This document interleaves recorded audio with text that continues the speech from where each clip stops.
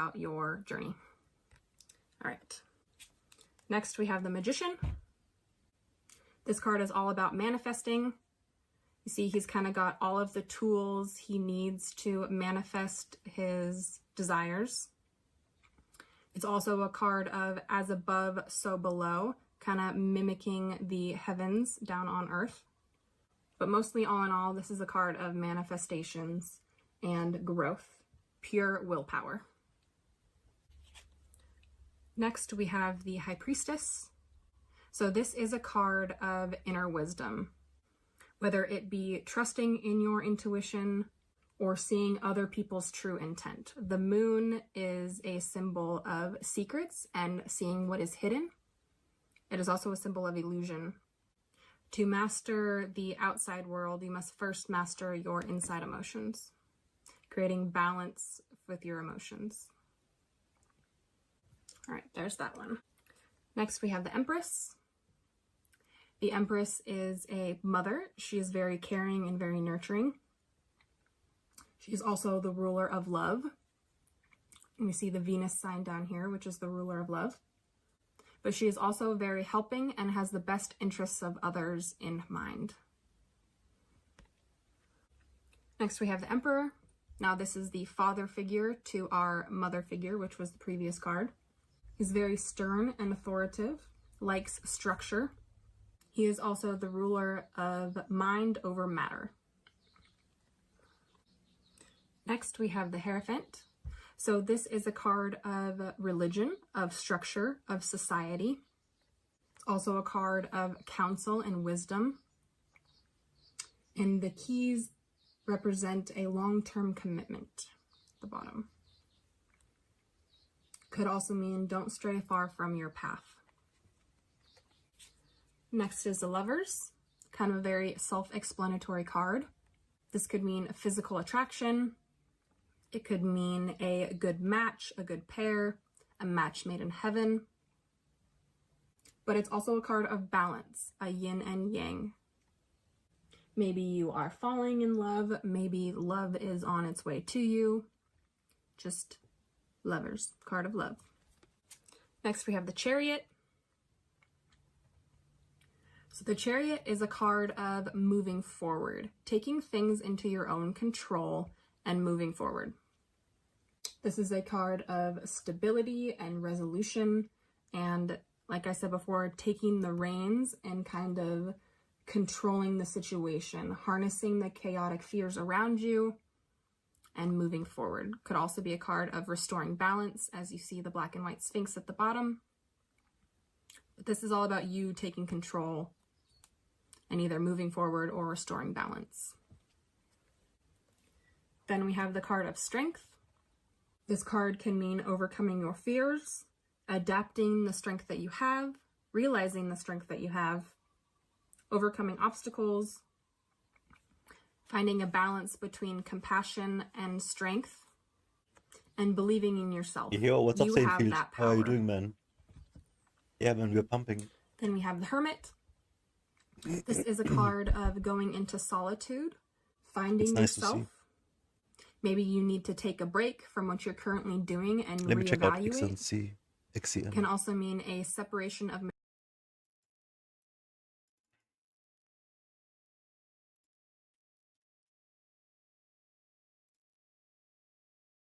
Oh shit.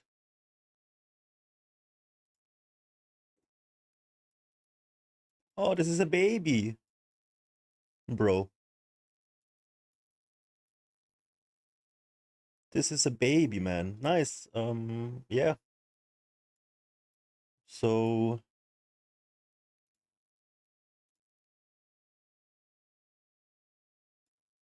let's see here. Wow. Oh, I don't know what to say with this one. It's too new. Hmm.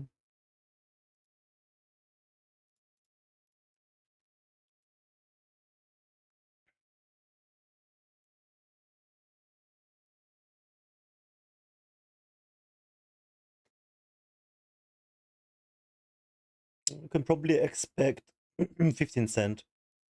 But I mean,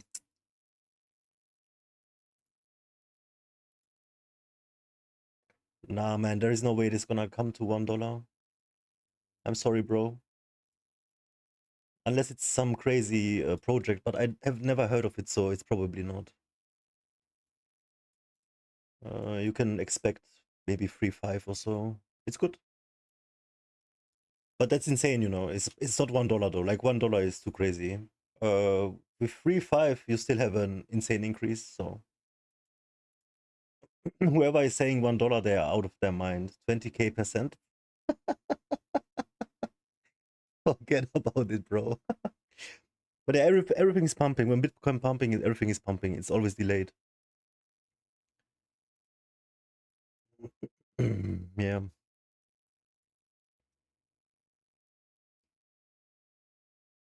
At the end, $2 at the end of the year. I don't know where you get these infos from, man. But you're drinking the Kool-Aid. $2, bro. I must have heard about it, which I didn't. So it's, you know, yeah. But that's too rough of a copium. 35 cents, okay, is the absolute maxest max, and that's already enough. That's gonna make you millionaire. So yeah, $2. My my chest hurts from laughing, man. Like what the fuck?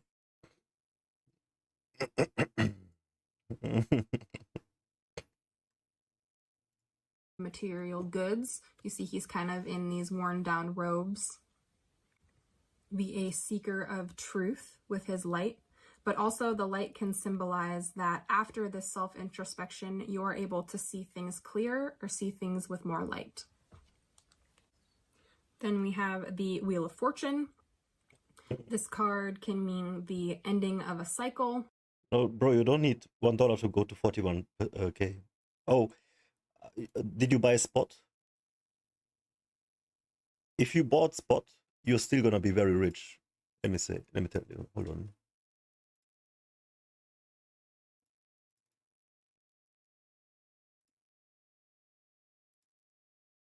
There was an increase 20,000%. That is ridiculous. So I don't even know how to. What the fuck? Yeah.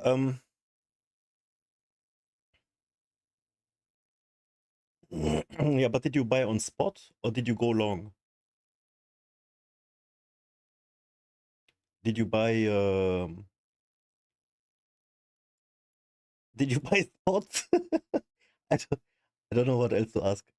You know, spot is when you buy it, and it can go up or down, and you never lose the money.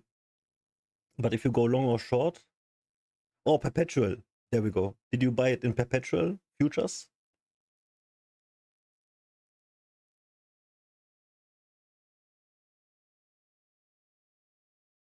If you don't know, you probably yes going long. What X? How many X? Because like what? $1 if you go even 2x is gonna be like 3 million bucks. Hold on. Yeah. So if it goes to 35 cent on spot, yes, but how much of a leverage did you put for future on long? You probably didn't mate. It's fine. It doesn't matter. You're gonna get rich if this is working out. You know, there is a leverage that you can apply when you go for futures. And in spot, you cannot apply leverage. So you can make more money, but you also can lose everything. But on spot, you can't lose anything. Yeah. So don't worry about it, man. But get into it for sure. Read up on all the things. Get on Binance, get on Maxi, and you're good.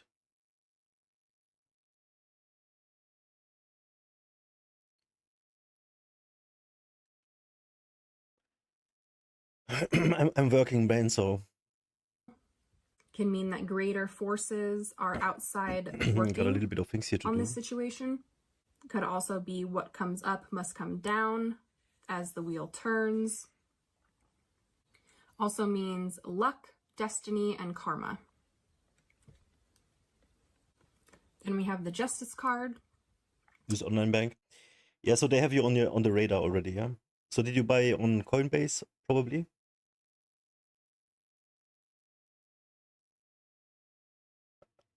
I'm not gonna disclose what I'm doing.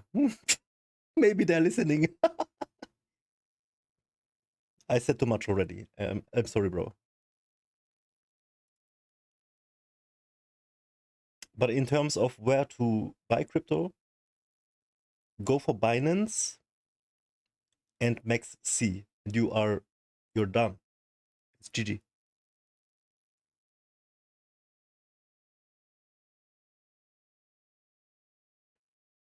So whatever amount of money you make now because you yeah, but they have your everything. I'm under the radar, you know.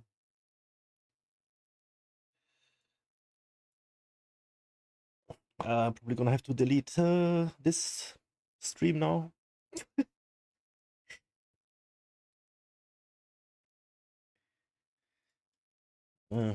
This could be a card of court or legal matters. As it is justice, you know, she has the scales. Justice will be served. Could be lessons that you need to learn. Also knowing the consequences of your own actions and getting what you deserve. Then we have the Hanged Man. Now this card can mean surrendering to a higher cause, self-sacrifice. Could also mean spiritual enlightenment after this self-sacrifice. Revolut is great though. Gaining a new perspective. You see how he's kind of upside here, down, let me type it out for trying you. to get a new outlook on things. Check out these. And also putting look yourself for guides to the on test. YouTube. Maybe you need to take a step back how to sign up there. move forward. And do everything there, dude. So split Next your is the card of death. Now a lot money. of people see this as a negative card. I do not. So death can mean rebirth or transformation. Could mean change. Death could also literally mean death or illness, but most likely will mean the death of something for something else to be reborn of it. Could also be crossing a threshold or the end of a cycle. Next, we have Temperance. So this is a card of going with the flow, creating inner peace within yourself, balancing out those emotions, and working on you. Could also mean adapting and taking the middle road. Next, we have the Devil, also seen as a very negative card. This one actually kind of is negative. So the Devil could mean a toxic energy. Could also mean greed or guilt, being tied down. Could be addiction. Could also be fears or insecurities that are kind of holding you back. This could also mean that you are taking control of someone else and kind of limiting their freedom. Maybe you're being too controlling or possessive. And then everybody's favorite card, the Tower. This is another one that is seen as negative, but can be positive in the outcome. So you see lightning kind of crashing onto this and destroying it. So this means that there is an outside force or the universe is breaking your foundation down to kind of build you back up again. This card is a card of reason, meaning that this is happening for a reason. This is not just something that is circumstance or for no reason. This is definitely happening for a reason. It could mean a breakthrough, challenging outdated beliefs. Could also be a card of closed-mindedness. Next, we have the Star card. Now, this card is a card of healing and rebirth and rejuvenation. This represents trusting in yourself and the universe. Could also mean wishing on the stars. And can also mean guidance from above. Now we have the Moon card. Now, whenever you see the moon in tarot, the moon That deck looks so kind cool. of means emotions or things being hidden or secrets or your intuition.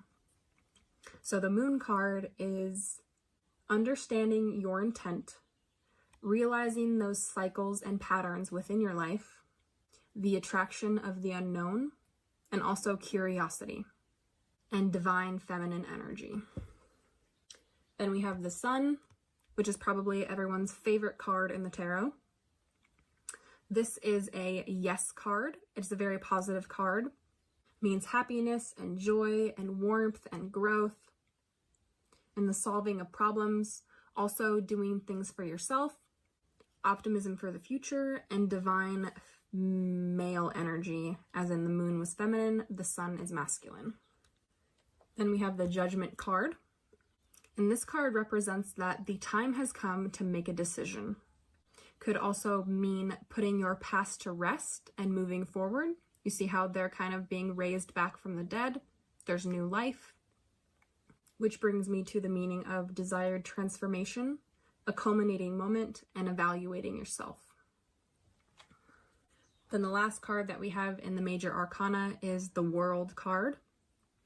Now, this being the last card in the major arcana, this means the ending of a cycle or the completion of a cycle. A new chapter is about to start. Could also mean seeing the world or harmony within oneself. All right, and now that we did the 21 major arcana, we are going to go into the minor arcana, starting with the Cups suit. So all cup cards have a base meaning of emotions, feelings, and love, or your intuition and spirituality. So keep in mind while we're going through these next set of cards for cups, that cups will always mean something to do with your emotions, So love, I took the or your intuition. second capsule All right, so the King 4.5 hours ago, and now I'm beginning to Now the trip. King Like, represents I begin to get a little bringing bit of the a blurry power to vision. action. He is the master Right now, of I his suit. find it a little hard to So, focus being and the look at the cups, screen. He is the master of I emotions. feel very He dizzy, knows when to express and when and to it's just hide getting his worse. emotions. Like right now. It This is a started. card of compassion, It's gonna peak in like 2 diplomacy, hours. and generosity. And can also mean, now Yesterday this was one is insane. my intuition. This is not one of the set meanings of the cards. Yesterday was great, dude. I made a short about it.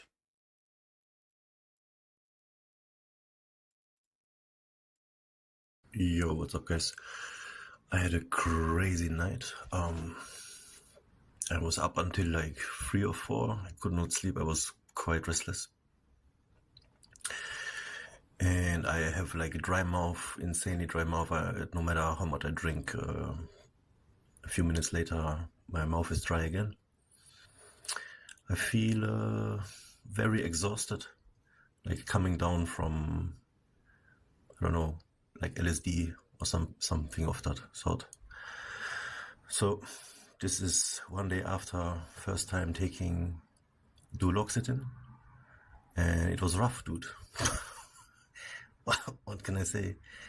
Yesterday, all evening, I was feeling like very much on the verge of vomiting and just feeling restless and uneasy, and it was quite horrible. So I'm gonna take another capsule now, and I'll let you know what's happened. Yo. But this can also mean, Yeah, you that's know, pretty he's much kind of sums it up. sitting on his throne over these rocky waters. Like, no matter how emotional or how rocky things get, he sits on his So throne. now I start he feeling sits my in his breathing power. getting a little bit heavier. So next we have the Queen Yeah, of Cups. but this shit is real. Now the Queen is the keeper and influencer in her Oh man. suit. So she is very emotionally vulnerable. She's very intuitive and can tap into others' emotions, being an empath. She is a friend and she is sensitive and understanding of others' emotions. Which brings us to the Knight of Cups. Now the Knight is the messenger of the suit. So this card can mean someone coming at you with a full cup of love or with a full cup of emotions. This could also mean emotional investment, or this could mean getting in touch with your own emotions and channeling them into action. Then we have our Page of Cups, Now the page is always very young and kind of immature. The page is the holder of the energy and represents a child or new spark. So this card is a good luck offering, or could be a delightful surprise. You see this fish kind of popping out of this cup. Could also be your unconscious coming up. So next we have the Ace of Cups. Now the ace or the 1 is going to mean beginnings or a new potential. But the Ace of Cups can mean a fountain of love or fountain of emotions. Could also mean overflowing emotions, overpowering emotions. But could also mean a everlasting, inexhaustible source as well. Next we have the 2 of Cups. Now 2 means decisions or balance. So this card means being equal. You know, they're both coming at this situation with the same cup, hopefully a full cup. This feeling or this situation is not one-sided. This could also mean a toast, a celebration, or 2 becoming 1. Then we have the 3 of Cups. Now the 3 is a number of growth or expression or community. So this card can mean reunion, kind of a gathering. Could also mean a happy ending or investing time in the people around you. Which brings us to the 4 of Cups. Now 4 I gotta get this is the done number before I of freak out. Holy application fuck. and stability. So this card symbolizes boredom or not being receptive to new ideas or outside forces. You see this guy kind of just staring at his 3 cups, not really caring about this other one that is coming at him from the side. So this can mean not wanting anything new or being so deep in your contemplation that you are ignoring the gifts of the universe that they're trying to give you. Then we have the 5 of Cups. Now 5 is a card of change and conflict. So this card kind of means either self-pity or focusing on the bad, not necessarily realizing the good. Could be a card of grief or loss, or the return of unpleasant things. Also, another interpretation that I have is you have a chance to kind of salvage what is lost. Yeah, they're rough. They're called these 3 cups kind of just spilt over, but he's not Symbalta. realizing that there is still something that he has. I got a wicked boner from it though. Salvage this situation. 5 being a number So that's of good. change. You can change this outcome. You can cross that bridge into Wicked. positivity. Next we have the 6 of Cups. The 6 is a number of harmony and cooperation. So this card represents nostalgia or happy memories, but could also mean that you're dwelling so much on the past that you are missing out or not realizing your future. Another interpretation that I got from this is that, you know, these cups are not filled with water, which means they're not filled with emotions. They're kind of filled with flowers, which, you know, don't really last very long and kind of die. They are pretty, they may seduce you, but they're not going to last that long. Next, we have the 7 of Cups. Now, 7 is a number of exploration or spirituality and wisdom. So this 7 of Cups could mean illusion, fantasy, kind of daydreaming about these things. It could mean materialism. You know, these are all kind of items instead of water, which is emotion. But could also be a card meaning you can manifest anything that you wish for, or that you have a range of choices, or that fantasy can kind of lead you into trouble.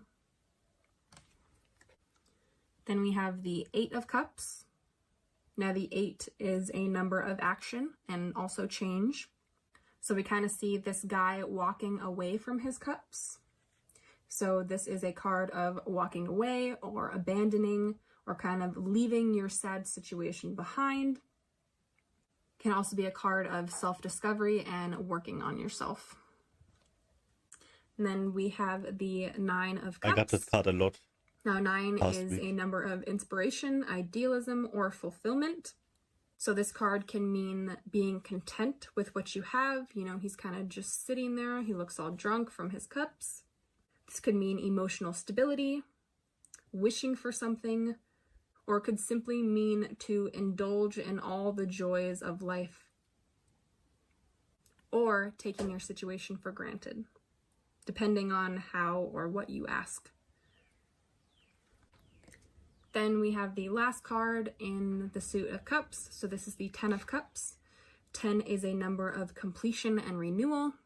So this card is a card of emotional satisfaction, kind of happiness or abundance all around, your wishes coming true, harmony in the family, or a deep sense of unity with the world around you. Can't wait for next Saturday, man. We're gonna make another reading. And moving on, this brings us to I'm gonna the suit prepare a of the special reading. Pentacles. Now, the And I'm gonna have Pentacle a cards ritual. have an underlying meaning of wealth, material things, career, or school. So just remember that as we're going through these next cards. First, we have the King of Pentacles. Now, the King is the Maybe master 2 rituals. Let's see. and action taker Hopefully of my the Temu suit. package comes by So then. this card has the energy I of ordered a shit from very Temu strong father for figure. You know, they're very like abundant, they're very 180 stable bucks. in their power. This card represents human ambition, but also giving back and caring and not being greedy with all that you have. Next, we have the Queen of Pentacles. Now, the Queen is the keeper or influencer in her suit. So this card is also a card of abundance or prosperity or being financially secure. But you see her feet on the ground. She is humble and very grounded. She is not letting all of this materialism or wealth get to her head. She is blessed in domestic talents and very practical.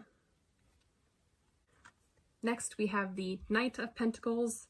Now, the Knight is the messenger of the suit. Now, of all the knights, this is the only one that is kind of standing still. He's not moving anywhere. He's not going anywhere. He's the worker. Pentacles are a card that is kind of slow going. But the Knight of Pentacles is relentless in the pursuit of what they want.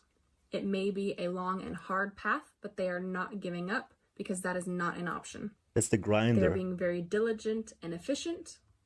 Could also be a card meaning get back on that horse. Which brings us to the Page of Pentacles. Now, the Page is the holder of the energy for that suit, but they are childish and kind of have a new spark. So the Page of Pentacles means kind of your starting effort. You may be a student, kind of just starting out. You may have a new offer coming in. This could be a new venture that brings you luck or opportunity. Could also be a card of dreams and desires. Then we have the Ace of Pentacles. Now, Ace, again, is the potential or the beginning. So this card can mean a resource coming your way. Could be a card of abundance, allowing for growth. Could also be an offer in the sense of a promotion or something that's gonna kind of lead you into that next phase or next path of your life. So kind of bringing opportunity for prosperity or the perfect gain. Next, we have the Two of Pentacles.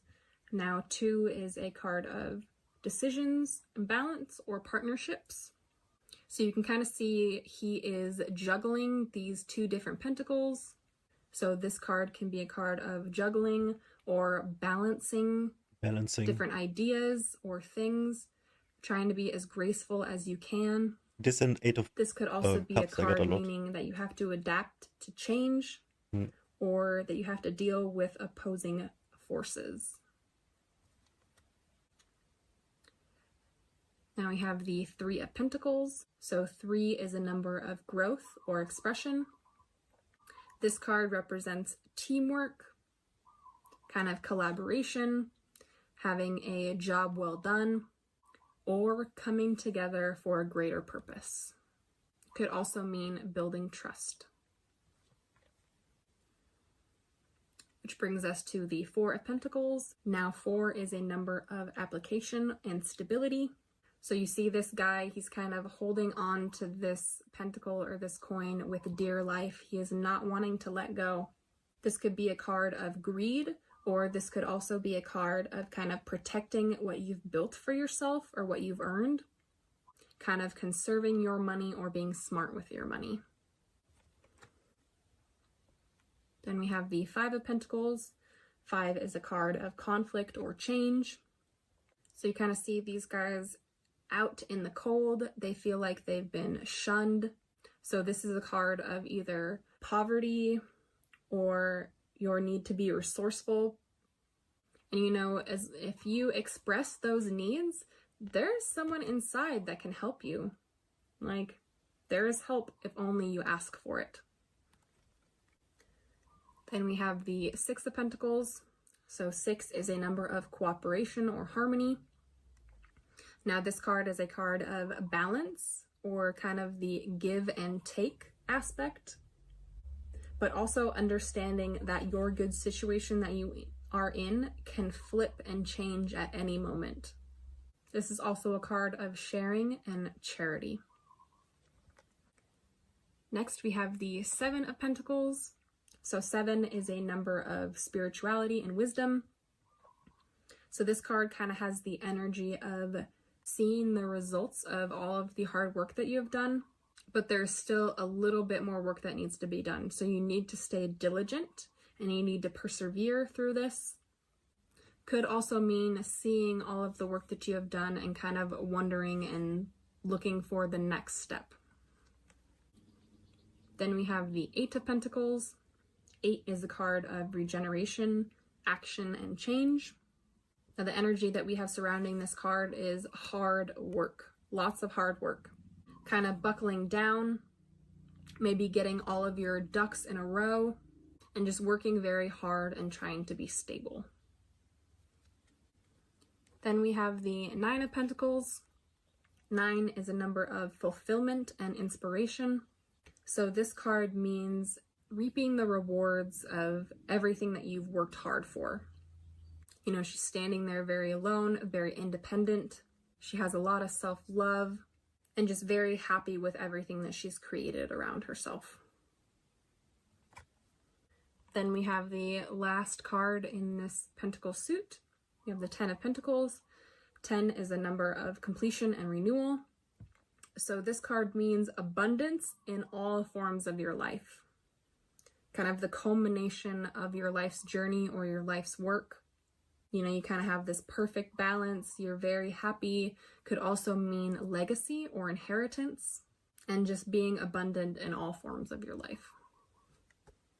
And with the ending of that suit brings us into our next suit, which is going to be the suit of Wands.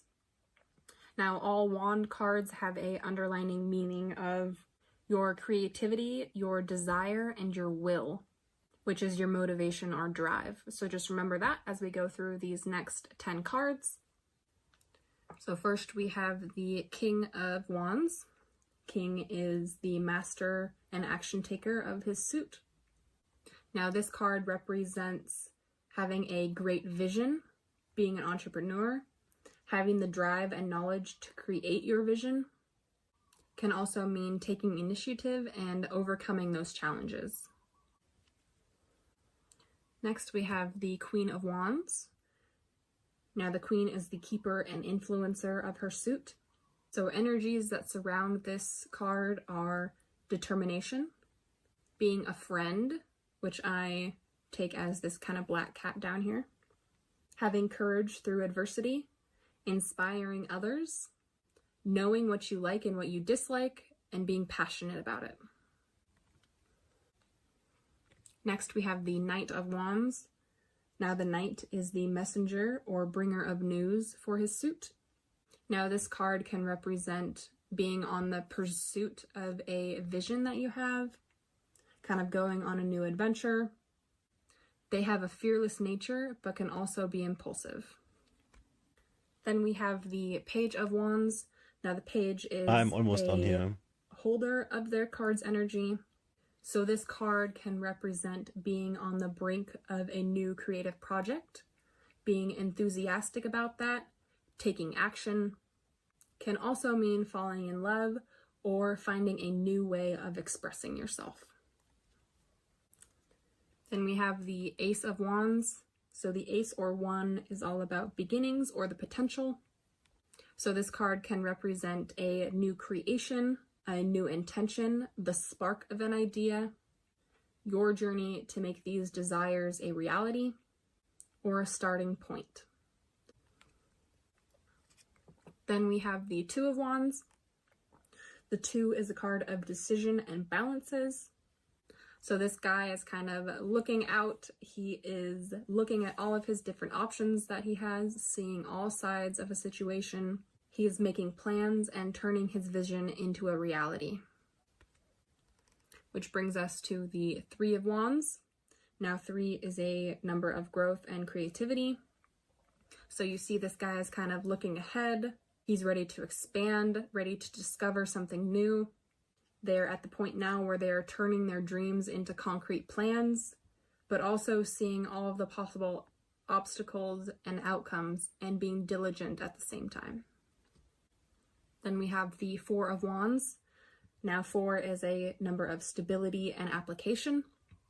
So this card can mean a large gathering, a reunion of some sorts, a celebration of harmony and good relationships. Could be a card of community, agreement, or homecoming. So just all around a very good energy card. Next we have the Five of Wands. Now 5 is a number of conflict and change. So you kind of see all these guys kind of just going at it. This could be a card of confusion or chaos. A lot of fighting. Could also mean competition.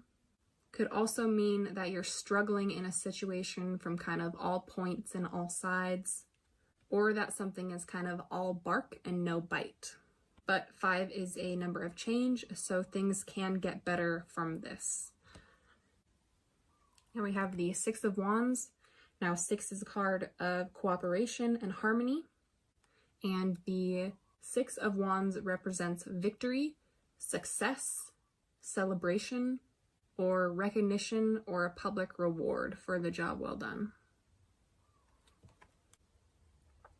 Then we have the Seven of Wands. 7 is a number of spirituality and wisdom. Now this can be a card of either overcoming your obstacles or kind of building up a defensive or being on the defensive. It is a card of maintaining control and overcoming your challenges or obstacles. Then we have the Eight of Wands.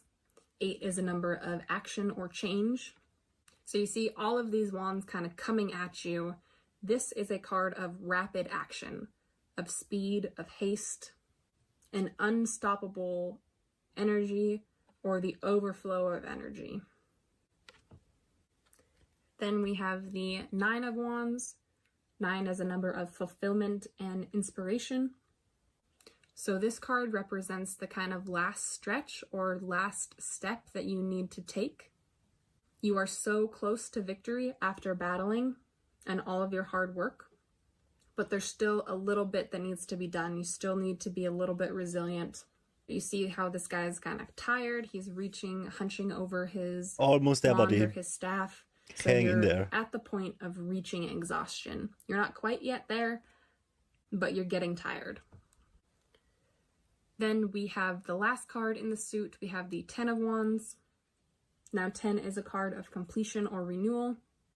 So this card means either things are too intense, you're feeling very burdened, either maybe somebody is demanding too much of you, or you've just built up too much responsibility from this project that you've been doing. You feel that you have to keep going to reach your destination, but 10, this is the ending of a cycle. This is the completion. You can lay these swords down. You can lay these burdens down. Oh my gosh, guys, we are almost done. Holy moly. So this brings us into our last suit, which is the suit of swords. So all of these sword cards kind of have a underlining meaning of, so all of the sword cards have a underlining meaning dealing with the mind, your thoughts, your reason or logic, and action in the spiritual world. So remember that as we go through these next 10 cards. So first in our suit, we have the King of Wands. Now, King is the master or action taker in his suit. This card is a card of decision and judgment, also being very stern, kind of using that sword to cut through lies and cut through deception, and just being an incorruptible pillar of strength. You see, he's still dressed in all of his armor. He is still portraying a very strong force. Next, we have the Queen of Swords. Now, Queen is the influencer or keeper in her suit. Some may see her as being cold-hearted sometimes, but that's just because she is very sharp of her mind and wit. She's very good at analyzing things and organizing things and being very perceptive. Next, we have the Knight of Swords. The Knight is the messenger or newsbringer in his suit. This card is a card of unhinged inhibition. See, he's kind of going out. He knows what he wants. He's being very strong, but could also be an overwhelming idea.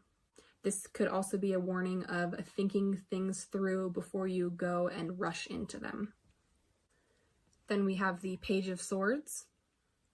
Now, the page is a child or holder of their energy. This is a card of embarking on a new idea or adventure. You know, he's very eager to share and kind of very proud of his idea. They're full of enthusiasm and very attentive. Next, we have the Ace of Swords. Now, the ace is a number of beginning or initiative. So this card represents kind of that raw strength. Swords are a card of the mind, so this is also meaning having a sharp mind. You know, but the sword is also double-edged, so it could be used as a protectant to shelter, or could also be used to strike down for your own selfish gain. Then we have the Two of Swords. 2 is a number of decision and balance. So this card represents confusion. You know, she's got her blindfold over her eyes. She doesn't really know where she is or what she's doing. So this could also be a card of having to make a difficult choice. You know, you need to have courage.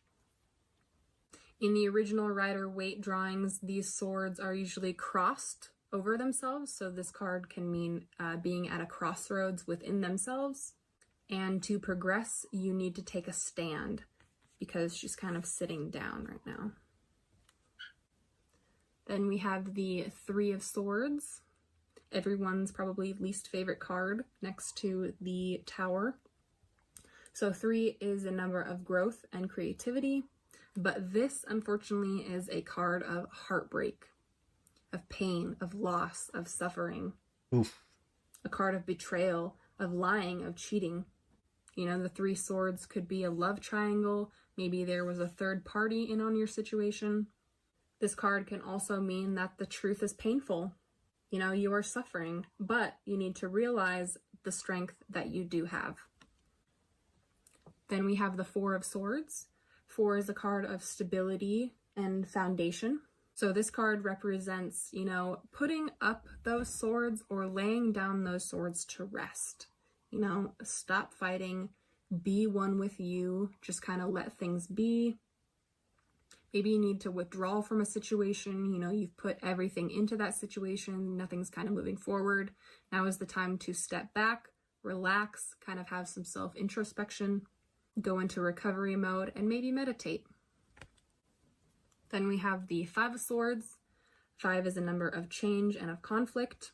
So this is a card of conflict, of fighting, of winning at all costs. Maybe you've kind of taken away your opponent's ability to fight back. Maybe you were being sneaky about this. You know, your actions have isolated you from those who could later on help you out in the end. So this is also a warning card. Then we have the Six of Swords. 6 is a card of cooperation and harmony. So this is a card of transition, kind of trying to leave those things behind and get to a new land, a better situation. A card of moving on, a card of transition. Maybe you're transferring something between 2 people. trying to leave that rocky water behind to move on to some smoother, more peaceful waters. You're going far to be happy. Then we have the Seven of Swords. 7 is a card of spirituality and wisdom. So this card represents deceit and lying. You know, he's kind of stolen these swords and he's trying to run away from the situation. Maybe you're not being truly honest with people or yourself. Maybe there's a hidden plan or agenda. Or maybe you yourself has turned a blind eye to someone else who has been cheating or lying. Then we have the 8 of Swords. 8 is a card of action and change. You know, but she is not seeing any action right now. She is feeling very trapped, feeling like there is no escape. You know, she is blind. She sees no way out of this situation. You can't see things clearly. Maybe you're severely confused. This is also a card of self-victimization. So maybe you have kind of put yourself in this situation and you need to realize that. Next, we have the 9 of Swords. 9 is a card of inspiration and fulfillment. So this card kind of represents, you know, those things looming over your head. You're overthinking. Maybe you can't sleep. You're having nightmares. This could also mean that the suffering is all in your head. And now we have our last card in the suit, the 10 of Swords. 10 is a number of completion and renewal. So 10 of Swords means that you feel that things are kind of beyond your control. What are you up to? Are you here? Feeling stabbed or backstabbed. Maybe you're under the affliction of something else. You know, maybe you've hit your rock bottom. But 10 is a number of completion and renewal. So my eyes things feel are like not going to get strained. any worse from here on out. You're kind of like in the sense of I put on the blue it's balls. not going to hurt anymore.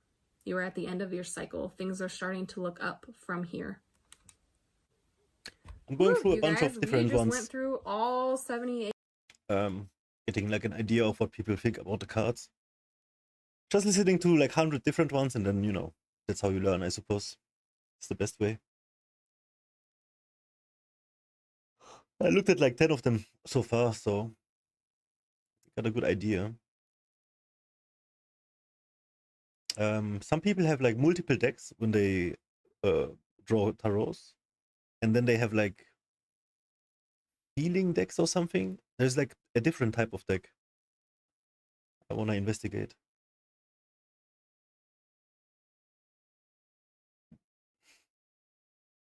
Okay, I can check this out next.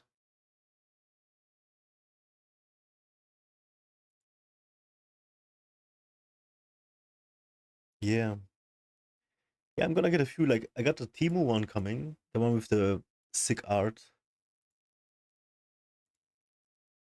This is gonna be my second deck. And yeah, I'm just gonna collect decks from now on, I suppose. Let's see when my package comes.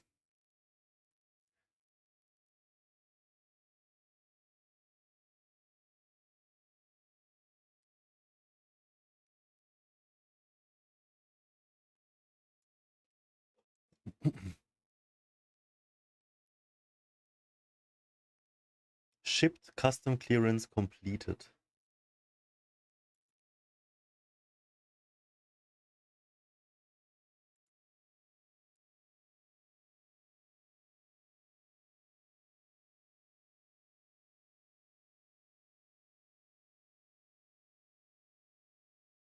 Oh, they say next week. What? Let me show you what I got here.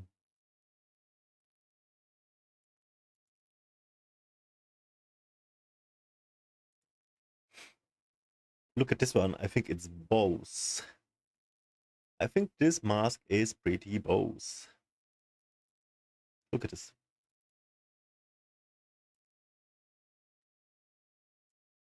I'm gonna have a satanic rituals. No, but in all honesty, man, I'm gonna make some fun stuff with this. It's gonna be nice.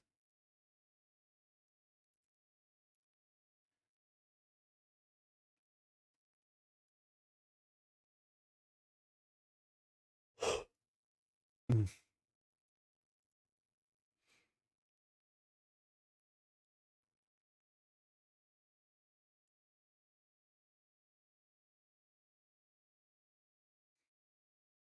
Yeah, I feel messed up again, man.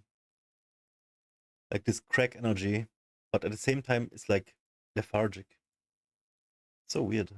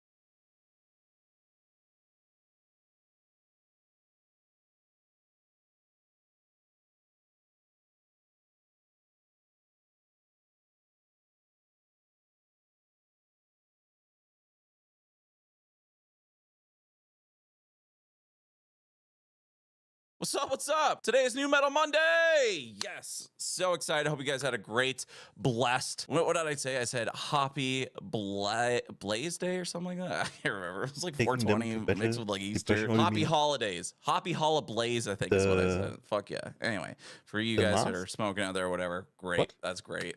I did on the weekend. Not gonna lie. Had some fire time, some downtime a little bit with the family and stuff. So it was good. But hey, we're here to check out some new bands, new and up and comings. They're going to be great. My manager has sorted them all out for our stream here today. If you guys are looking to get your song, your band on this, head down to the description below. Check out my email, send it on over, and my manager will check it out, see if it's appropriate for our stream.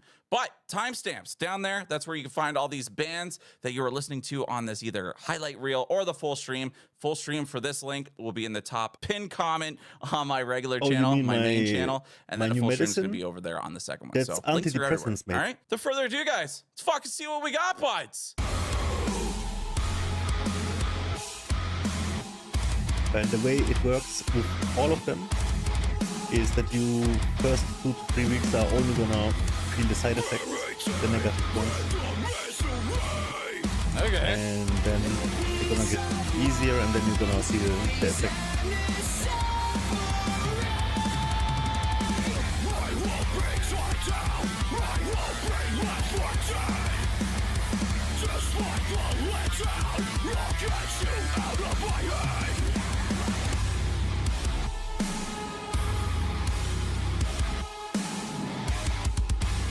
Ah, yeah.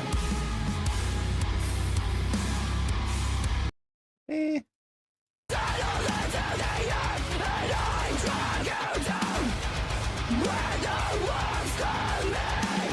I'm all about female vocalists nowadays. They are so sick.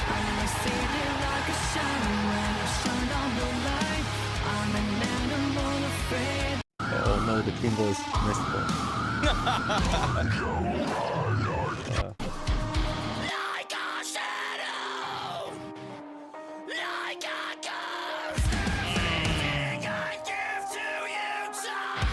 Give it to us.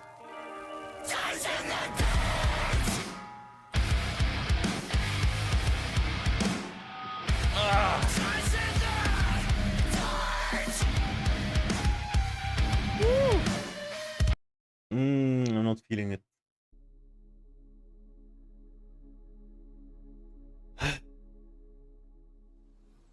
Hello, welcome to the Moon Scarab channel. My name is Ramon.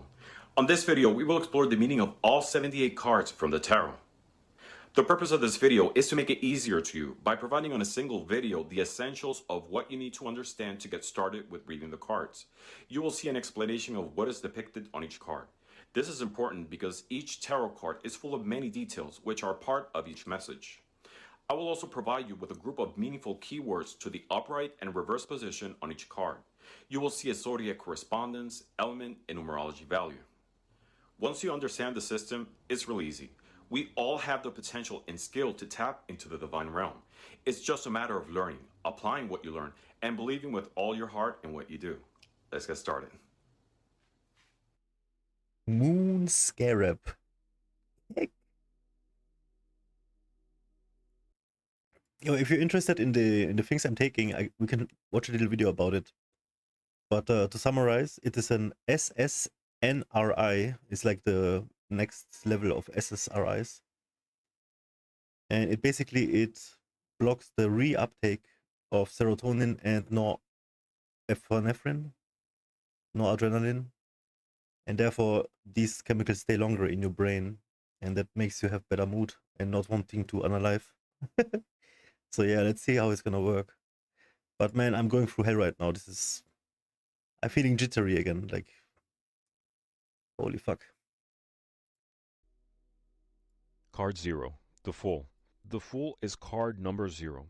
It's usually considered the first card of the tarot, but it's not part of the numerical sequence of the 22 major arcana. The Fool doesn't have a specific place in the order of the tarot Man, I don't want to hate on him, but why does he have so much bullshit on his table? It's too much, man. cards. It can be placed either at the beginning of the major arcana or at the end. The major arcana is often considered the Fool's journey through the different aspects of life, portrayed on the rest of the 21 major arcana cards. 0 is the number of unlimited potential. On this card, a young man walks into the world.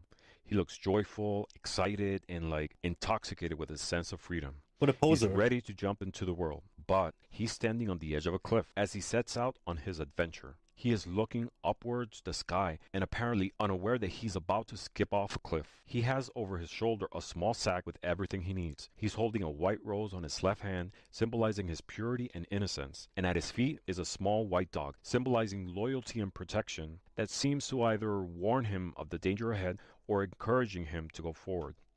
We can see mountains behind, symbolizing challenges to come, but the Fool doesn't care about them right now. He's focused on starting his new journey. He doesn't see the dangers and risks ahead, and honestly, he doesn't even care.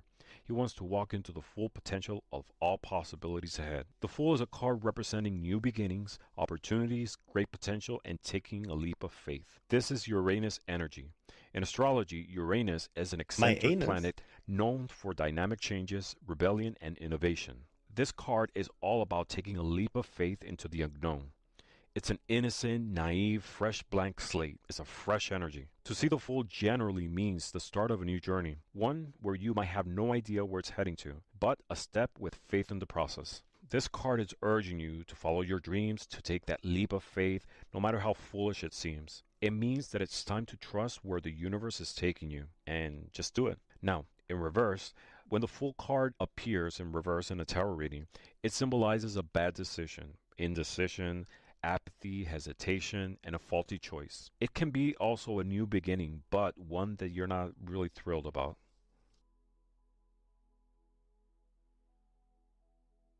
Major Arcana 1, the Magician. Card number 1 is called the Magician.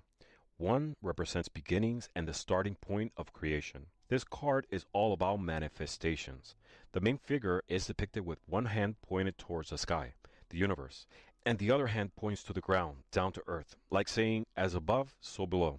It shows that he's connected to both the spiritual and physical worlds. On the table in front of him, there are 4 symbols of the tarot suits: a cup, a pentacle, a sword, and a wand, each symbolizing 4 elements: water, earth, air, and fire. This is also a sign that he has all the tools he needs to manifest his intentions. Above his head is the infinity symbol, and around his waist, a snake biting its own tail. Both signs of a limited potential. And in the foreground, we see foliage and flowers, symbols of the blossoming of his ideas and aspirations. When you get the Magician in your reading, it's saying that it's time to tap into your full potential. The Magician is a sign that you have all the skills and abilities you need to be successful. It's a sign about bringing into action the things that you want, because you have the tools and potential to do so. This is Mercury energy, which is about rationalizing, quick thinking, possibilities, and the ability to reason things. In reverse, the Magician can suggest something or someone who's a trickster, that you're under the illusion of something not real, something deceitful. Major Arcana Card 2, the High Priestess. Card 2 is a High Priestess.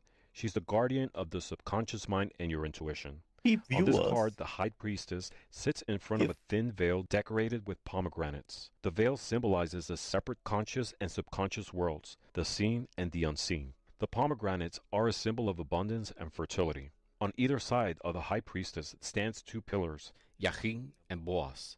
On the right, generally referred to as the pillar of establishment, and on the left is the pillar of strength. The pillars also depict the duality of nature, good and evil, negative and positive, darkness and light. The High Priestess wears a blue robe with a cross on her chest and crown, both a symbol of divine knowledge. In her lap, she holds a scroll partially covered, signifying that this sacred knowledge is both explicit and implicit. The crescent moon at her feet symbolizes her connection with the divine feminine, her intuition, and subconscious mind, and the natural cycles of the moon. The moon symbolizes secrets and things hidden. When the High Priestess appears in a tarot reading, it indicates that you should trust your instincts and go with your gut feeling, your intuition.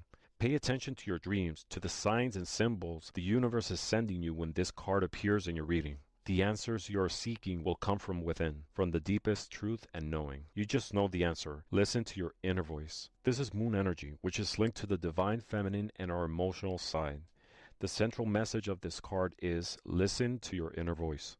In the reverse position, this card shows that you are not hearing your inner voice. You may be more focused on external factors or other opinions rather than your inner wisdom. It can also indicate that you are neglecting your own spiritual needs.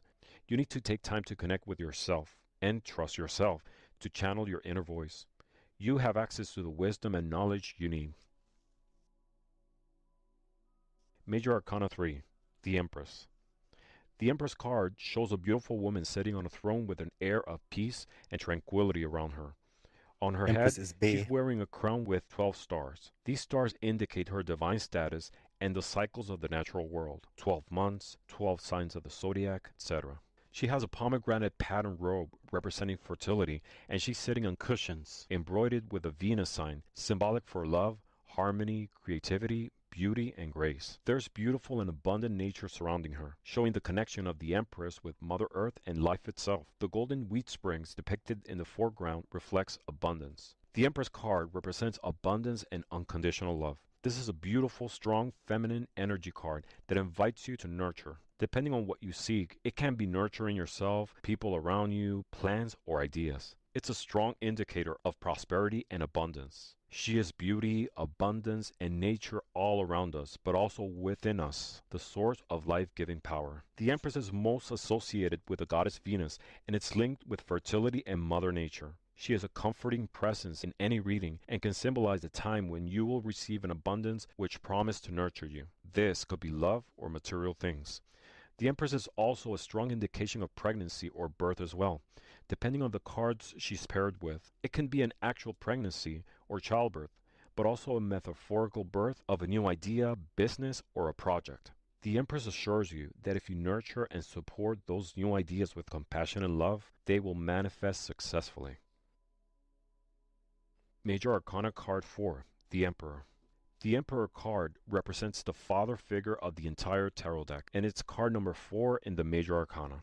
In this card, we see the Emperor as a ruler in his throne, adorned with the heads of 4 rams, representing his energy, the astrological sign of Aries. In one hand, he carries a scepter, and in the other, an orb, symbolizing the universe over which he reigns. Behind him, mountains, representing his determination, his ambition for greater heights, and his leadership capability. The Emperor rules with stern strength and force. The Emperor card represents rules and regulations. It's all about control, authority, regulation, and logic. The Emperor calls on you to be disciplined, efficient, and persistent when it comes to getting what you want.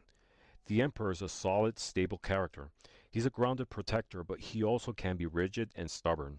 The Emperor card represents the dominance of logic over emotion, and of the mind over the heart. This card reminds you that concentration, structure, stability, and focus are required if you want to make your vision a reality. Major Arcana card number 5, the Hierophant. The Hierophant tarot card serves as the masculine counterpart of the High Priestess. It's card 5 of the Major Arcana, and its energy is governed by Taurus. The Hierophant can be a little confusing for those just starting out in tarot, because the word Hierophant is not something we use in the modern language. Hierophant is an old word also meaning pope, cardinal, bishop, or any other religious leader.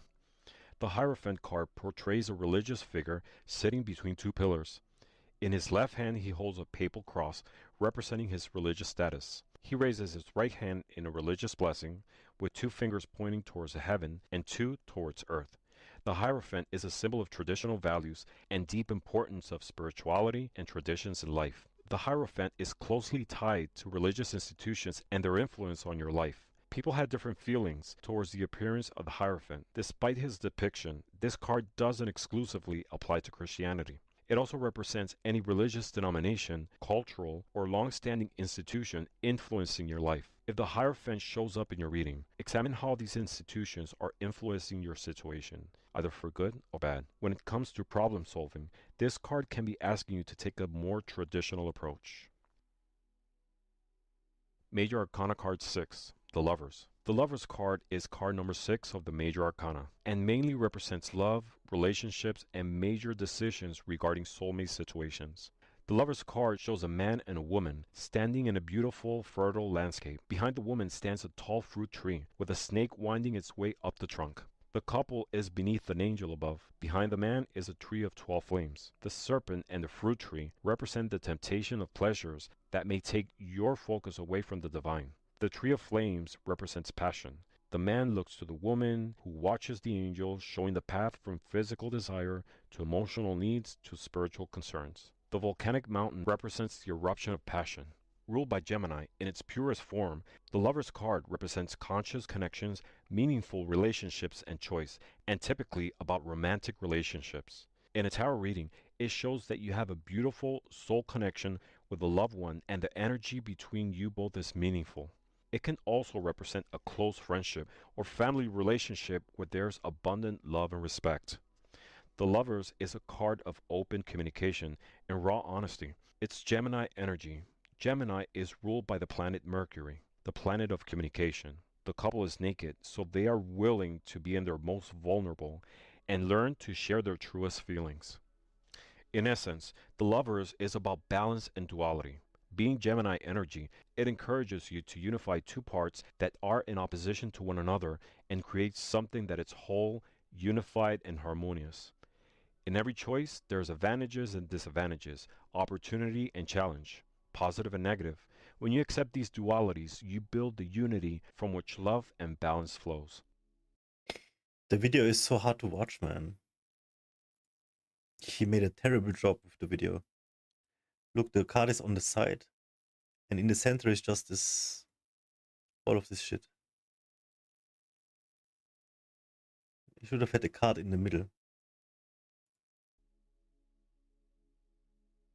Major Arcana 7, the Chariot. The Chariot is linked to the Cancer zodiac sign. This card shows a warrior standing inside a chariot. Although he appears to be driving the chariot, he holds no reins, symbolizing control through the strength of his will and mind. Above his head is a canopy of 6 pointed stars, suggesting his connection to the celestial world and the divine. In front of the vehicle sits a black and white sphinx, representing duality, positive and negative, and opposing forces. The sphinxes seem to be pulling in opposite directions, but he uses his willpower to steer the chariot forward in the direction he wants. Behind the chariot flows a wide river, symbolic of the need to leave behind the unstable flow of emotions and charging ahead towards your goals and intentions. The chariot is a card of encouragement to use your willpower, of direction, of things moving forward. He's with just a man. He doesn't strength. know. It's all about overcoming doesn't challenges know how to make and it gaining victory nice. through maintaining control of Yo, your yikes, what's up? surroundings. When the chariot appears How in is a it tarot going? reading, take it as a sign of encouragement by defining your objectives You know how and channeling your inner power when men with try dedication to make them artistic happen. stuff like this, it's very In a rare very that it literal ends up good. sense, the chariot can also represent a sign of future travel plans, How sometimes is it going, even Alex? driving or taking a road trip.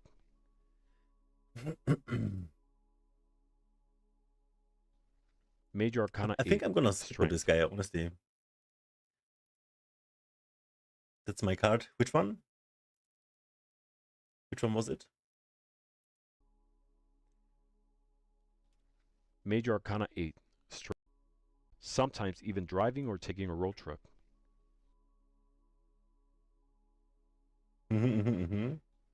Major Arcana Yo, yikes. I was thinking, how much of when ChatGPT read my birth chart, how much of it was read from the chart, and how much was ChatGPT already knowing me by earlier conversations? What do you think? Because, for example, when it says I had a troubled childhood, how the fuck would it know? Could you see that in the birth chart? Or is this kind of thing, you know?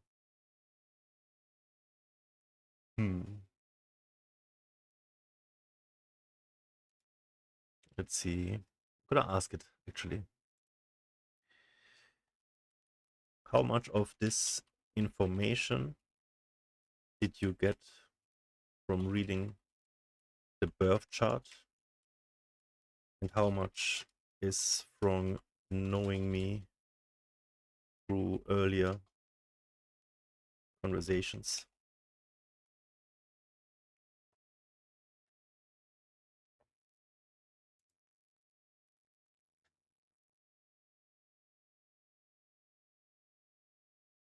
Mm-hmm.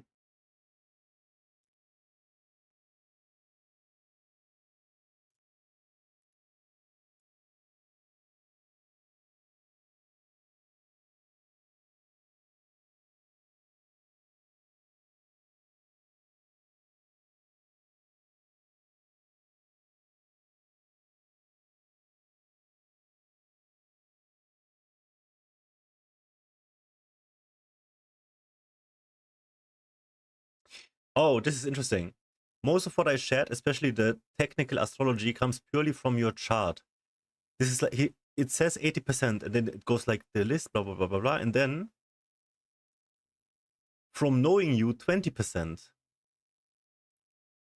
And that influenced the style and tone of how it delivered. And then themes I emphasized. I know from past conversation that you've had a rough upbringing. So when Saturn and Uranus showed up in your fourth house, I lean confidently into that interpretation.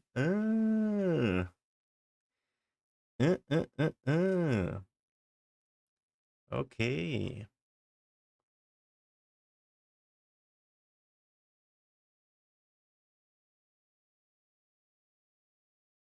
If I didn't know you at all, I would still given you the same deep dive analysis of your chart, similar shadow work, life purpose, and relationship patterns, because your chart speaks loudly. But knowing you allowed me to frame it in a way that hits home, offer creative output you actually use, skip unnecessary explanations, and get straight to what matters to you. Okay, I like this. Also, it did influence a little bit.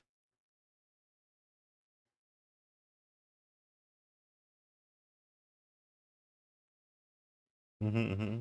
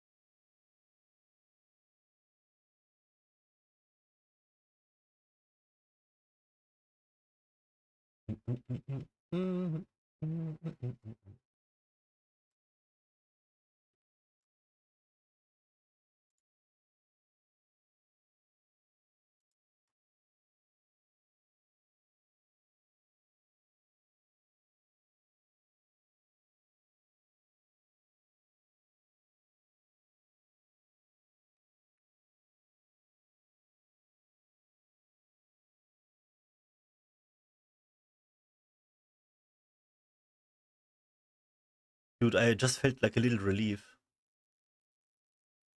I noticed it in my breathing. I'm handling this shit better than yesterday.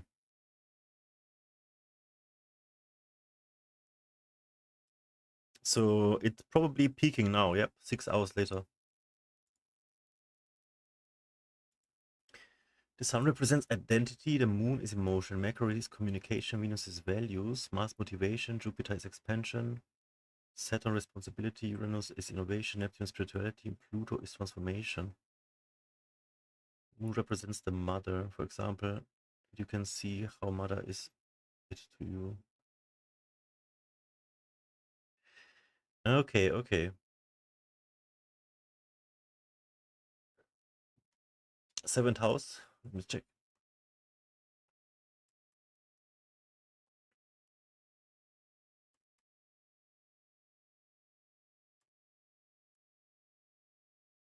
Seventh house, relationships, marriage, partnership. Mars in Aries.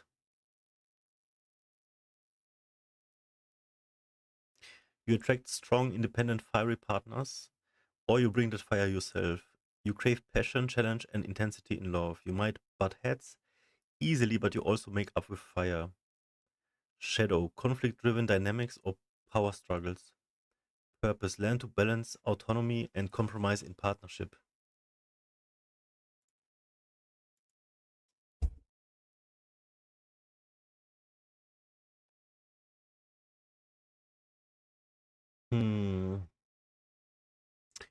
I think my biggest issue in partnership is having trust issues, and that it didn't mention that.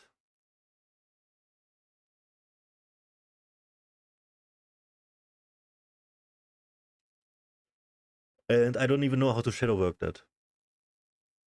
Like, do I give myself the permission to trust? Do I allow myself to trust? I'm only gonna get hurt. That's what I know all my life.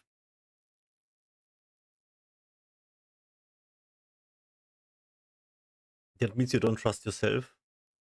Interesting. I don't know. I was thinking about that before. That thought crossed my mind multiple times before, of if I would trust myself. It's just my experience. It just never worked out. Basically, I always got cheated on.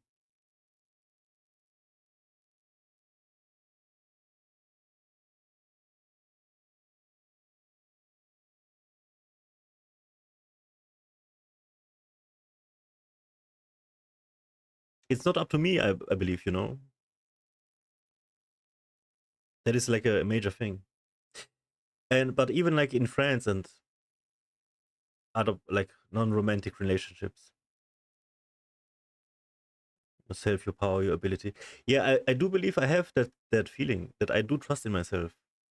I do believe it. I don't trust other people, especially not romantic relationships, because it's just I'm getting bombarded of people cheating. It's hip to cheat. Everybody cheating.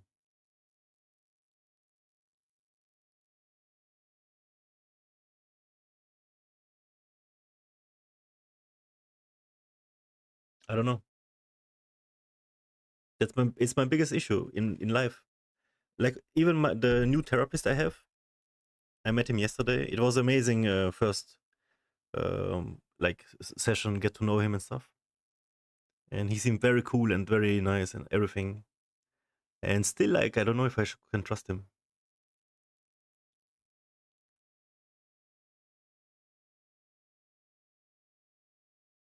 Ask ChatGPT.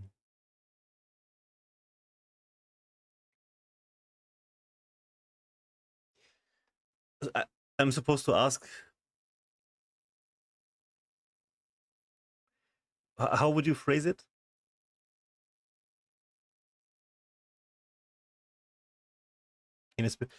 Man, the thing is, it's not in my power. Trust is something you give away. You never know. You never know.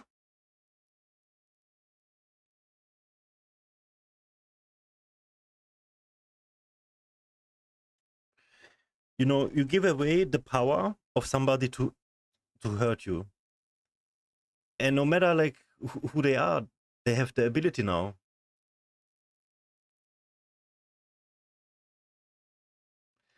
Let go of that feeling that if they do that, just let go. Let them do it. It's their issue. And then I'm fucked.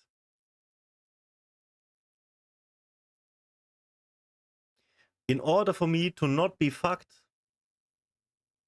I must not be committing from the get-go then. And that is horrible feeling.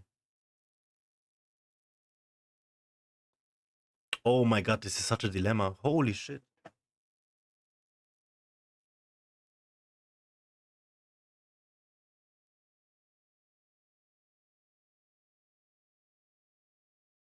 Not taking it personal.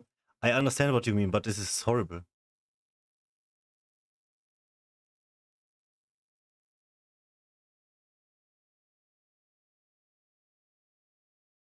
Yeah. So how do you deal with it? I'm gonna ask the question meanwhile.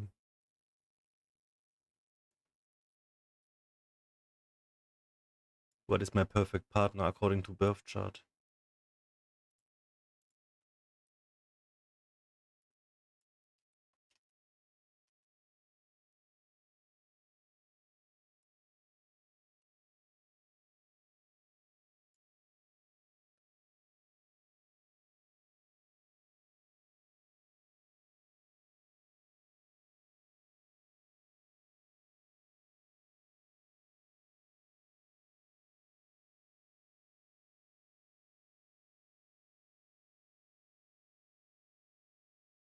Like I'm overly jealous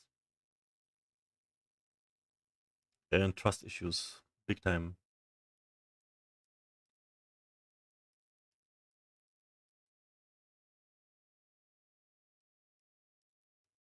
And I try to not be. And I tried a few times and it never worked out.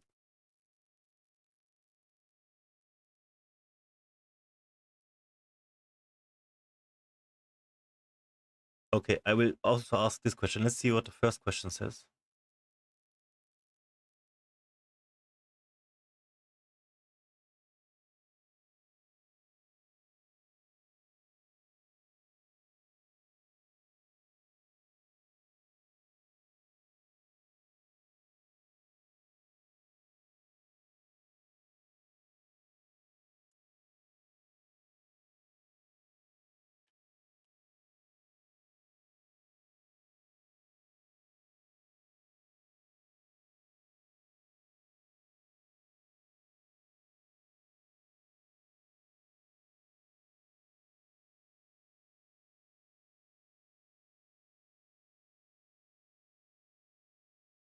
There's a lot of text. Great question, Ninad. Let's dive into what kind of partner is your perfect match, according to your birth chart. Not just romantically, but someone who truly balances and elevates you in a deep, lasting way, marriage, long-term bond. Your ideal partner, according to your natal chart. This isn't just about zodiac signs. It's about energy, dynamics, and soul growth. 1. 7th house, partnership and marriage. Aries cusp, Mars influence. Your descendant, DC, which rules long-term relationships, is in Aries. Mars in Aries sits right on your 7th house cusp. This means you're drawn to partners who are independent, bold, assertive, passionate, and direct. No emotional games. Someone who challenges you and keeps life exciting. A person with strong masculine energy, regardless of gender. Confident, driven, and unapologetic. You don't want someone passive. You thrive with a partner who has fire, ambition, and knows what they want. Share 2. Balancing your Libra rising. You naturally seek harmony, beauty, and diplomacy. But your chart craves polarity, a partner who pushes you out of being too accommodating or nice. Your ideal match is someone who encourages you to stand your ground, brings raw authenticity, even if it stirs conflict, helps you embrace decisiveness over constant balance. 3. Scorpio stellium, emotional and sexual needs. With your Sun, Moon, Mercury, and Pluto in Scorpio, you need emotional depth. Surface level relationships bore you. Loyalty, trust, and intensity are non-negotiable. You crave a bond where souls collide, not just hands held. Ideal traits: emotionally fearless, someone who's not scared of your shadows. A partner who's mysterious, magnetic, but emotionally honest. Strong sexual chemistry is vital. You need passion that feels transformative. 4. Venus in Libra, love language. You still value romance, beauty, and intellectual connection. You appreciate someone who carries themselves well, elegance, style, social grace. You like mental stimulation and charm in your partner. So while you want passion and fire, you still need someone who knows how to keep it classy pieces. when needed. 5. North Node in Pisces. Hold on, how do I see The this? connection. Your soul's evolution points toward a partner who introduces you to spirituality, creativity, and emotional flow. Someone who helps you release control and teaches you to trust the universe. A dreamer type, artistic, intuitive, maybe even a bit mystical. 7th Summary. house Your Mars in perfect partner Aries. energy description and teaches you to trust the universe. Passionate, bold, assertive, confident, not afraid of intensity. Intelligent, mentally stimulating, charming, good conversationalist. Emotionally deep, comfortable with vulnerability, loyalty is key. Creative, spiritual, dreamy, artistic, intuitive, introduces softness. Strong-willed, challenges you, brings out your decisive side. Elegant, has grace, style, and knows how to handle social settings. Independent, has their own drive, purpose, and doesn't need you. Zodiac signs that align well. While it's more about the person's energy, certain signs may naturally carry traits you're drawn to. Aries, matches your 7th house needs. Fire, passion, independence. Scorpio, deep emotional and sexual connection. Pisces, helps your soul growth, brings spirituality and softness. Libra, matches your Venus and rising. Beauty, charm, intellectual bond. Sagittarius, adventurous, free-spirited, philosophical. Leo, confident, warm-hearted, charismatic. You'd likely struggle with overly passive, emotionally detached, or routine-driven partners, e.g., heavy Taurus, Virgo, or Capricorn energy, unless they have strong emotional or fire placements to balance them. Hack, what you must Okay. avoid. Shallow connections. You'll feel dead inside. Partners who fear conflict. You need someone who can handle passionate debates. Yes. People who play emotional games or are inconsistent with loyalty. Fuck them. Someone too dependent or clingy. You admire independence. Yes. If you're Okay. curious, I can also generate a detailed profile of your soulmate ideal partner, personality, appearance vibes, how you'd meet, relationship dynamics, etc. How you'd meet. Would you like that? Or perhaps a compatibility analysis with a specific person or zodiac sign you're thinking about?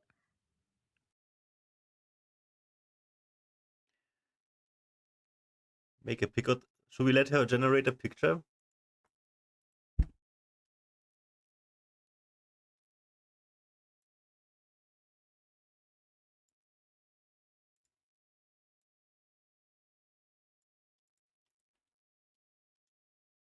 And generate a picture of her.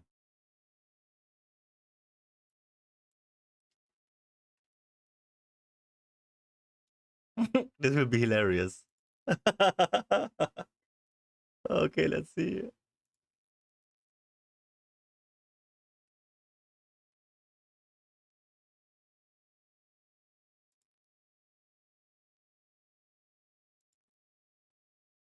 Super dark.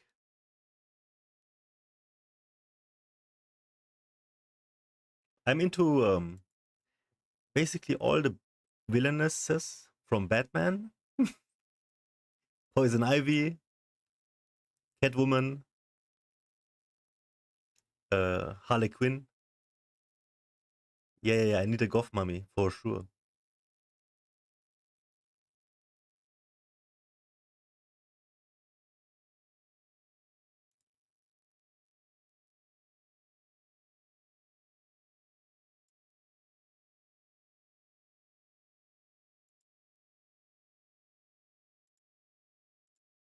Oh shit! Oh my god, she looks hot as fuck. Oh shit! Okay. Hold on, it's not done.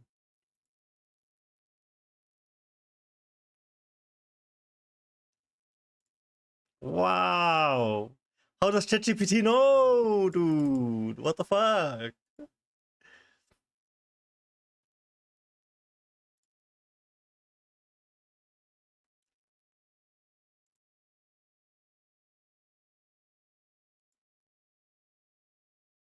This is crazy.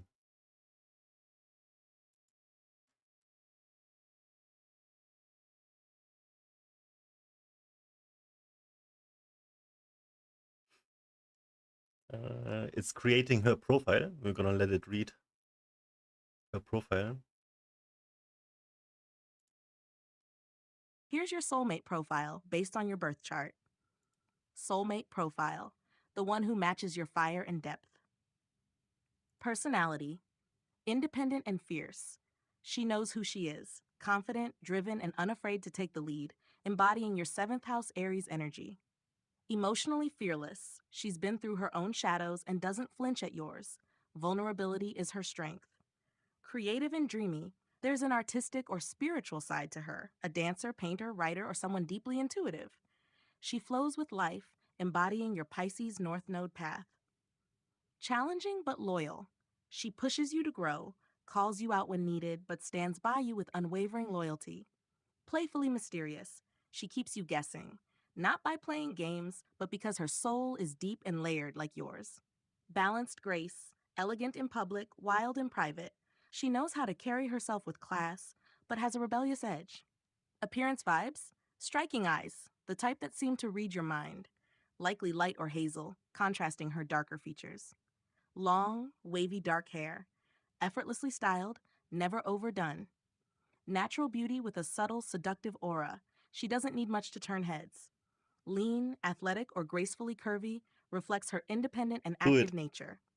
Style, think leather jackets, minimalistic jewelry, maybe a hint of boho or artistic flair.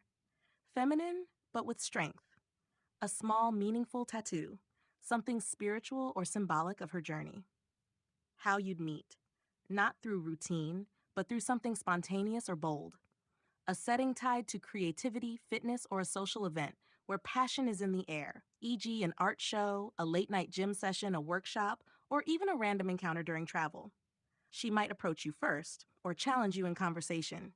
There will be instant eye contact that feels like a dare, a silent recognition of two intense souls.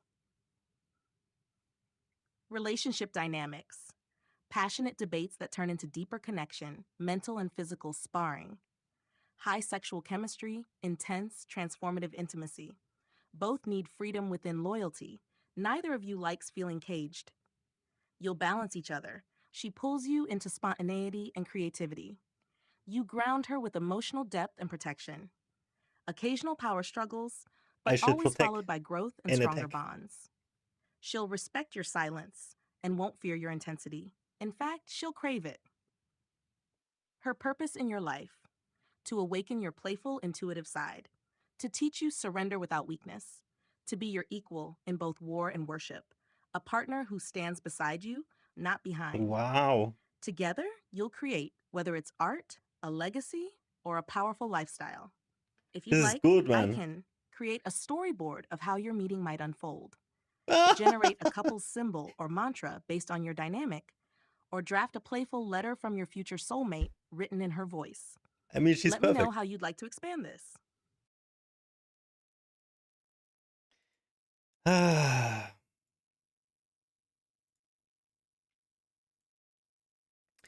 This is some crazy shit, dude.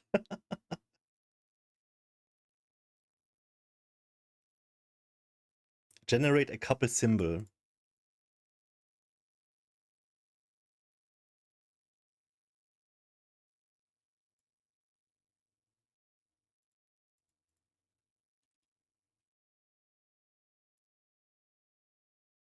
Ask the other questions. Yes, yes, yes.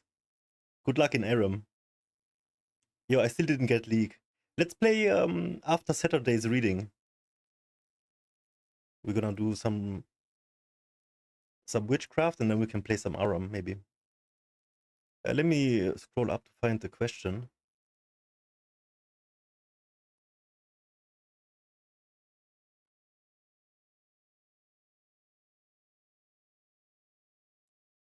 How is the best way spiritually, body and mind to work on my issue with trusting in a romantic relationship?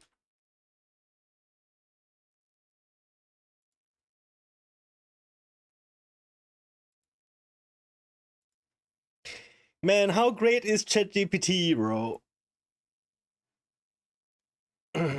Now I just have to wait for androids. And I got myself a waifu. Within the next 10 years, easily.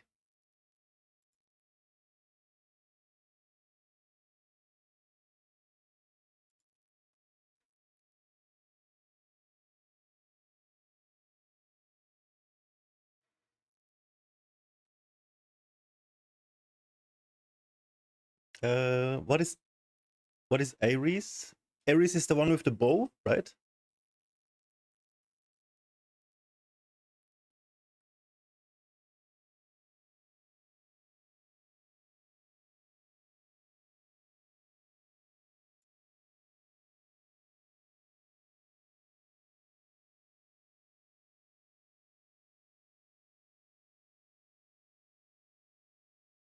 Hmm.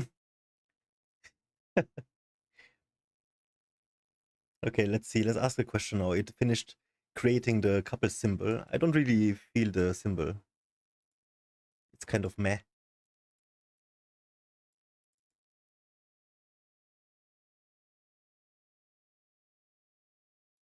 Meh.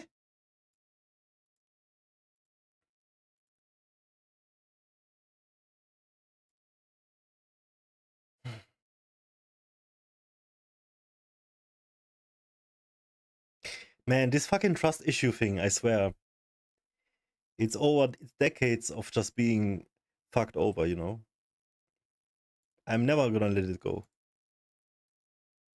And if I find a woman like this, oh my god, I'm never gonna trust her. What does she want with somebody like me?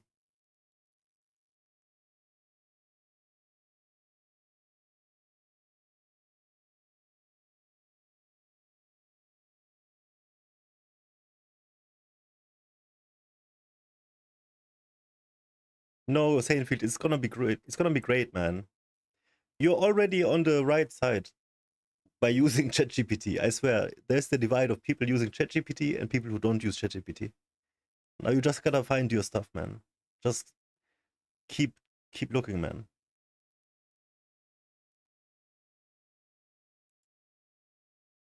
And don't think about the people, the NPCs. You can't save them. You can't save everybody. I know this sounds so harsh, and if I'm, I don't know, inhumane, but no. It is just the logical thing, man. You cannot save everybody. Question with deeper question. And that's gonna be fucking your downfall, man.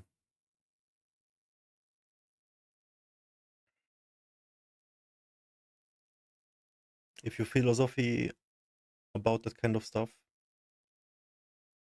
Because you're basically trying to ask what the purpose is of a man-made concept, which come to fruition through man-made circumstances. See, you're trying to apply a meaningful question to something that does not have any meaning. You understand what I say? And that is so fucking rough.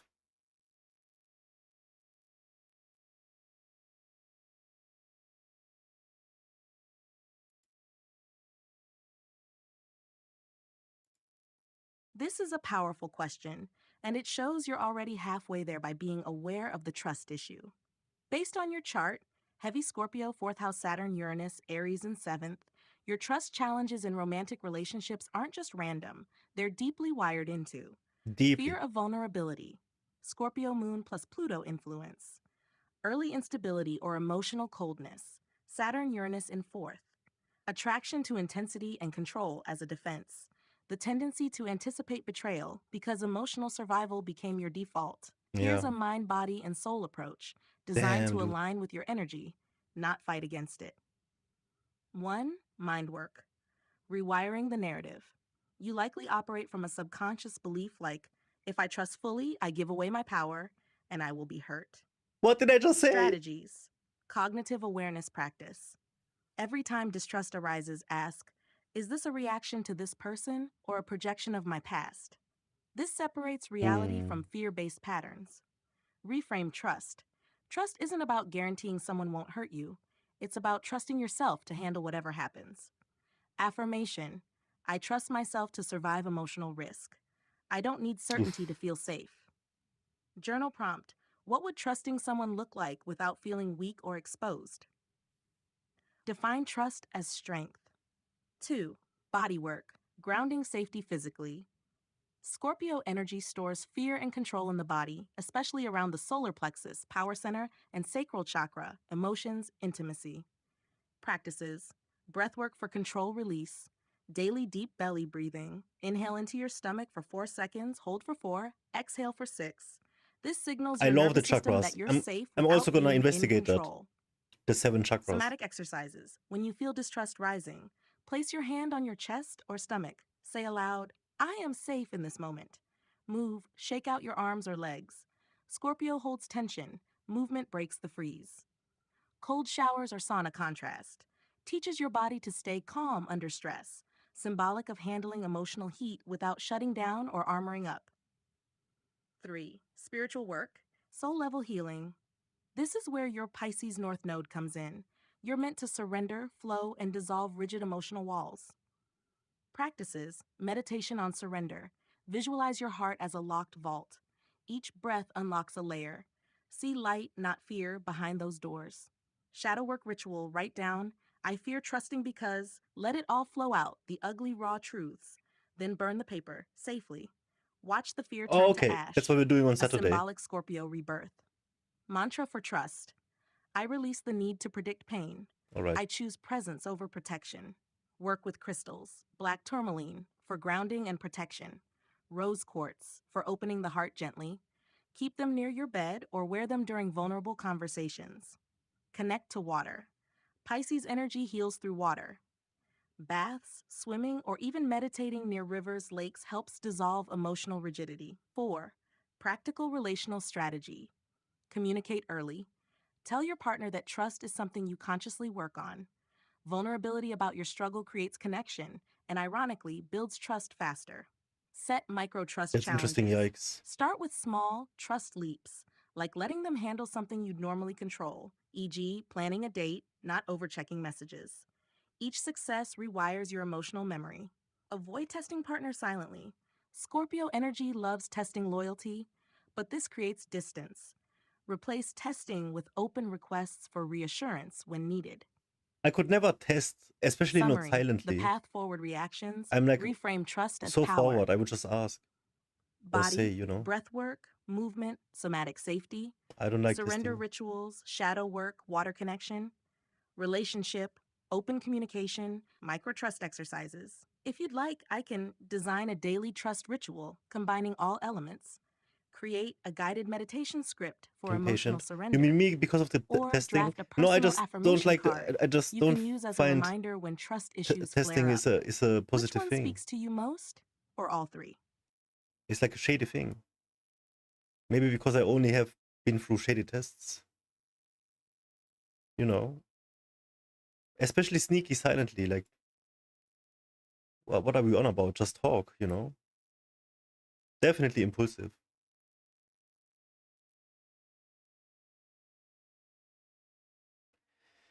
Fuck, I'm feeling like a tightness in my chest thinking about these things because I can't really understand it. I could never like let go like this.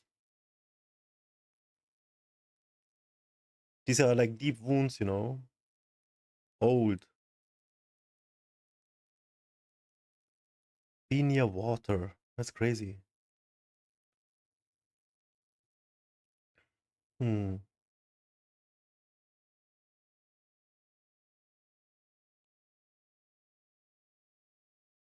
Do you guys think testing people is like what actually? What is a test then? Like,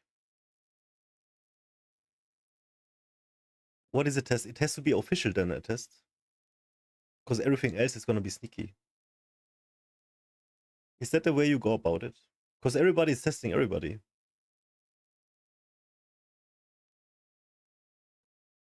It's like eye for an eye.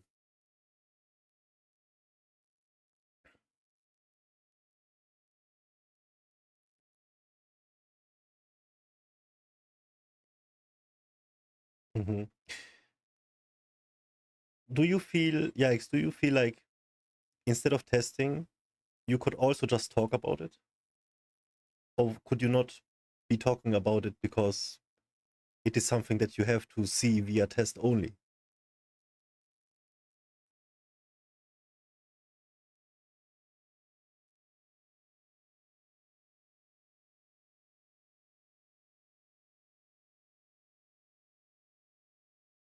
Here's the manual.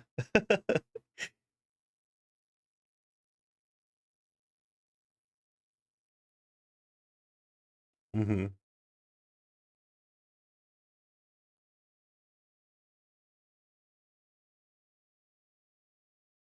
Mm.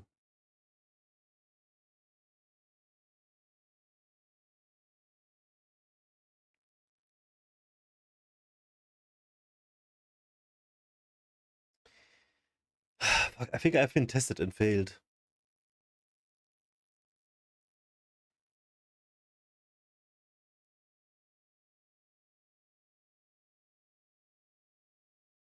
But it's so bullshit because it's like out of nowhere.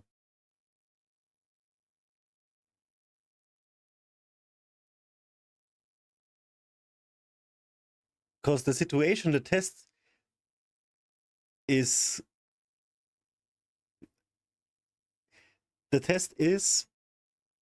a situation that is like a fake situation. And then I feel like dumbfounded, like what actually is happening?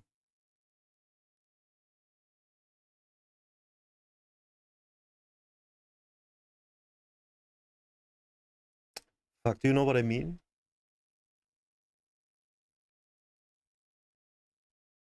From Scorpios. Shit.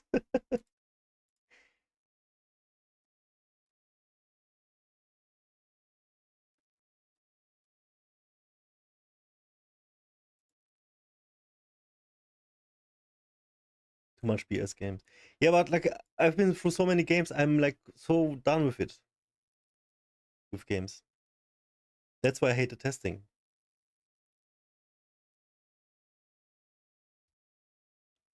You know,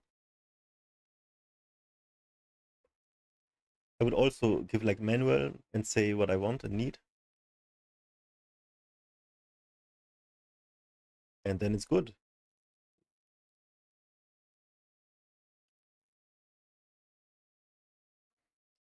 Oh, fuck, I wanted to say something, I forgot. Let me think.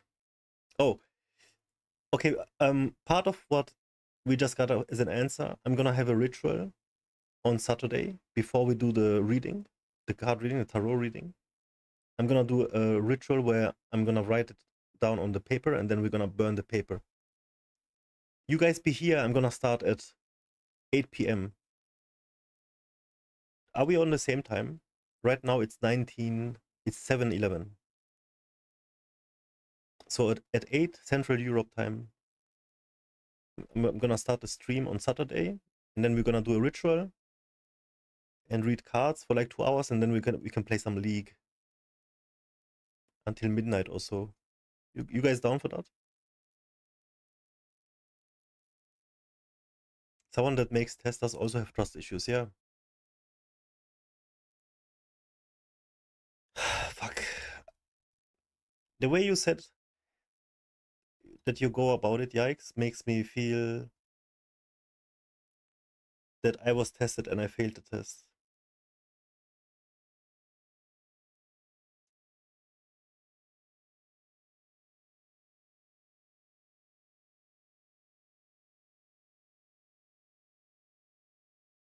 Oh no. Yeah, men are pigs, man. It's like, I can see it. When you're young, it's crazy. You're just a machine. It's just hormones.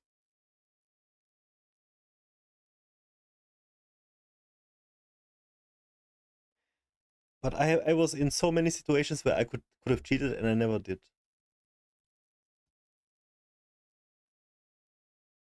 I'm so proud.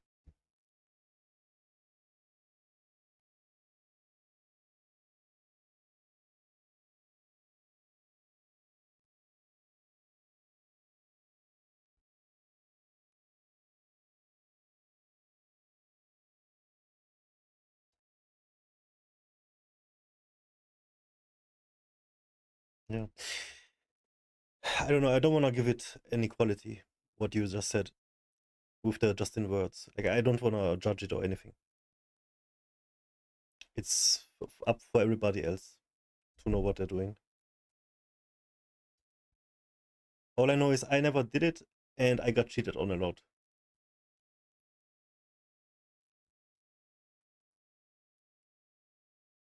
From my parents too, you know, like a lot, like so much. They would always lie to me, like on the daily. With everything, you like whatever situation you can imagine. All that came out of their mouth was a lie.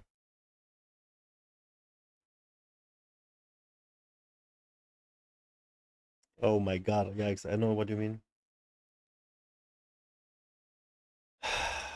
I'm trying so hard to not become my father. It's like really hard. I know it's not hard, but I try like really hard.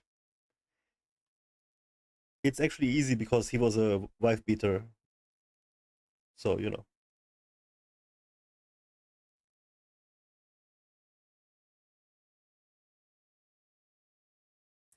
I mean, I would slap your ass in the bedroom, but that's something else. I'm never gonna become a piece of shit like this.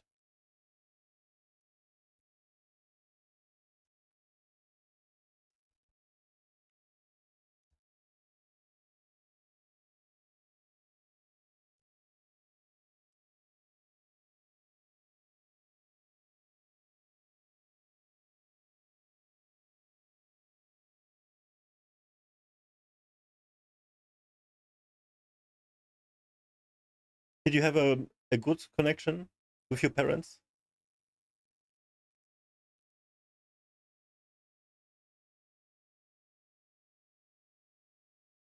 They are amazing.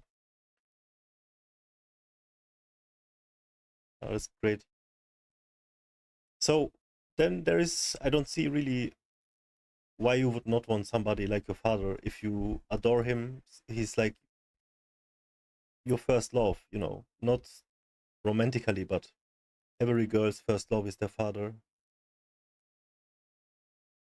If they do it right.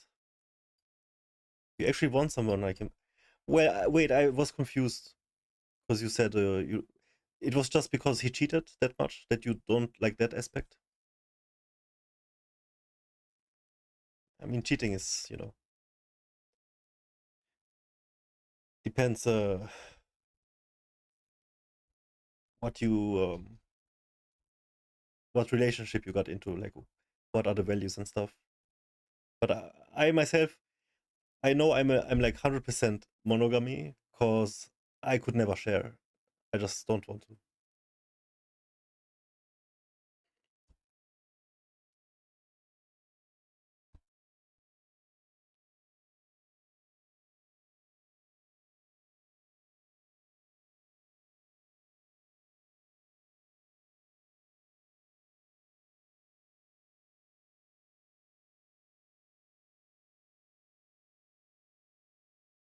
Mm, mm, mm, mm, mm. Cool stuff, man.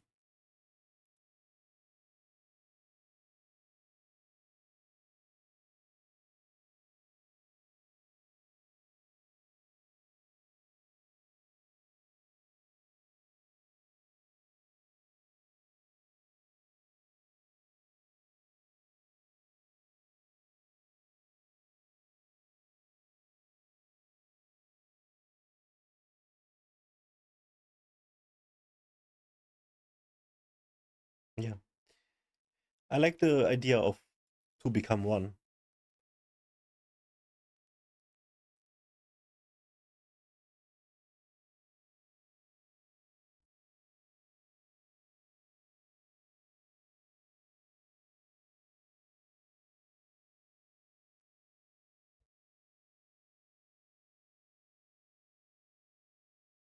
And the amount of strength it gives you if you know you have somebody who would not cheat on you and vice versa, it makes you overpowered. You become so OP, you get like inhuman strength.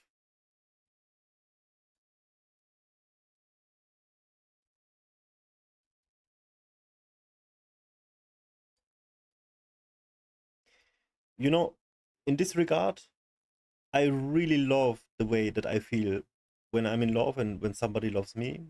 It makes me invincible. It makes me feel invincible. I can conquer the world.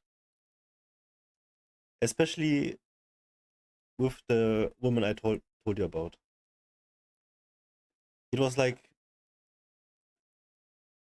when I when I wake up, I would jump out of the bed. I would like fly out of the bed just to like instantly get going something, do something, work towards a life with her, you know? It's like I am so strong, nothing can get me down. However, if I express something like this nowadays, in many times I get like, oh, I'm attached, I'm dependent, this is toxic. Like, what the fuck, man? I should be able to jump out of bed for myself, you know? Like, no.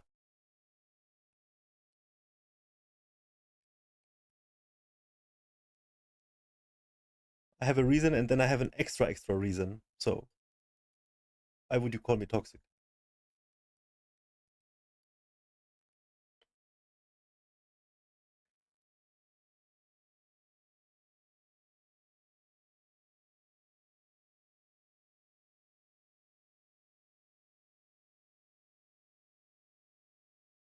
Yeah, Seinfeld. You get it, right, man?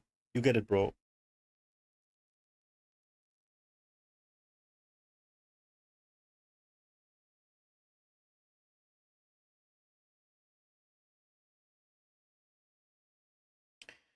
But see, the first time I realized I did not love myself as much as I did her was when I just could not get out of bed for myself the way I did for her. It was a big indication. Not only because I was depressed and heartbroken, that of course had to do with something. It had a lot to play in with, for sure. But still, if I would have loved myself, I would not have been rotting in bed all day.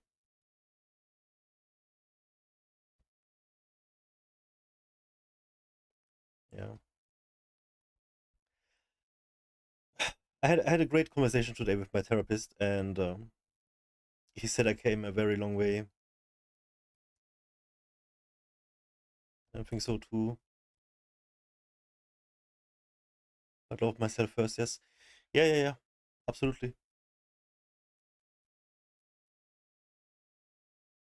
I went 36 years basically. No, but when people say, uh, like, tell the years of how old they are in whatever kind of knowledge they gained, I went 30 years, let's say. Yeah, so I can maybe think back to when I was 6 or 7, 8, something like that, when I first started thinking autonomically, you know. Still, a huge chunk of my life. I'm fucking autistic. See how I'm trying to explain myself? A huge chunk of my life, right? I just went with this zero self-love, zero.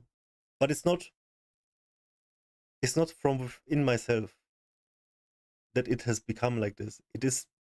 That's how I've been taught. I'm worthless. I'm shit. Why am I not like the others instead, you know?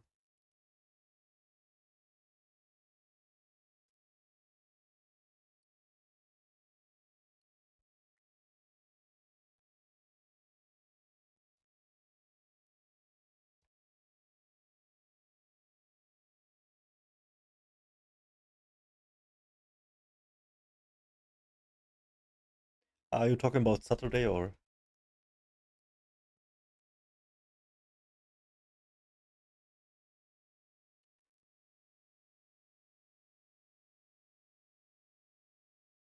I was thinking we can play Saturday from 10 p.m. to 12.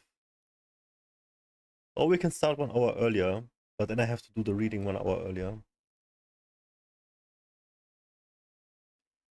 It's gonna be nice so we can play League Aram.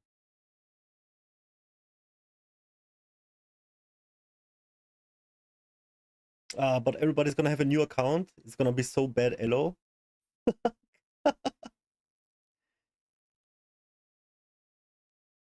Oh, okay, sure, I see.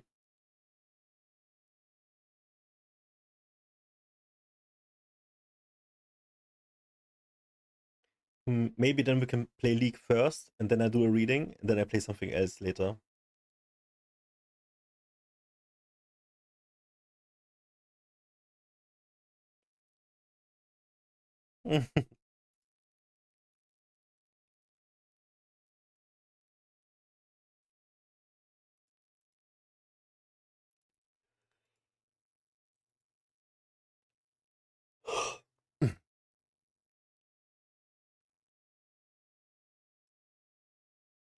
Yo, what do you think of readings like this? Hi everyone, it's me.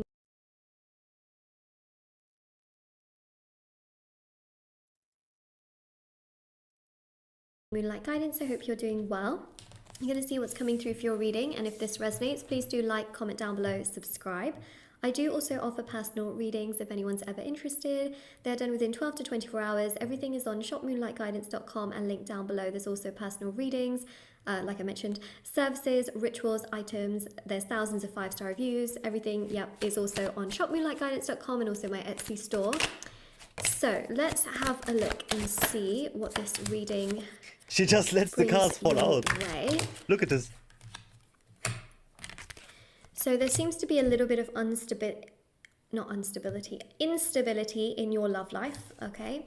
So we've got the King of Wands with the Five of Wands, a bit of instability here romantically. Now this instability is really to do with the fact that I feel here that there's someone that is quite chaotic, okay?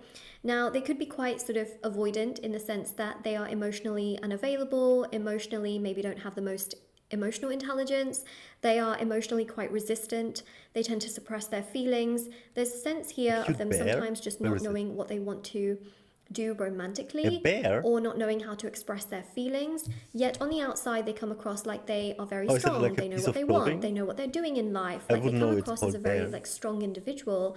But actually below the surface and behind the scenes, this person struggles a lot with their emotions. They just don't know what to do with it. They don't know how to act on their emotions, what to say, how to say it. They get really like overwhelmed speaking and being vulnerable emotionally. So we've got here the Seven of Swords, okay? It's almost like they self-sabotage themselves when it comes to their emotions and what they really truly want. They tend to get very overworked, overwhelmed. They try to just they get basically very stressed and they hide away from themselves, especially with the Five of Pentacles. They just get very they hide away basically. The moral of the story here is that they really hide away from their emotions and their feelings, and they don't know how to sort of deal with all of that. They don't know how to properly communicate because we've got here the Ace of Swords, okay? They don't know how to properly communicate their emotions, their feelings, their wants, their needs, and their desires.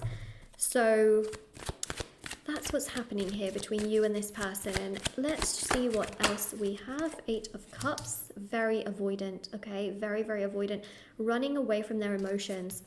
I think what's happened here is that you've triggered a lot of emotions in this person because you're a wonderful person from what I can see here, but it's brought so many feelings up in them that they never thought they would feel with anyone, and because of that it's really, really triggering them to the point where they can't look at their own feelings, they can't look at their own emotions because they've never been triggered so much to feel so much. I don't think 40 is old. I think 50 is old. And sometimes they think, oh no, what if this is too much? What if this is too good to be 40 true? is like the What if best this is time. like, life.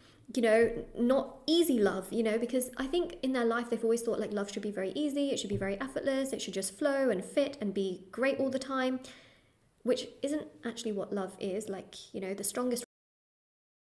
Yes, give me more. In plain sight.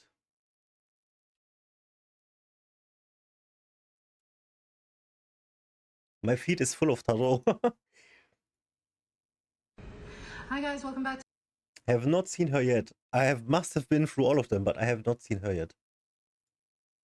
Anything new? Oh no, it's 3 weeks old. Sad.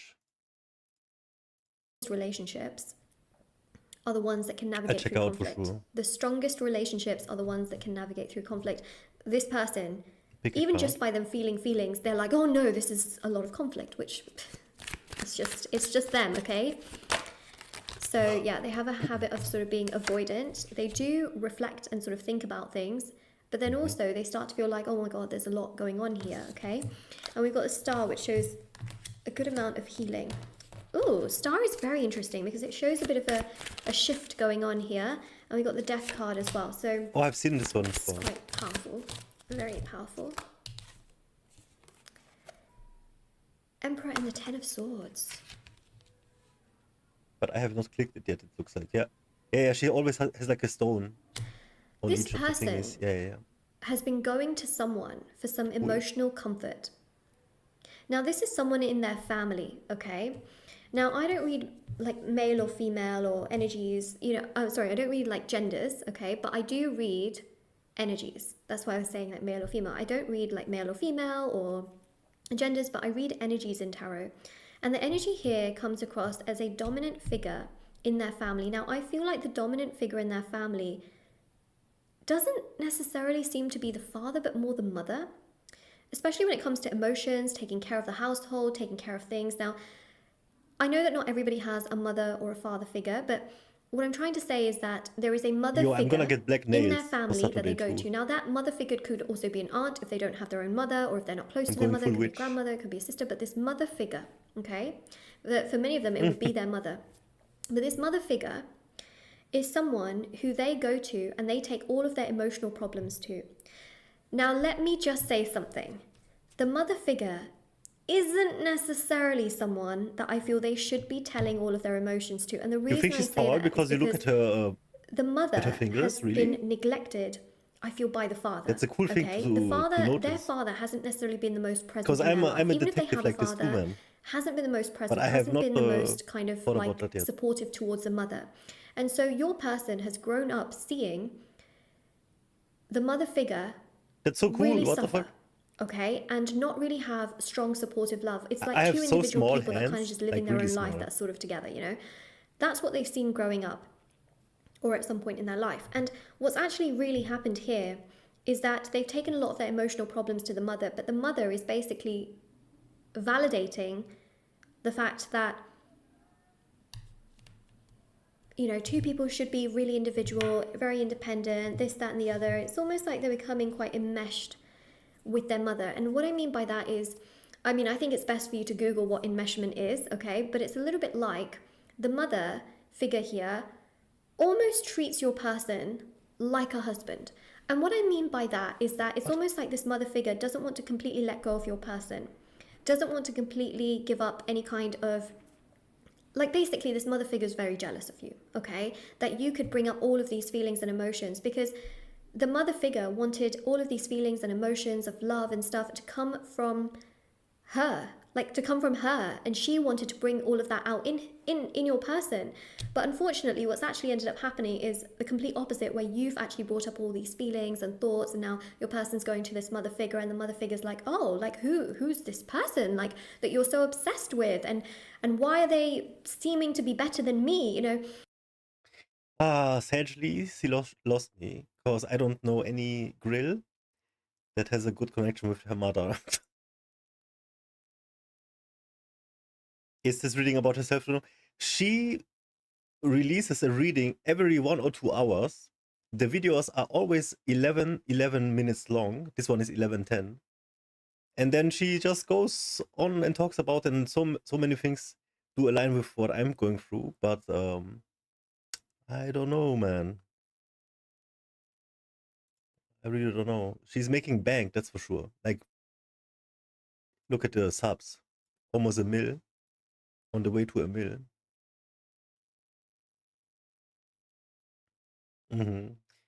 Yeah, I don't mind her voice either. I like it. There's a bit of jealousy. There's a bit of jealousy that's come through here. And they've cried to their mother. They've expressed a lot of feelings, you know, that, oh, I feel so much towards this person, but I don't know what to do. And the mother figure is a little bit jealous. The mother figure is a little bit jealous. Oh, it's a Start mother with the death figure. card. It's almost like they've gone to the wrong person to be very to confide in. What's going to happen?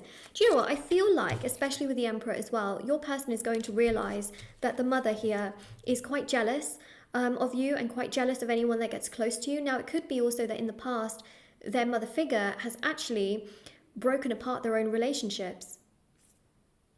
But there's an interesting shift here, because the Star and Death card shows them healing from this mother figure. And actually, I feel like your person's going to see how jealous that person is of you, and see that jealousy, and that is going to trigger them to actually not open up to their mother. So they've cried to their mother, and this mother has been like, who's this person? Like, you know, why are you so obsessed with them? And you know, am I not enough for you? It's almost like the mother just wants to keep this person, wants to keep your person, you know, and not share What you is with the anyone, pick a like card? no one's going to be good enough for you. And now your person's realizing that and wants to break away from the mother. So actually what's happened has happened for a reason.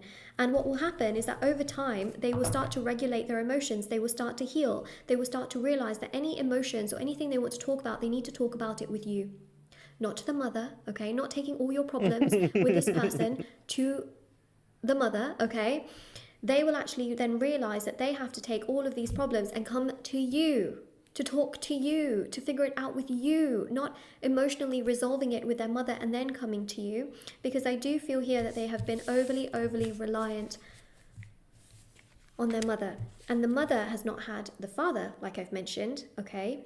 So therefore, this person, your person here, has always emotionally tried to support the mother like the father should have. There is a deep psychological aspect to this that I feel here, okay? But I do believe that this person will move away from the skirt of the mother. Boom. There is going to be a transformation here. This person is going to be like, you know what? I need space from you, mother.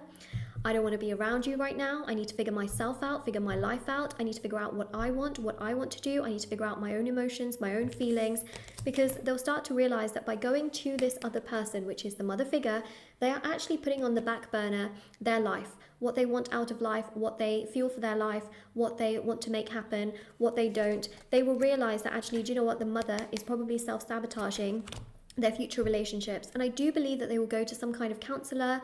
They will go to some kind of therapist or counselor who is going to actually make them understand a lot about their childhood and make them understand a lot more about this enmeshment that's basically happened, to then realize that actually I have to make my own choices, my own decisions, what suits me, what doesn't, what makes me feel good. I need to make my own choices, my own responsible decisions in regards to what suits me and what doesn't, so that I can actually be better, and then I feel like they will come to you. But that's basically what's happened here. I can't really follow what she said. What is the pick a card? So she's doing this for more than 4 years, it looks like. Let's see what this is about. Let's go for a little bit of a shorter one.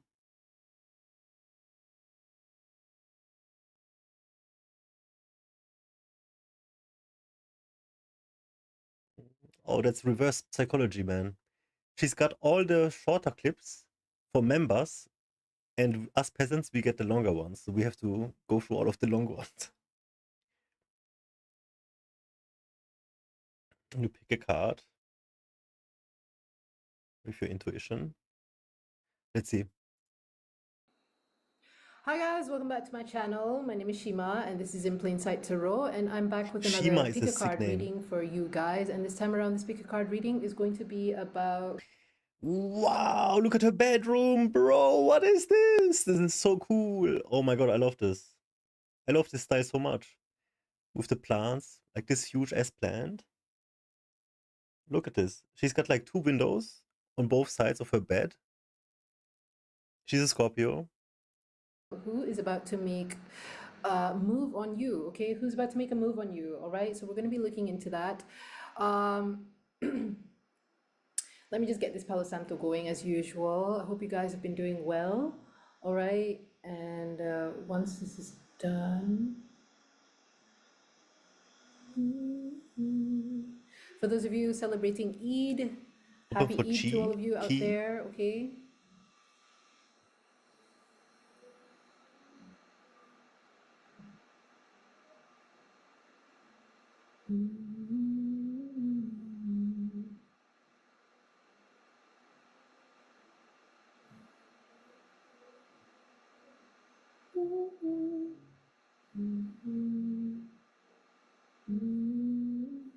Oh, is that what you mean? Seinfeld Feng Shui? There is something behind Feng Shui. I absolutely believe in it too.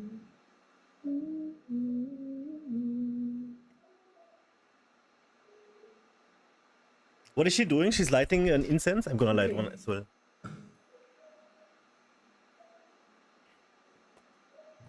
Right, guys.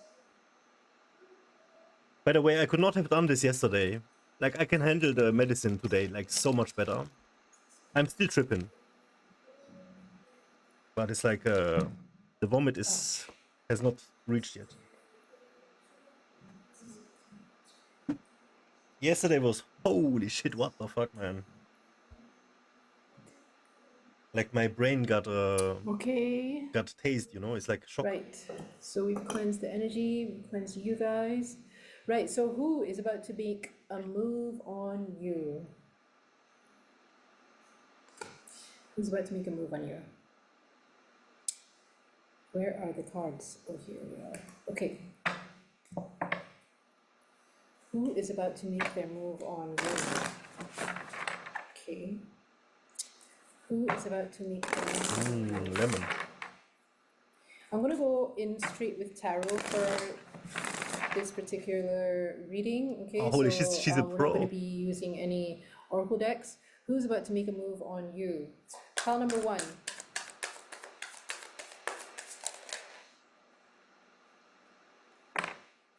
Okay. Pile number one, we have Willow. Who's about to make a move on you? We have Willow. All right. Pile number one, Willow. What is this? Pile number two, we have Verbena. Verbena. Well, Oh, you mean the okay. timestamps? Okay.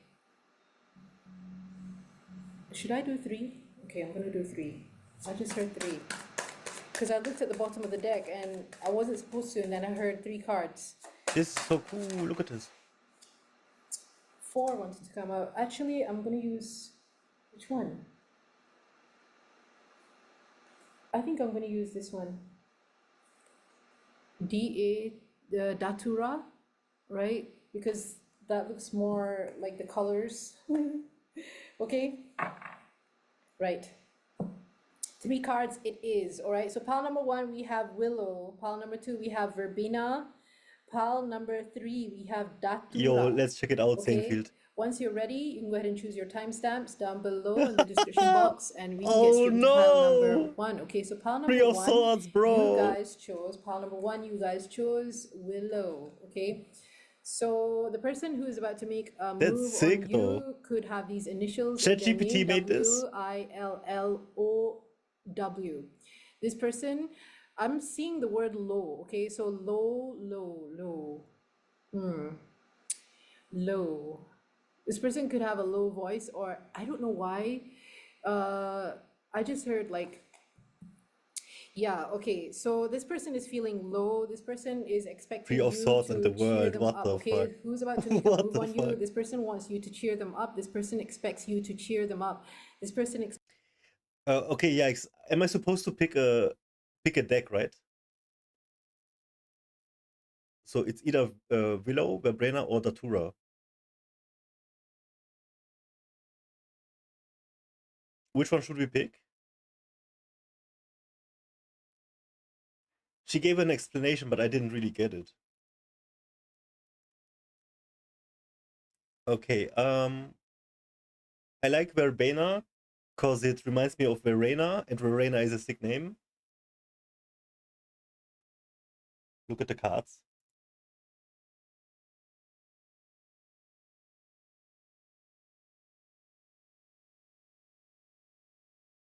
Yeah, let's go with this one.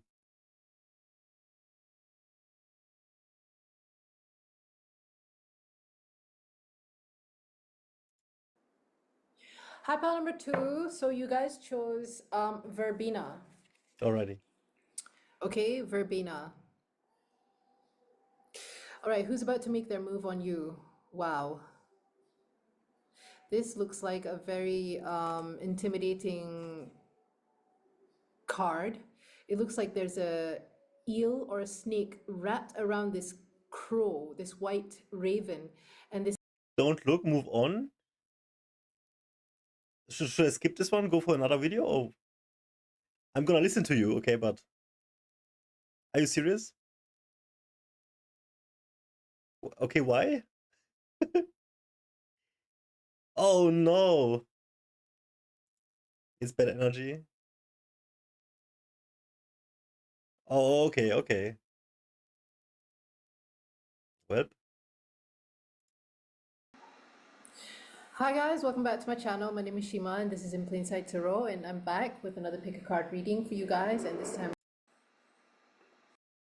So we have two. We have Citrus and Holy. Holy. Let's go with Citrus. and we can get straight into pile number one, okay? So pile number one, immediately with Citrus here, like you woke something up in this person, okay? Citrus is like, it's a strong, you know, it's a strong flavor, right? It's tangy, it's fresh, it's like you just, you know, when you smell citrus, it smells fresh, everything smells new. So this person could think of My you incense as is lemon something right nice, now. shiny and new, you know, like yeah, with citrus here. And wow, we have the red string of fate, right, wrapped around this orangey citrus looking with it actually has a red looking or yeah, it's orange, you guys. Yeah, obviously it's citrus, right? So yeah, the red string of fate, you guys are, this person sees you and they think of you as a soulmate. Yeah, they know that you were meant to meet or connect, okay? This is someone who does feel, if whether they know about or they even care about soulmates or twin flames or anything like this, right? They feel a strong connection to you, right? They Can feel we very can we sort out what twin flame means? I think it's soul partner. Is that what you think? And there is only one for everybody in life. Like your twin flame is a soul bond,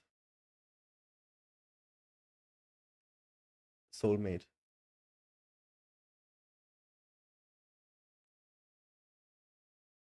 Wait, are these different things? Because I didn't quite get it.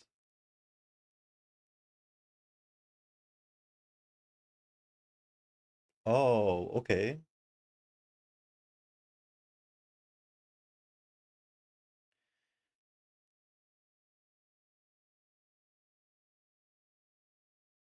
I will. Soulmate and twin flame are different things. drawn to you, okay? Yeah. The number 45 could be significant, the number 54, or the number 9, right? We have the initials C, I, T, R, U, or S, okay?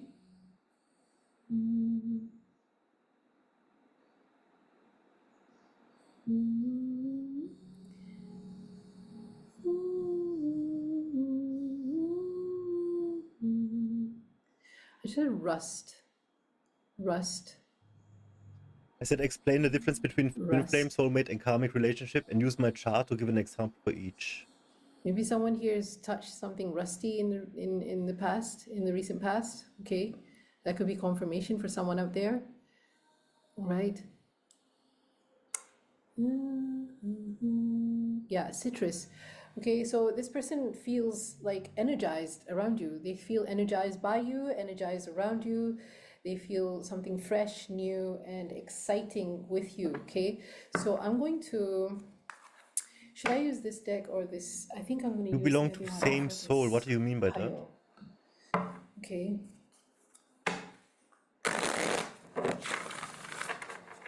Yeah, you're something new, shiny and new to this person, and they are.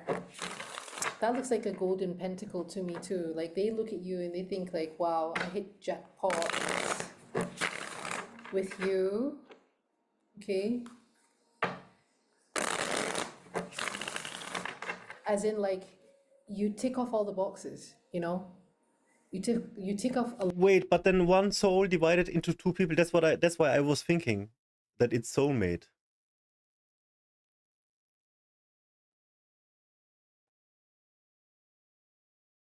So what is soulmate then? It's two souls that become one.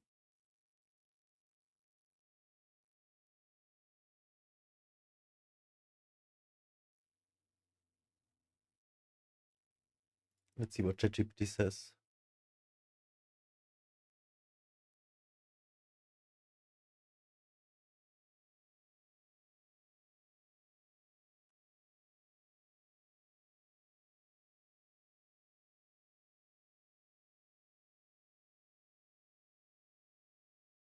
You want me to become better together. Okay, and that is one soul split into two. And soulmates is two souls becoming one?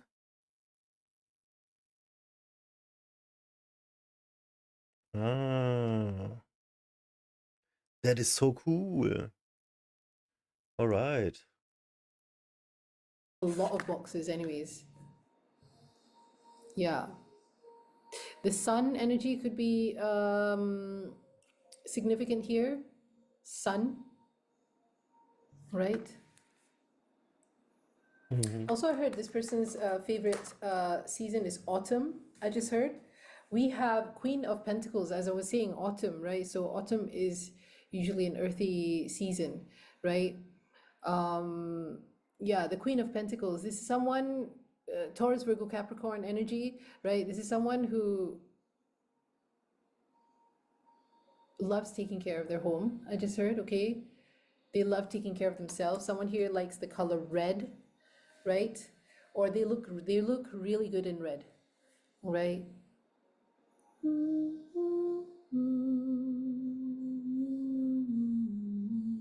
This Queen of Pentacles, she's wearing red, so I'm also getting, you know, more fire. Someone here has like a combination of fire, earth in their charts, all right?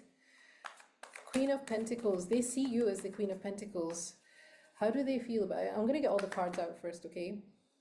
We have Page of Cups, all right? We have the Page of Cups. More reds. I'm being drawn to the red here. We have the Two of Pentacles, okay? Again, Two of How Pentacles. does this person think Every of you? time. Balancing. We have the Page of Wands, all right? Page of Wands. We have the Eight of Pentacles and the Six of Swords, right? The Eight of Pentacles and the Six of Swords.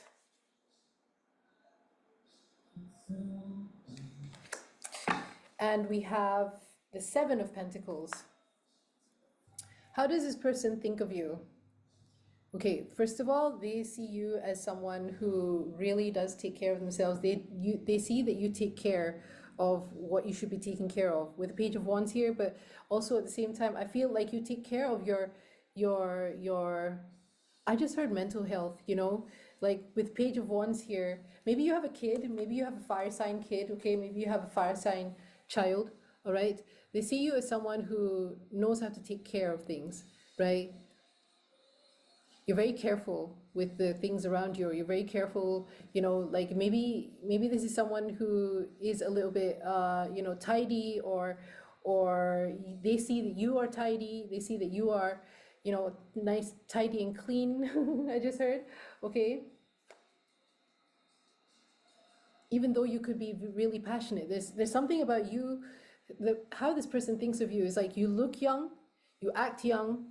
There's something very youthful That's about not my you, reading. but also at the same time with the Queen of Pentacles, something so womanly about you too.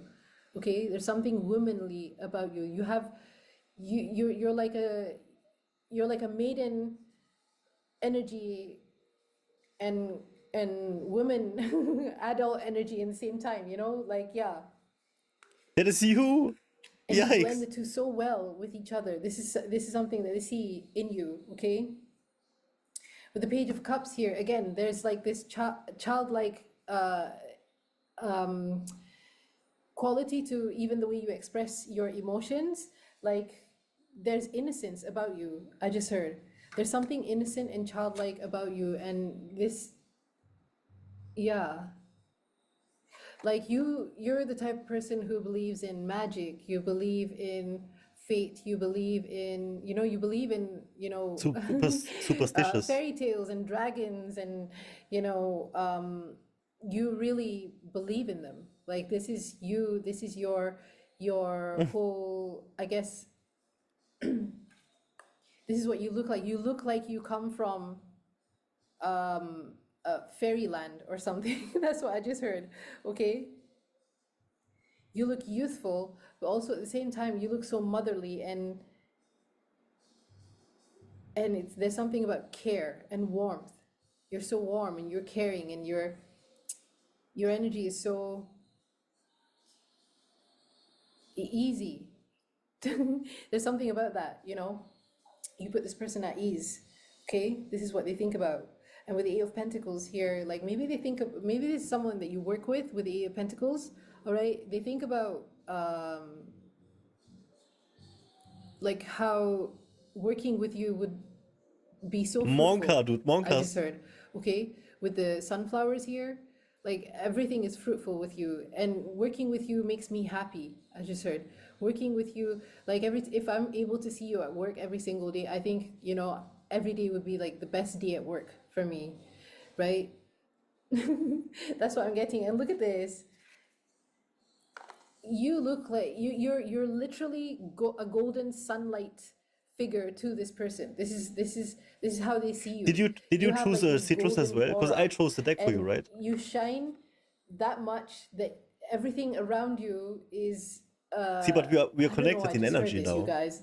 This sounds Yes, crazy. yes. But you know, is pale in comparison. You know, everything around you is pale in comparison because you shine that bright, right? But also there's like a sting to you, you know, because I'm getting, I don't know, some of you are very spicy, you know. I don't know if someone here is Mexican, if someone here is more Latino, right? I'm getting that you've got like Chilean. very spicy energy. Some of you might like to, oh my God, there's they're fogging outside. Oh my God, they're fogging. Okay, wait, hold on. I need to close my balcony. Hold on. They're literally fogging outside for mosquitoes. Yeah, so anyways, what was I saying? Yeah, this person thinks that you work great together, that you are a pleasure to work with. There's something about you being a pleasure to work with, right? Everything just is so smooth flowing when you're around, you know. Yeah, because I'm seeing here, you know, like This is it looks absolutely like your reading, man. just this energy being wrapped around this tree, right? Everything comes naturally to you. I just heard, you know, magic, you being magical comes naturally to you. I just heard, right? And you know, with the Queen of Pentacles here, like you have the energy of like you're someone that helps things grow around you. Things like you're very good with plants. I just heard this person probably notices that you're very good with plants, right?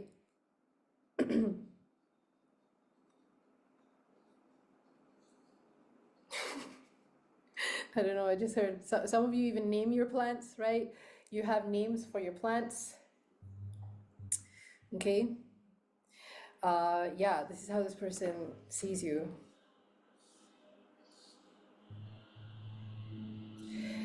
There's something about wanting to spend evenings with you. They love spending evenings with you. They want to spend their evenings with you. I'm really getting like sunset time or sunrise, you know. Golden hour. I just heard the golden hour with all these gold skies here and red skies too. Do you have somebody like this in That's what I work? just heard. And this person is willing to be patient. Patient with you. Okay, Seven of Pentacles. We have Justice at the bottom of the deck, and we have Hangman. All right. So, wow. Okay. I'm immediately getting a message here. Seven of Pentacles. Something is being held up. If you guys, you're going through someone who is actually going through some legal issues, okay, it doesn't necessarily have to be divorce or anything like that. It could be that they, I don't know, they have to pay for a ticket or something, I don't know, okay. But I'm seeing that with yeah, something is being held back, so something is being pushed back, like a date is being pushed back for them. But this is like creating a lot of like, you know, for them, like, oh my God, it could feel like you guys have to wait, you know, like this person is like, because I'm seeing that, you know, as it's like time. There's something about like the clock here, okay? Like this person could be pressed for time or something, and yeah, we have the Chariot. Oh, the Chariot, and we have the Hierophant. Yeah, something with the Hangman here. I think something during Pisces season for something, or something. I keep saying something. Oh my God. Okay, so I think during Pisces season, you felt like things were so stagnant. Yeah, that's what I'm getting.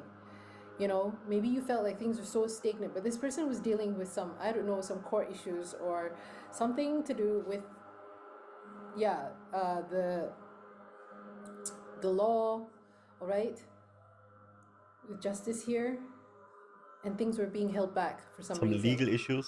All right, and with the Seven of Pentacles here, like,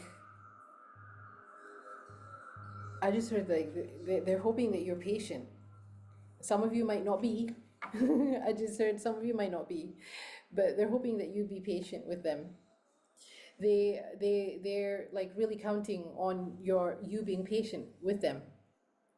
Okay, we have the Chariot and the Hierophant here. We could have like Taurus energy, strong Cancer energy. All right.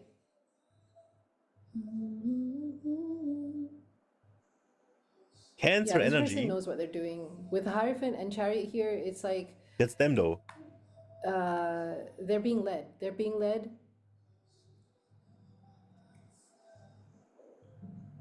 to move towards you. And if this means that they have to deal with something, it's something that they have to go to court for. That's what I just heard. It's something that they have to go to court for, but not necessarily, not all of you it's going to be divorce. For some of you, it's something completely different, okay? Right? It could be inheritance. It could be because they have to, you know, maybe someone in their recent past or their like past, How long were you married for? you know, passed away and left certain things to them. Are you And they over have to it deal or? with that, like they have to figure that out or something like that. Okay, so maybe this was happening during Pisces season with Hangman here, and now, you know, this person is, I think, ready to take action, ready to, you know, they feel young and they feel fresh, and they want to feel young and fresh with you because this is how you make them feel. You make them feel young and fresh. And I really don't like that word anymore, but it's a funny word. To me, it's a funny word. Zesty, okay? So you're making this person feel really zesty, right? So yeah. Yeah, they're excited. They're excited to think of you. When they think of you, they're very excited, but then they also have these things that they're dealing with that they have to move away from with the Two of Pentacles and the Six of Swords. So they could be juggling a lot of things in their life right now, okay? When they think of you, I swear, like 8 out of 10 readings, Two of Pentacles. it's like this person, you know, with Seven of Pentacles here, they're really Always wanting balancing. to be patient. They're Yeah. being patient with themselves, or they're trusting. It's almost like they're trusting Yeah. the universe that you would be patient with them too. That's what I just heard. Okay. It's like a default. So, you know, do with that what you will, right? I'm getting fire sign energy, Aries, Leo, Sagittarius. I'm getting water sign energy, Cancer, Pisces, Scorpio. I'm getting the Queen of Pentacles, Taurus, Virgo, Capricorn. We have Cancer, Taurus. Those are the signs that I'm seeing at the moment. All right. And yeah, thank you so much for tuning into this reading. I hope that reading resonated with you. If it didn't resonate with you, you can go ahead and choose another pal. If it did resonate with you, remember to like, comment, share, subscribe, Basically, and also hit that notification bell so every you guys get sign. notified of future Yeah, uploads. I think that was 9 If out you'd of like to book a 12. personal reading from me, you can find my email Yeah. details details down below in Is the it, description box. Email me let there me and I'll see send you the something. rates. Thank you so much for all the bookings, for all the I hope donations, I for all the ordered likes, that for the one comments, for every single thing. I cloth truly appreciate each and every single one of you, and I will see you in my next video, with the okay? thing. Bye. Oh, I didn't. RIP. Hi, pal number 2. So you guys Hmm. I ordered this one though.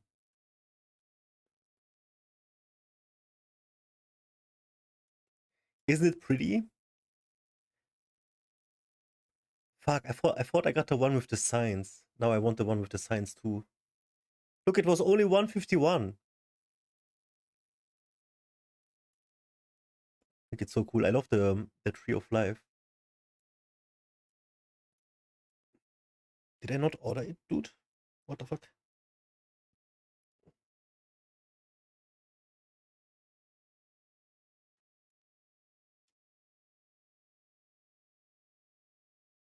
Where is it? No, I didn't get it, dude. Well, next month. Yeah, I can't get anything anytime sooner.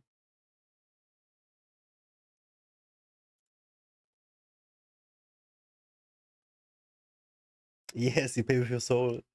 It's really cool, Timu.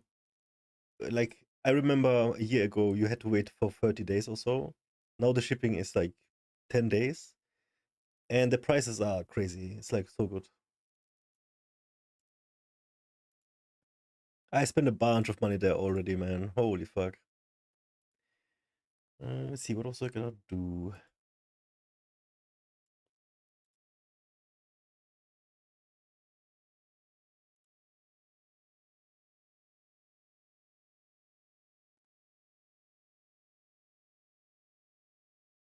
It looks like I didn't get it. Fuck.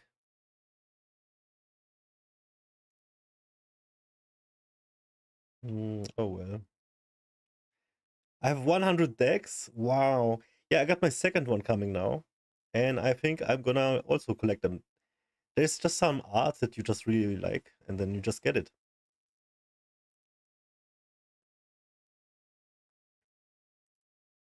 chose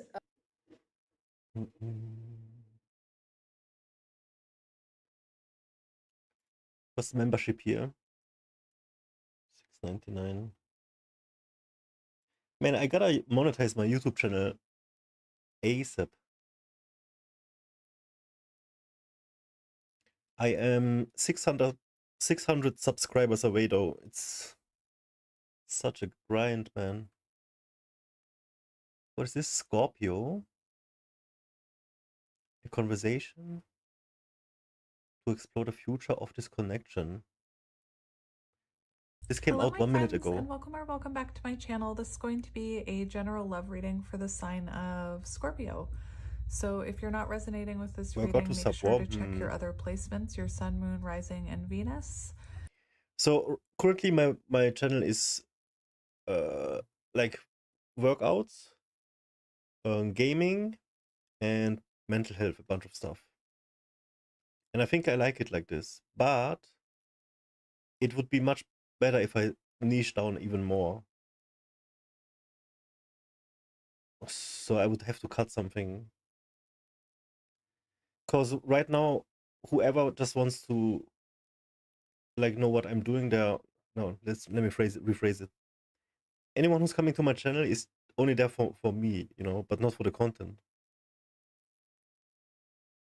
Because they basically don't care what I'm doing.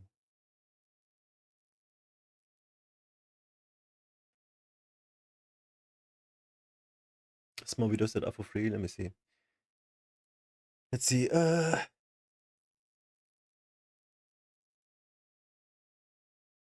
What can I do, dude? It's just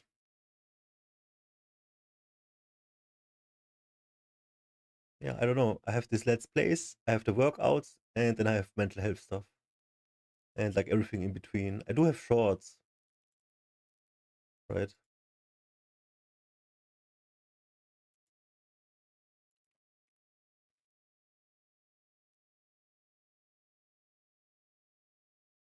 Ask ChatGPT. Yeah, ChatGPT is gonna say niche down even more. Like split the workouts on a different channel and have mental health on a different channel and gaming on a different channel. Because that's how you do it. Because if somebody subs to my channel because they see workout and then my feed pops up on their channel but something about mental health, they're not gonna click it. They might even just like click this and they're not interested, you know, because it's such a polarizing topics, like so different topics. So in order to really, like, if you want to watch it from a business perspective, you basically just have to pick one thing and, you know, like niche down hard. Unless you already have a big following, then it doesn't really matter what you're doing. And I'm acting like it doesn't matter what I'm doing. I'm just doing anything. I'm just, you know, compiling all kinds of shit.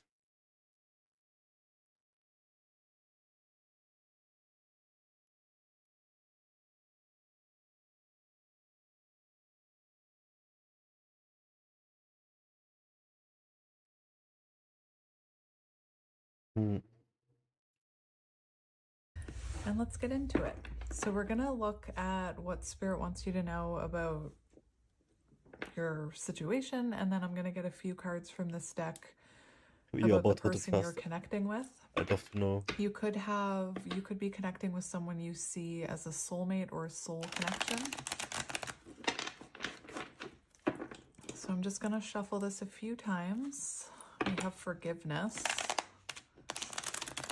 We'll see what comes out though. Could be having dreams about this person. So for the next reading, all right, so we're I'm gonna start be with having you, or whatever a crystal ball as well. The person you're connected to. Hopefully it's gonna Scorpio. come by And then. then we're going to see the person We're you're gonna have some actually nice connected to. decoration. So we have truth, honest, faithful, clarity, confession, and balance, work life. So this could be someone. And I'm gonna get myself this could be a black situation nail polish. where there was a lack of balance or It's gonna reciprocity be edgy within as this fuck. connection. And we also have truth and clarity. So maybe you're, you know, hoping that someone is going to come forward with some sort of confession or clarity or truth, even an apology I'm hearing. But let's see what we What do you mean, need to like know paint about like Bob Scorpio. Ross? A little cloud, but don't tell anybody. What do we need to know? You know about this meme? Scorpio? Paint nails on streamer. I mean, sure, I can Let's do that. get one more. Man, this meme of Bob Ross is so sick. All right, so we Where he do goes have like, and now we third-party paint a little cloud here, interference. but don't So tell that anybody. third-party And if you tell, I'm interference gonna kill you. could have I been can't someone really else, make or it. could It's so have been good. work, because I was seeing that work-life balance. You know how he card, always goes like, or friends. don't It's tell whatever anyone. got in the way of this connection. We do have summer, June, July, August. We have immature. So it feels like you were connected to someone who was more immature. It says childish player playing games. Maybe you don't necessarily see this person as a player, maybe you do. But it feels like they were acting from an immature place. We have crossroads. So this person definitely could have had other choices in their life. Again, that doesn't necessarily have to mean choices in love. And with this crossroads, it feels like you and this person hit some sort of crossroads, or some sort of, I'm hearing stagnancy, where, you know, you needed to make the choice to focus on yourself with this growth, self-help, personal development. This all really hits home big time. I'm not sure about the third party though. You could have also said to this person, you know, Oh, if you don't. it does. I read though last time that third party does not have to be like a third romance, a third player in romance. It could just be somebody else whose opinion is very strongly considered by the other person or one of them. And so it could make sense. Because I know who that could be. if you don't show some growth or you don't, You know, I had for a while, I had a feeling her therapist talked me bad to her and said like she has to cut me out because she has to focus all her energy in her own healing, and therefore, you know,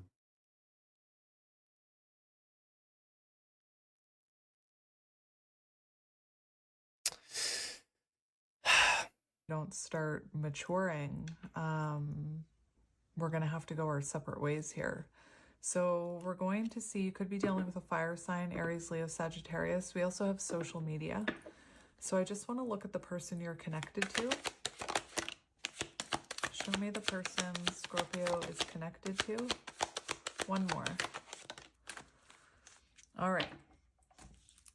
So we have music. So your person could be a musician, or there could have been a connection through music. Maybe they even, you know, used to send you songs through, or music through, like they could have messaged you songs is what I'm hearing. I do feel like right now your person is hearing music that reminds them of you.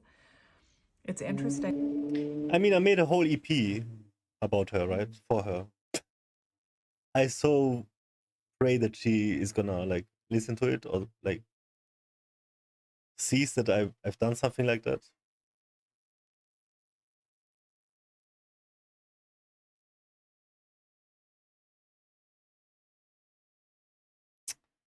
Man, I just have to let go, dude. This is some bullshit.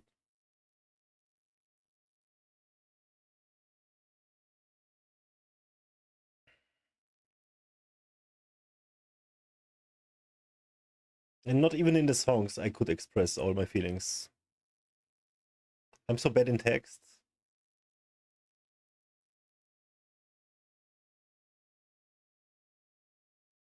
Like, I was looking up for a while, for a few days, on how to articulate myself better, you know? Because I want to be talking the way I feel, but I'm just too stupid for that, I guess. Man, I don't think this is good for me. This medication already is altering my brain, by the way. Today I woke up with thoughts that I thought I was already done with. It has to have to do with the medication. It could get me a little bit more depressed in the next few days. That is the side effects they say could occur. So far I'm getting a bunch of them, holy shit. But right now I feel okay. Like yesterday I felt like poop. But I can handle this right now. I'm so fucking glad. Because we have true love. So this, it seems to be that this is someone who, because there's distance between you, they are starting to realize that they do see you as this true love. You know, you could be the one, and I'm hearing the one that got away. Again, I feel like this person is hearing songs that remind you of them. And we also have red flags. So it feels like this person did have some red flags that She's a walking red flag, man. That maybe you were overlooking. I do feel like, you know, with that crossroads and growth, I feel like at some point you hit a crossroads where you were seeing this immature behavior. Yes. And so many times and every time. And I could never fight with her about it over text. I was keeping all of it for myself. Not for myself. I would tell her that there is a lot we have to talk about, but it's no way in hell that I'm going to do it via text. We have to see each other. Because I know I would mess it up. But also, when I think about these kind of things and all these red flags in her and immaturity and stuff, Niyawata, yeah, thank you for reminding me. I'm going to try this out. Even though I saw all of this, I did not want to steer away. I did not want to go away. Because these are things that you can work on. You know, I'm like, back then I would give up very easily. But now I'm like, I want to stay and just try to fix. Yeah, I guess that is love, because When you say because you love her, I dare to mutter these words. Because with all this stuff that I have been learning, I don't even know anymore what love is. Because I've been so trained into thinking it was false now. It was some sort of attachment wound that I wanted to cure, you know? Like it, I got astray from that feeling. It's so stupid. It's so stupid.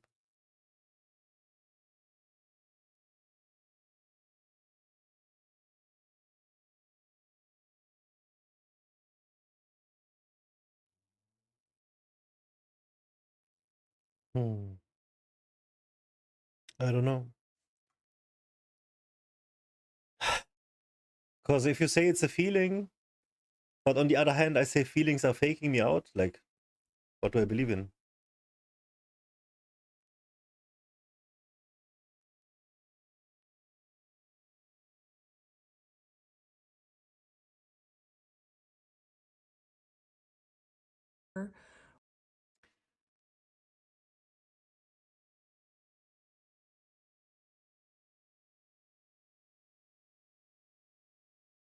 What the fuck, Saintfield?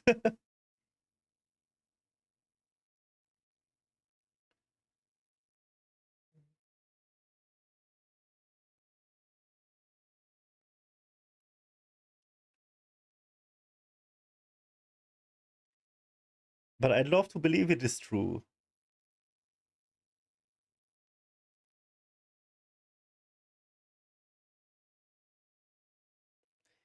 You know why I know? Because I would give up anything and want to sacrifice. Because I would get out of the comfort zone a million times over.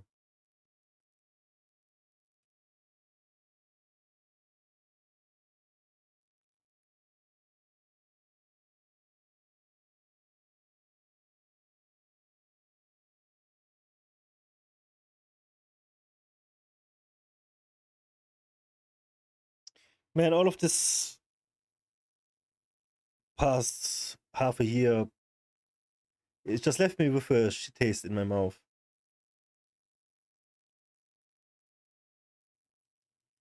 When it comes to what is love.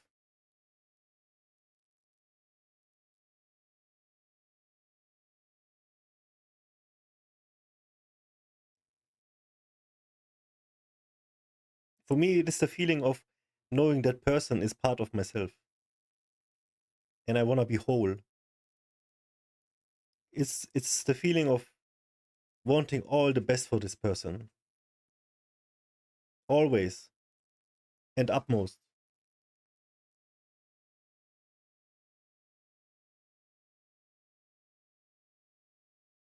Wanting to always make them happy.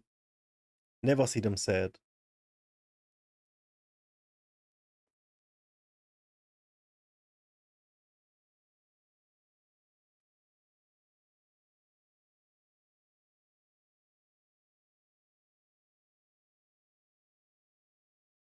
But that feeling you long for is why it's worth giving another person a chance.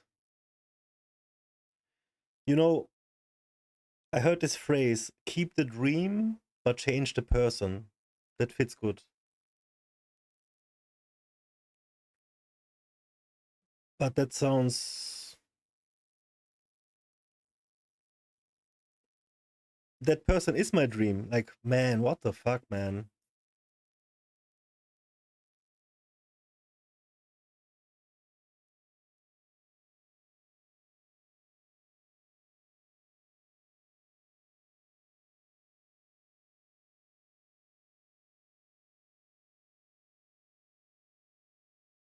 Or you were seeing that they were putting their energy into something else, and I feel like you chose to focus on yourself. Definitely, though, with them getting the red flags, there were some red flags that this person had. And with the first card, I saw the soulmate card. You know, these could have been red flags that you were kind of overlooking for a time because you were hoping they would change. You were hoping they would change, So yeah. let's get tarot to really see what's going on here. What tarot deck do I want to use for you? I think I want to use this one. So first we're going to look at your person's energy. We have strength right away. So that definitely feels like this person could have been acting from, you know, a place of ego. Could be dealing with a Leo. This person... Man, this was definitely ego. Her ego was above her heart for sure. Because, you know, I think the number one reason because I love her is because I know she loves me.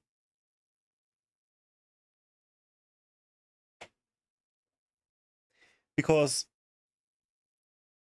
dude, you have no idea how jealous she got once of like a fictional character in Elden Ring. I made a comment about a character in Elden Ring and she went crazy.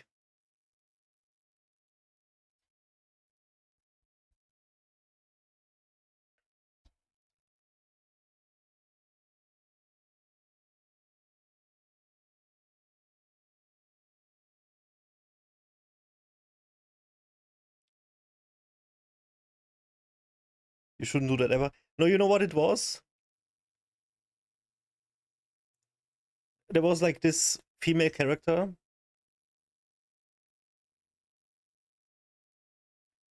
That female character was saying something like, I'm gonna chase you to the end of the world. She said that because she wanted to kill me in that context. And I said aloud, while we were playing together, I said, yes, and you're gonna love me forever. And that made her go crazy, dude. She went berserk.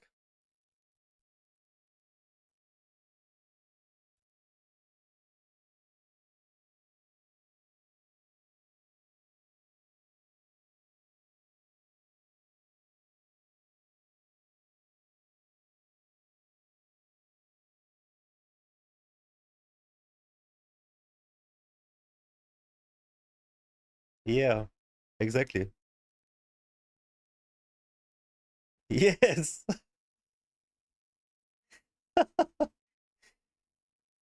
Yeah, but that's what I'm saying.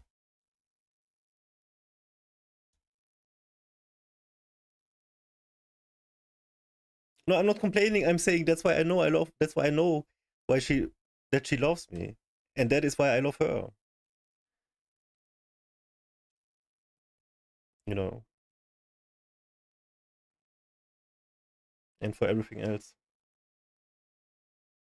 And for all of the mistakes and everything. It is fucking ridiculous, dude. And she changed so much over all the years. And I fell in love again.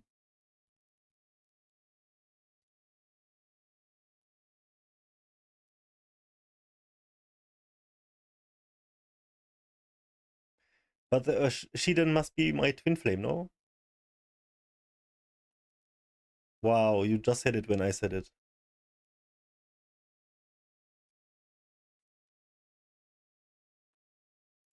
Person could have been more focused on other things than this connection is what I was hearing. And we have the Empress. Beautiful. So you could be an Empress energy right now is what I'm hearing. So we're going to look at them, then we'll look at you, then we'll look at feelings. We have the Emperor. Oh my gosh, we just saw the Empress and now we have the Emperor. So it does feel like, I do feel like you wanted this person to step up or grow up is what I'm hearing into this Emperor. You could be dealing with an Aries. What's interesting is with the Emperor and the Fool card, I feel like this person could be getting ready to take a leap of faith towards you, but let's just look at this. So show me Scorpio's person's energy, the person Scorpio is connected to. So Knight of Pentacles on the bottom, someone's very determined to come towards you here. And like I said, this could have been someone who was coming from a place of ego in the past.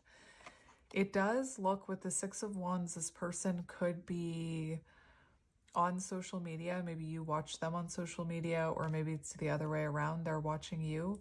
But Page of Pentacles, this is someone who's been quiet. Knight of Pentacles, someone who's been slowly coming towards you. And it seems like they want some sort of fresh start with you here. It does look like they've been going through growth and working on themselves with the Page of Pentacles.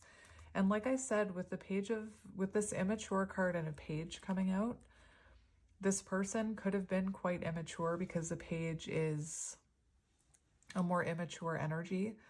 This person could have also had children, I'm hearing. That could have been what they were spending their time on. And we have the Eight of Pentacles in reverse. So it feels like right now this person is...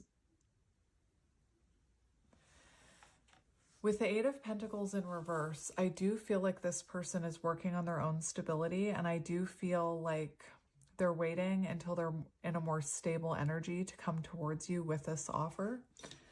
This is their current energy. So Eight of Pentacles, let's just look at that in reverse. So It's the same reading like they could so be many in a before. dead-end job as well. So yeah, they weren't putting effort into this connection. That's what I kept hearing. It says neglecting, not putting in enough effort to this connection. And it feels with the Page of Pentacles and the Knight of Pentacles on the bottom that this person is now seeing that and they're dedicated to putting in the work. But it feels like right now they're not taking any action towards you. It also says that this person, Wow, the I Eight got of this reading Pentacles in before. reverse, that this person needs a break to rest. They might be too fixated on their career and finances to the detriment of others in their life. So this could have been someone who was very focused on work. They could have even been working in like a dead-end job or a job that didn't make them happy and putting all of their energy into that job.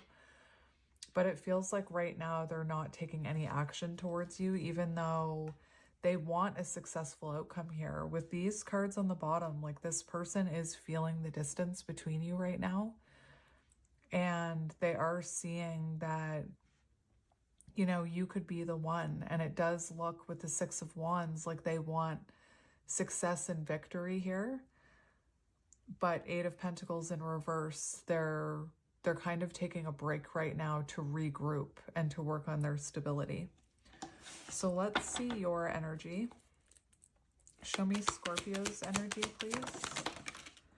Whoa. This So deck we is so have beautiful. Justice. Look at it. Look You at the have a cards. lot It's so of cool. cards coming out. We have Justice. So it does feel like you want some sort of justice from this person. You want some sort of accountability. You want balance Yeah. from this person. You could also be going through something legal in your life. We have the Ace of Cups. So it definitely feels like you're focused on your own growth. You're focused on self-love right now and perhaps rebuilding your confidence. We have the King of Swords. So you're looking at this very logically. And that's what I meant about like overlooking red flags, especially when you feel like it's a soulmate connection.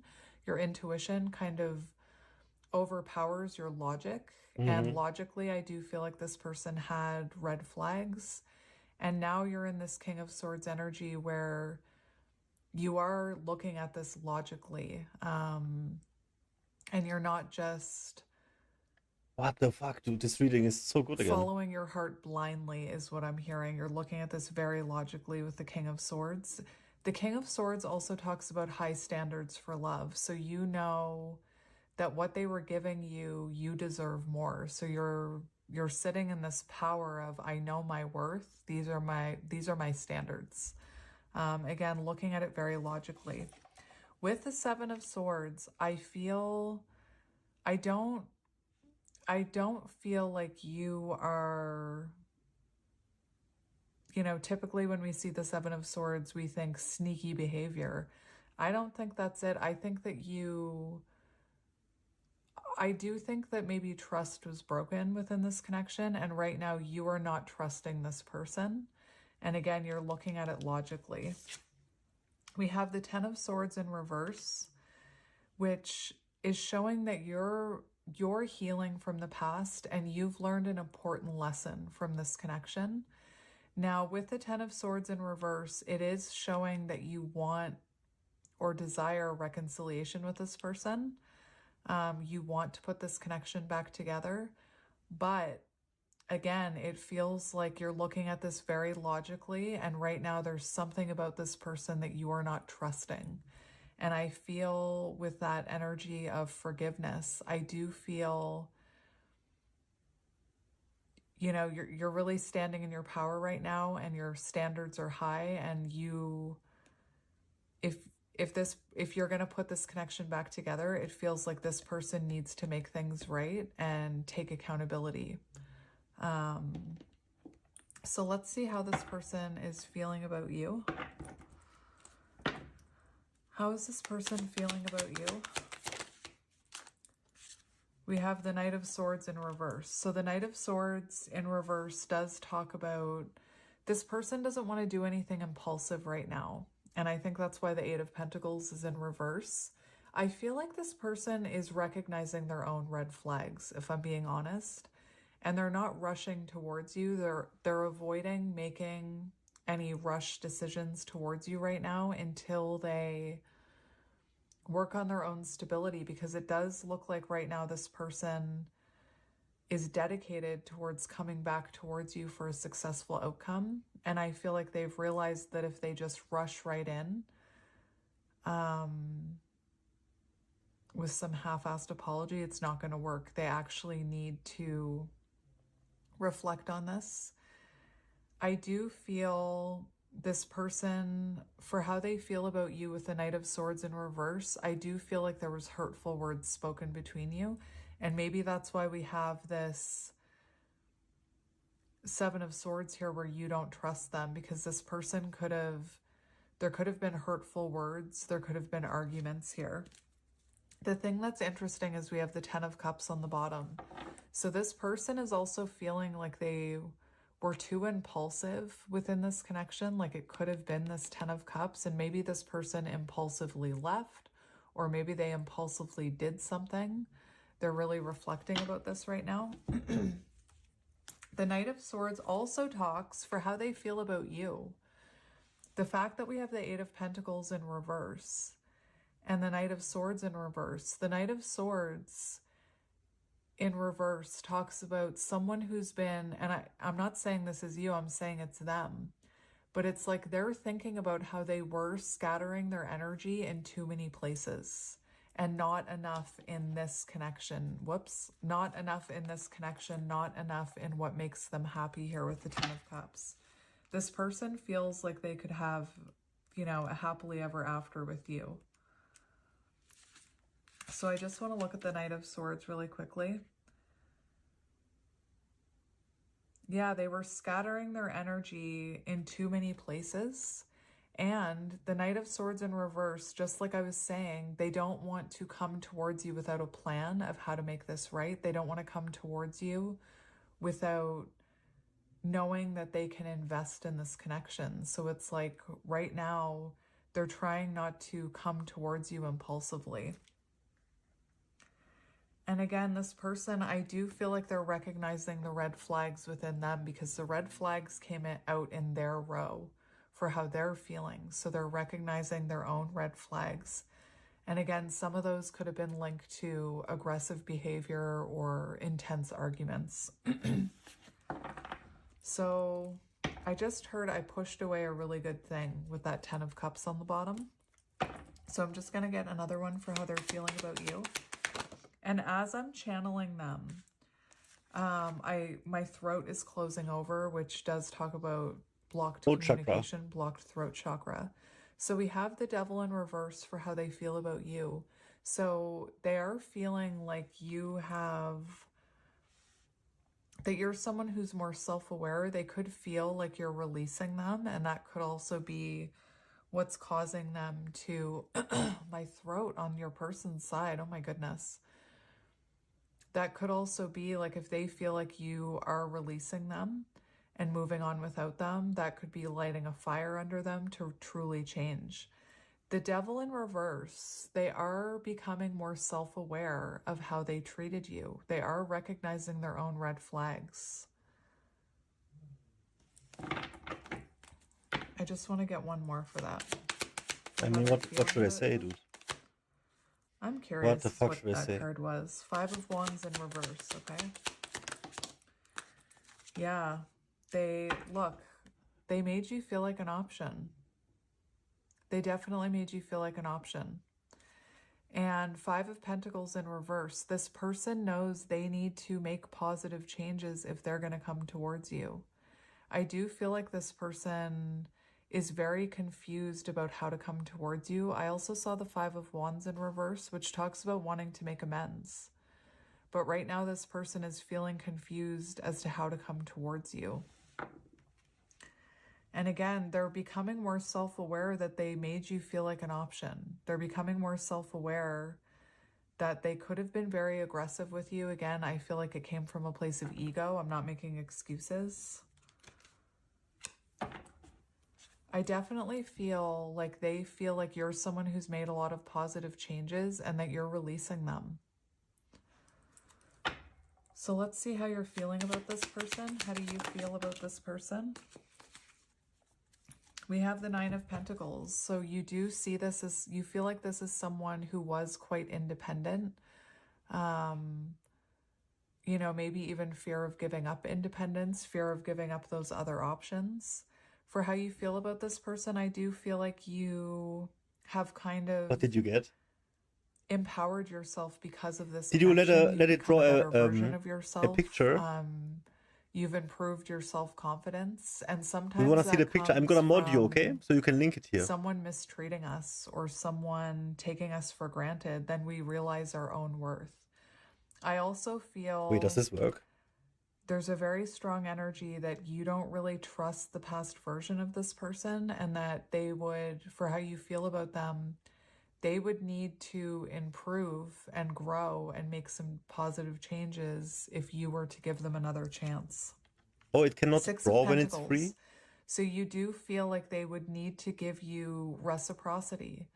And the second card I saw Are you was sure? about I think balance. So I definitely Sane feel also has like the there free was version, and he's got a a lack of give and drawing. take here. I feel like you could have been giving a lot to this connection. He's got and like the then they were tattoo making drawing, you right? feel like an option.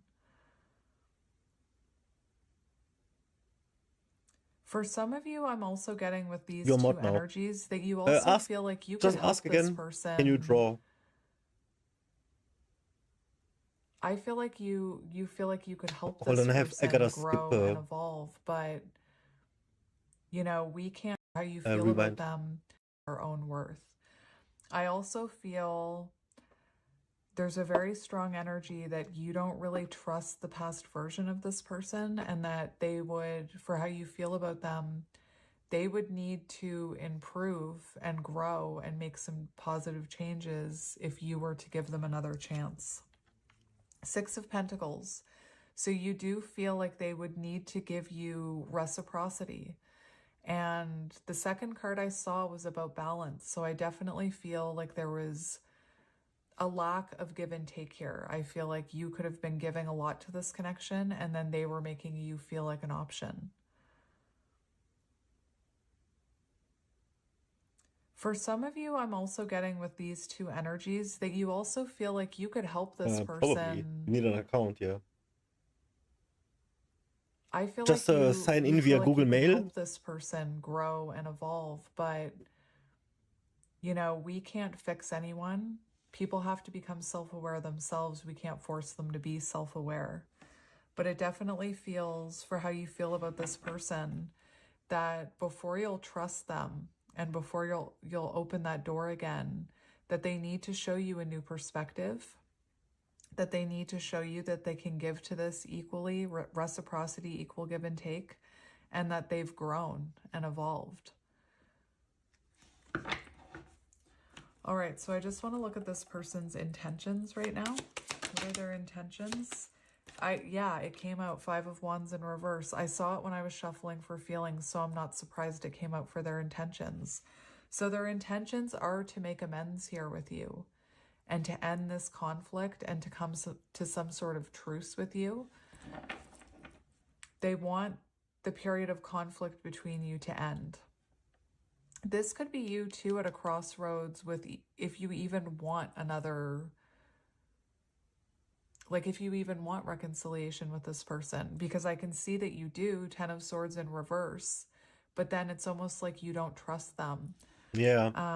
So that This is so crossroads could good. Why is also this be so about good? you deciding whether or not you even want to revisit Oh this. my god. Now, again, their intentions towards this are to make amends with you. But right now it feels like they're not trying to, they're retreating, almost into hermit energy, I'm hearing. We have the Five of Cups on the bottom, and we have the Queen of Swords. So it feels like this person feels regret over what's happened in the past.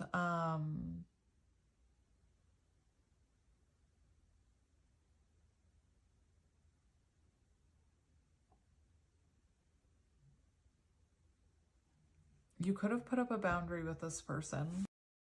He's not interested in Aram.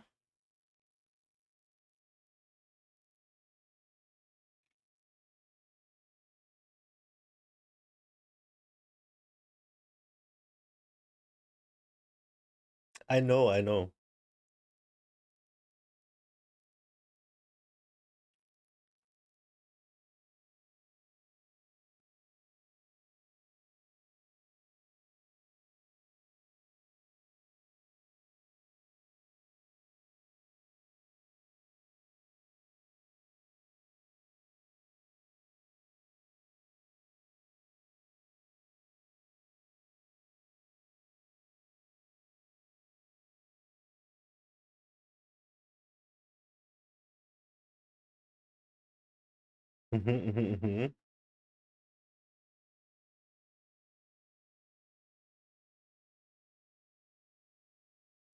So when it says he's romantic but not flashy, like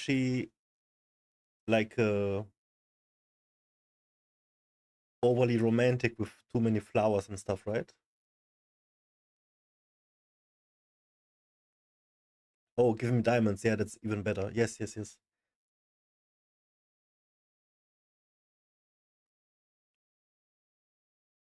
Mm-hmm.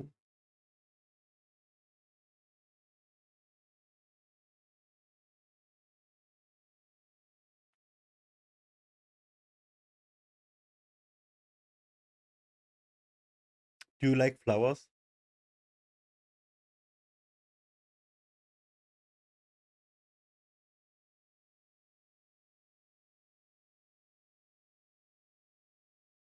I got to know what flowers she likes. So I was about to see her, you know, and I would bring the biggest bouquet of dandelion. That's her favorite flower.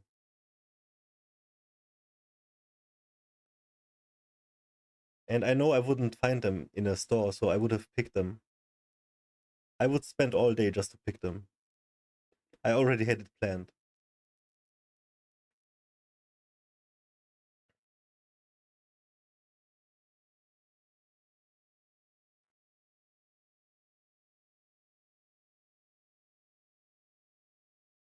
Show, show, show, show, show. Cake W. I love this shit, man. Show, show, show.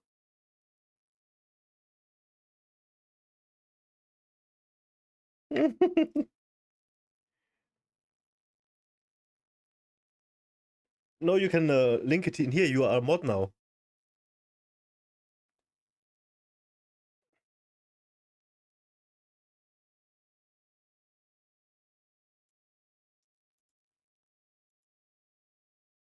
Yes, yes. Wait, he looks like the one I got.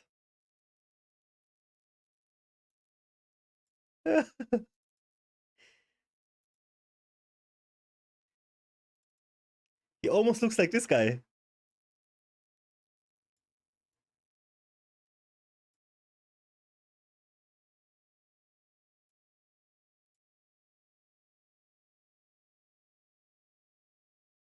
This is me. This is supposed to be me.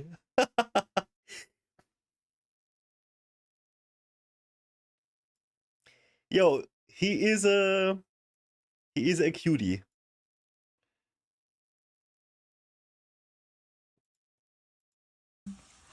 They could have also had someone else in their Not bad, energy. not bad. Take that as it resonates, because we did have that third party card. Wow, So that's it does complete feel like if opposite. that's Crazy. if What that's the for fuck? you, because that won't be for everyone, that they have remorse over that. That is crazy.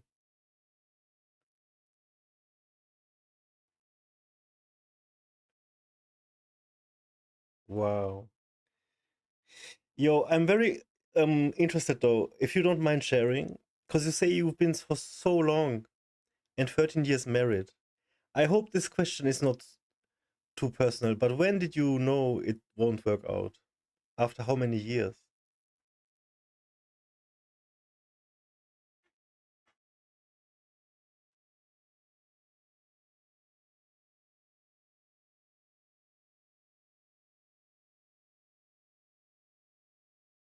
Thirty.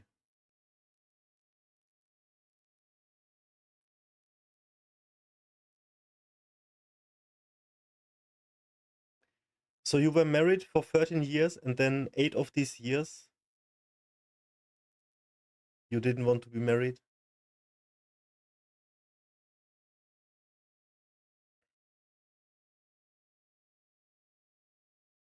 I'm sorry, I'm asking. Yeah. You know what? Many people around the 30s become enthralled with this idea. Many, many, many, many, many. Mm. So now, instead of looking at what their action is going to be, I'm actually going to look at the next, like the near future. So like we'll say the next 6 weeks. I just want to see the energy between you both in the next 6 weeks, and that will show me if there's action being taken. So Spirit, show me the energy between these two people in the next 6 weeks.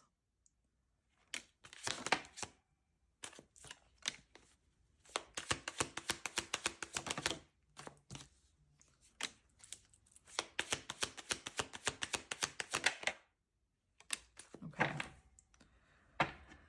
I'm going to get one more for the next 6 weeks. So we do have the Two of Cups.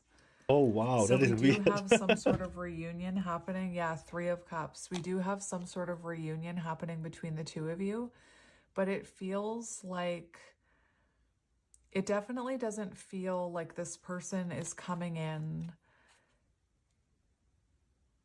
It could be that they come in wanting reunion with you and you're the one that's like, I don't really trust this, so let's just see how it goes. Because with the Three of Pentacles and the Three of Cups, that's showing me it's not really the Six of Cups. It's not really the Lovers. It doesn't show the two of you reuniting in that sense, but it does show a reconnection. It shows you trying to see if you can make it work, trying to see if you can get on the same page. The Eight of Swords in reverse is someone letting go of their limiting beliefs. I'm looking at your person and kind of coming out of that prison, that self-imposed prison. The Eight of Swords for me in reverse also shows like the end of a separation or someone coming out of separation. But again, you don't have cards that speak of like a reunion. So this person could very well come in and say, I want to make things work. And you could be the one to not want to rush this because of those red flags you saw in the past and because you are lacking trust in them. You could be the one to keep those boundaries up and say, well, let's just see if we can get along. Because again, these two cards talk about two people coming together, but not necessarily getting back together. It's more like, can we work as a team? Can we interact with each other? Can there be flow here with the Three of Cups? Now, the thing that's interesting is we have the Two of Pentacles and the Ace of Swords in reverse coming out first. So it does show that I feel like for a while this person goes back and forth with whether or not they should communicate with you. I feel like for this collective that I'm channeling, The communication will come more towards the end of that 6 weeks than within the next 4 weeks is what I'm hearing. And there could still be some clashing perspectives here when the two of you come together. It's almost like with the Two of Pentacles, that does talk about that work-life balance, like balancing love and work. And it feels like the two of you could come together and maybe at first that balance isn't there. The Three of Pentacles and the Three of Cups does show between two people that there's effort being put in. But like I said, I feel like that happens towards the end of that 6 weeks rather than the start of it. This to me looks like someone kind of going back and forth with when they should reach out to you. And then when they do reach out to you, when they do come out of that overthinking, again, it's, I don't want to say surface level, but it's kind of like social interaction. Like it's, you know, how are you? How has your work been going? How's your family been? You know, seeing if you can get on the same page and work as a team. Again, it doesn't, Two of Cups is on the bottom, so it does feel like it could lead to that Two of Cups. It could lead to a very honest conversation, but it feels, it does feel to me like it's more about the two of you coming together to see if anything has changed. And if this person can show you a new perspective, if they can show you that they can balance this and put in the effort and put in the dedication. My throat keeps closing over in this reading, and that does point to the throat chakra. What did I want to look at?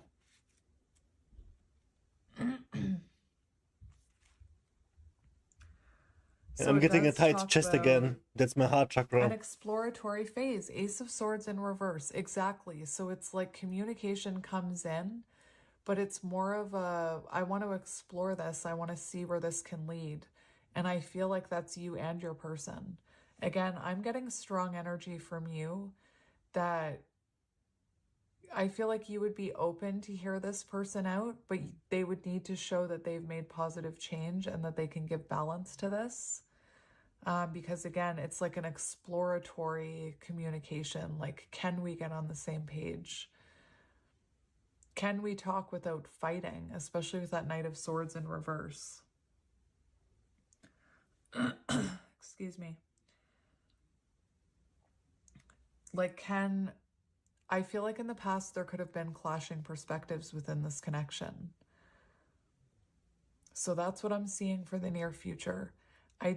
My throat is, I know you can hear it, it's crazy. It keeps blocking. So I almost want to say the longer this communication doesn't come in, the better. Because I feel like the longer this person waits to communicate, the better the communication will be when they come in. Right now, they clearly want to talk to you, but they're trying not to rush towards you before they're ready, before they have more balance in their life. I do feel like this person is going to show you a new perspective. But like I said, I feel like I'm repeating myself over and over and over again. So that could be something that this person does when they come in, because I know I repeat myself a lot, but I'm repeating myself a lot here. Again, I feel like when they come in, it's kind of like nobody's jumping to reunite. Nobody's jumping into a relationship. It's kind of like, I'm going to explore this and see how it plays out and see if this person can show me a new perspective. I'm talking about you, Scorpio. Again, we have the Two of Cups on the bottom and the Ace of Wands. So it does feel in time that the two of you have this honest conversation. But it's like first you have to get through the exploratory phase. I feel like this person communicates, and that Two of Pentacles could also be you weighing up your options with the choices. Like, has this person changed enough? Are they showing me more energy, more reciprocity? The Three of Cups and the Three of Pentacles both talk about two people working together to make things flow. So again, it's almost like until you see that they can do that, you're kind of, I don't know if I want to trust this yet. Anyway, that's what I'm seeing here for you. And I feel like if you make it past that and this person shows you a new perspective, there's an honest conversation coming after that. So let's see your advice about this person, especially when this communication comes in. What is your advice? We have the Page of Cups, so it's like another energy of new perspectives on love. So it's like, make sure this person is showing you a new perspective. And your advice is not to get swept up in the excitement that this person is back. I get it. But to truly make sure they're showing you a new perspective here. We have the 10 of Wands. So your advice is that there's about to be progress in this connection. I do feel like this person in time is going to show you a new perspective, because the 10 of Wands does talk about, this is a sign that there is progress being made. But again, don't get swept up in the excitement that this person is back and like immediately think that everything's going to be different. Make sure they're showing you a new perspective. I know I've said that way too many times.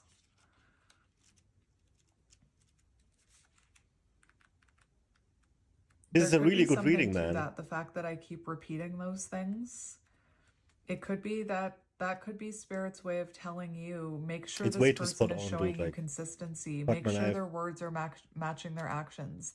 Make sure the Keeping words me that stuck they're in it. speaking when they first come in are the words they continue to speak, if that makes sense. Like if this person just comes in and, oh, I'm sorry about that, let's get back together, and then never repeats that again, like never talks about that apology or wonders what it did to you, that type of thing. Like make sure their words are consistent is what I'm hearing. The fact that I repeated that so many freaking times. Oh my gosh. 10 of Wands for advice. It's a sign of progress. You are nearing the end of a difficult period. So again, just don't get swept up in the excitement that this person is back. Make sure they're showing you new perspective. All right, that's your advice. So we're just going to get some channeled messages from this person. I'm almost wondering if the card I'm still trying to heal or I still need more time is going to come out, but we'll see.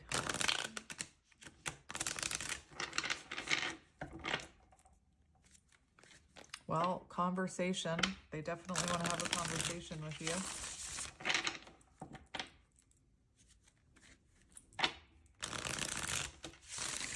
All right, so what does this person want to say to you? We're just going to get 5. Unless more than that come out, we're aiming for 5 cards. I had to let this go so I could clear my mind. And that's what they're doing right now. 8 of Pentacles in reverse. They're kind of taking a rest and really reflecting on all of this. We have I don't want to run anymore. All right, so let's see. And that runner energy, even if they didn't outright run from you, that runner energy does talk about, that's Knight of Wands, so there could have been inconsistency here. Shadow side, and I truly do believe they feel that way because the Devil in reverse came out. So they feel like you've pointed out some of their shadows that they're more self-aware of right now. You made me realize my flaws.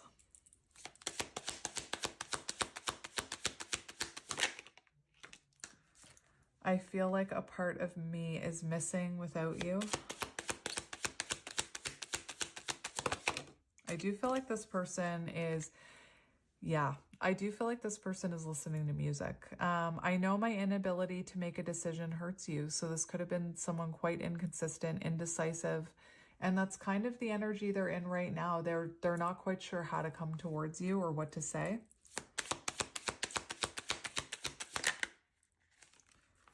We have chemistry. I have never felt a passion this intense.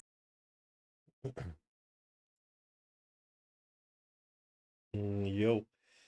I should be back now. I don't know what happened. My OBS just crashed. Probably because I have all these backgrounds going and stuff.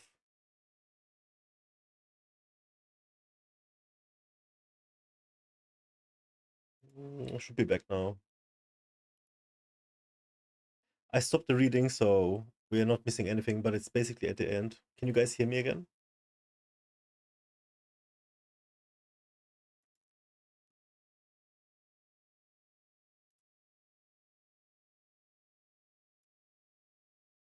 Sane, have you seen the picture?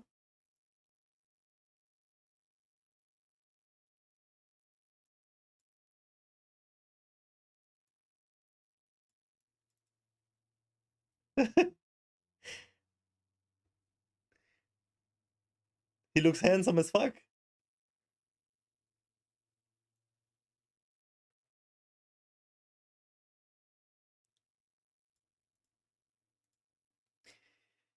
Man, this reading, fuck.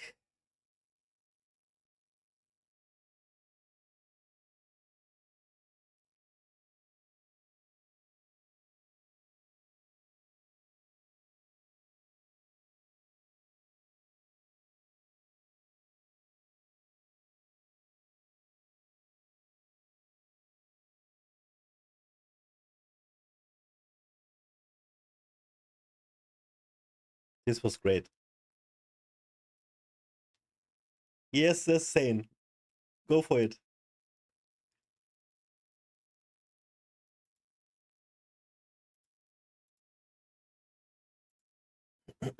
Hmm.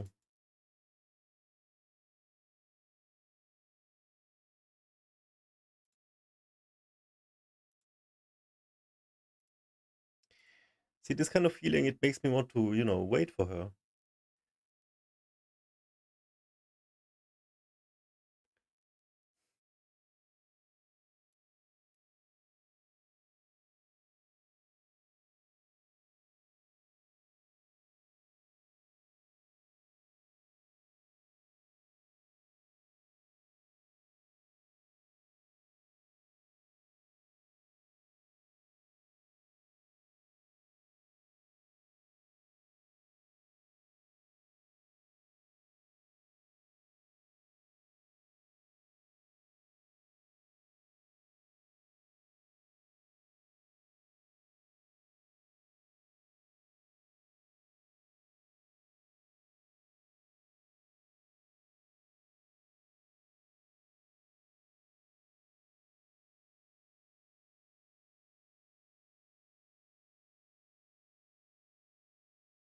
Okay, so I asked ChatGPT to make my waifu a real person. Cause yours came out like a real guy, right? And this is a drawing. So I said make her real, not a drawing. Let's see.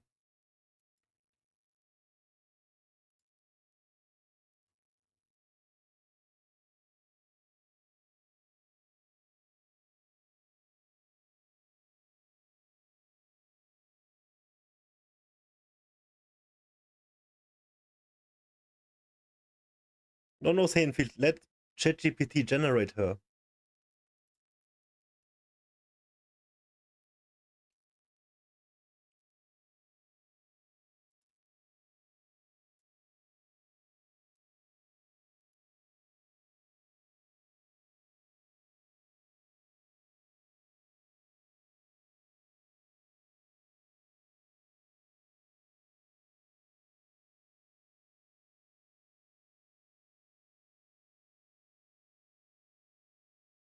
Oh my god, dude. Oh my god. Okay, check this out, yeah? You wanna see what ChatGPT came up with? As a real person? That shit is hot, dude. Ooh la la. That's her, man.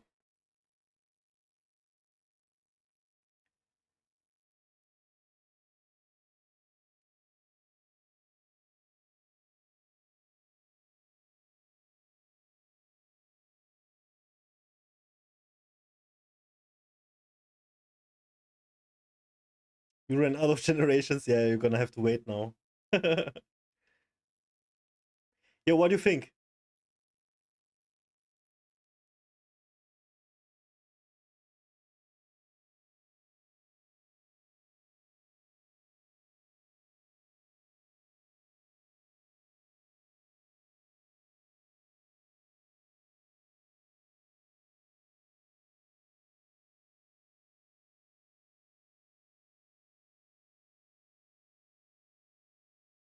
She reminds me of somebody. Who is it?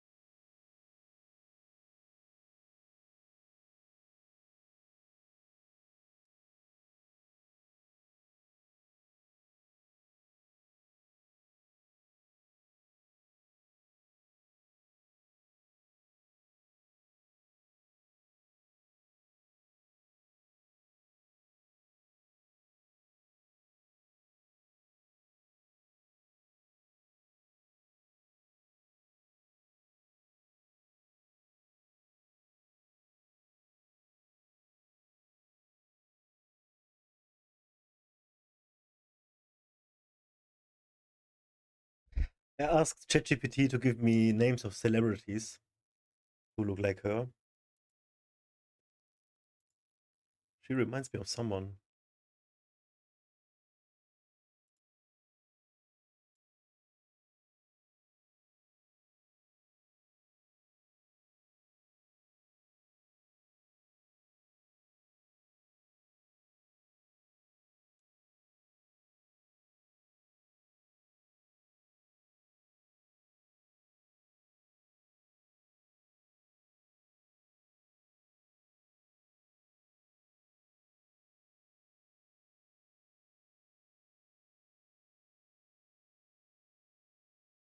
I'm glad you like how she turned out. However, I can't compare her to real celebrities or say who she looks like. It's part of my guidelines to avoid identifying or matching faces.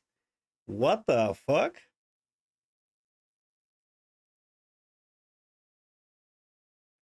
Okay, I'm just gonna reverse Google image search.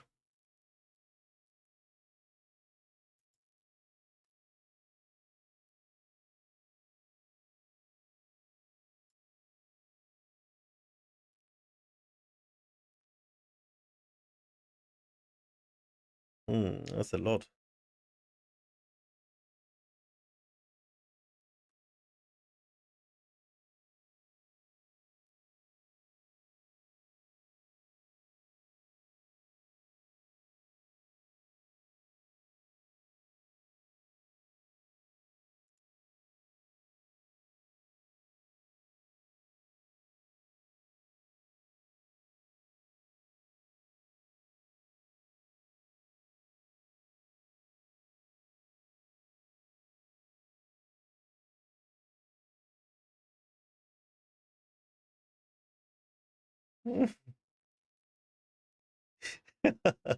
Okay, have fun. You too.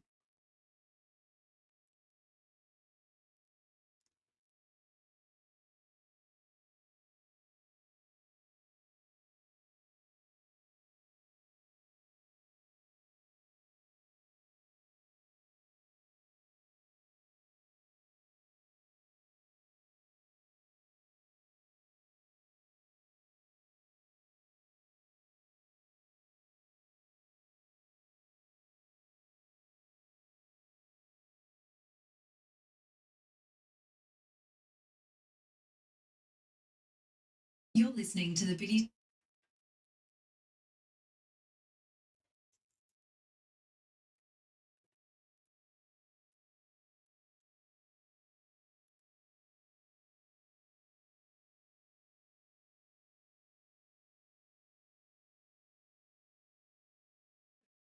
To the Biddy Tarot podcast, where you'll learn how to connect more deeply with your intuition and live an empowered and enlightened life with the tarot cards as your guide. Listen as Bridget and her guests share their very best tips and strategies to help you read tarot with confidence. And now, here's your host, Bridget Esselmont.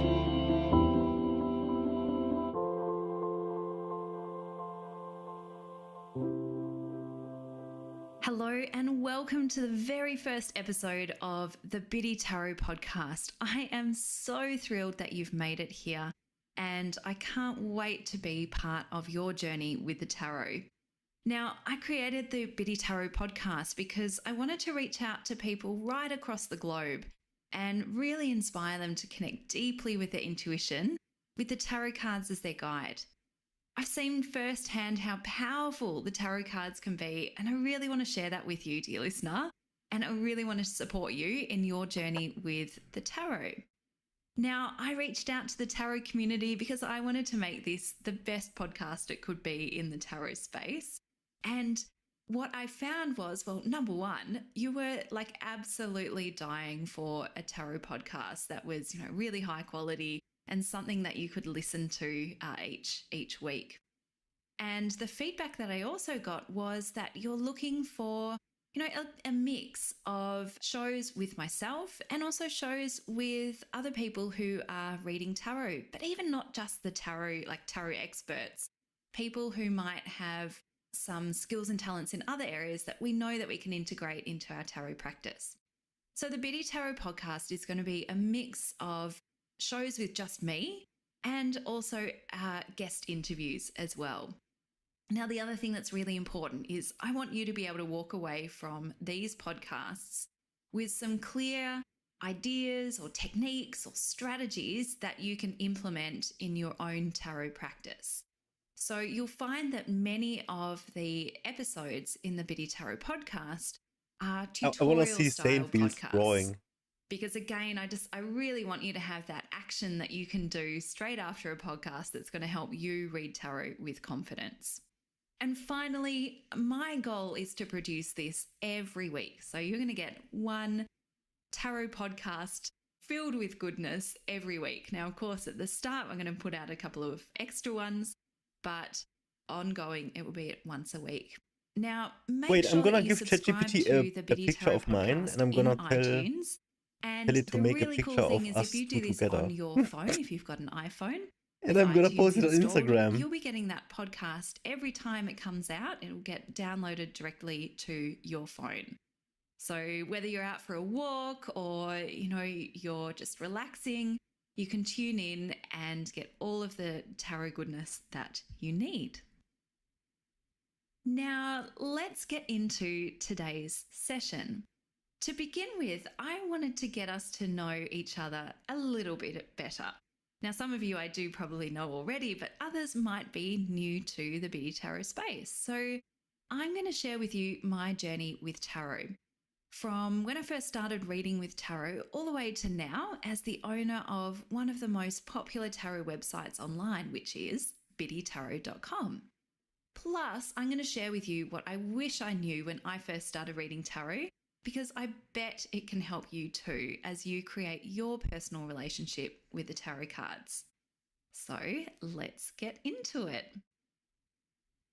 So, when I was a teenager, I was really interested in all things spiritual. You might even be surprised that I spent a good 2 years being a devout Christian and reading the Bible pretty much every single day. I was just so curious to understand more about Christianity as a religion.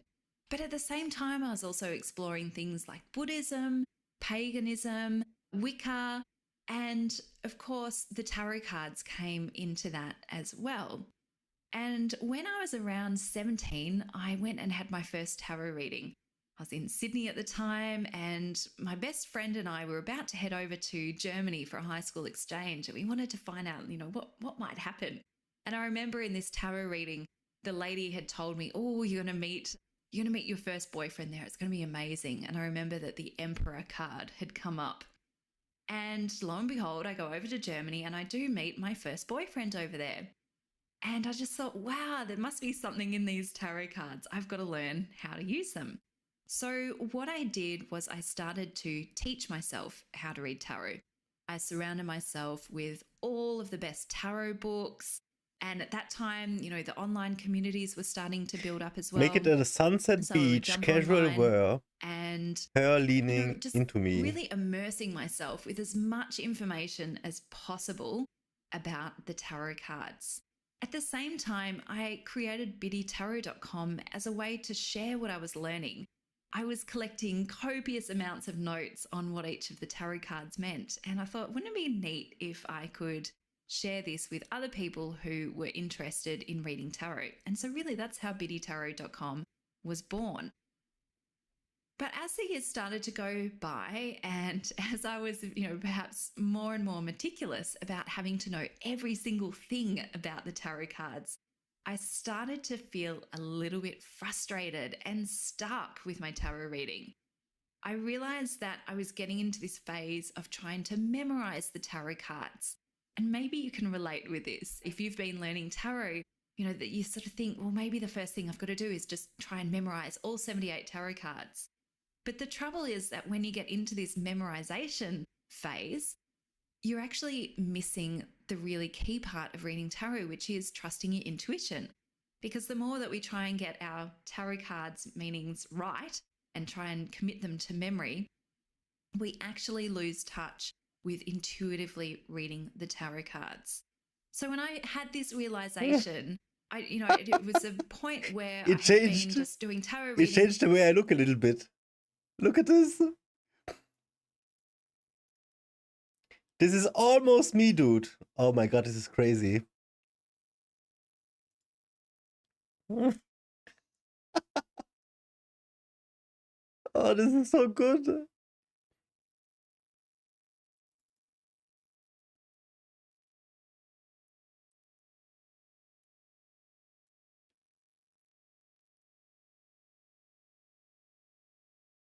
Yeah, I gave it a picture with my hair a little bit shorter.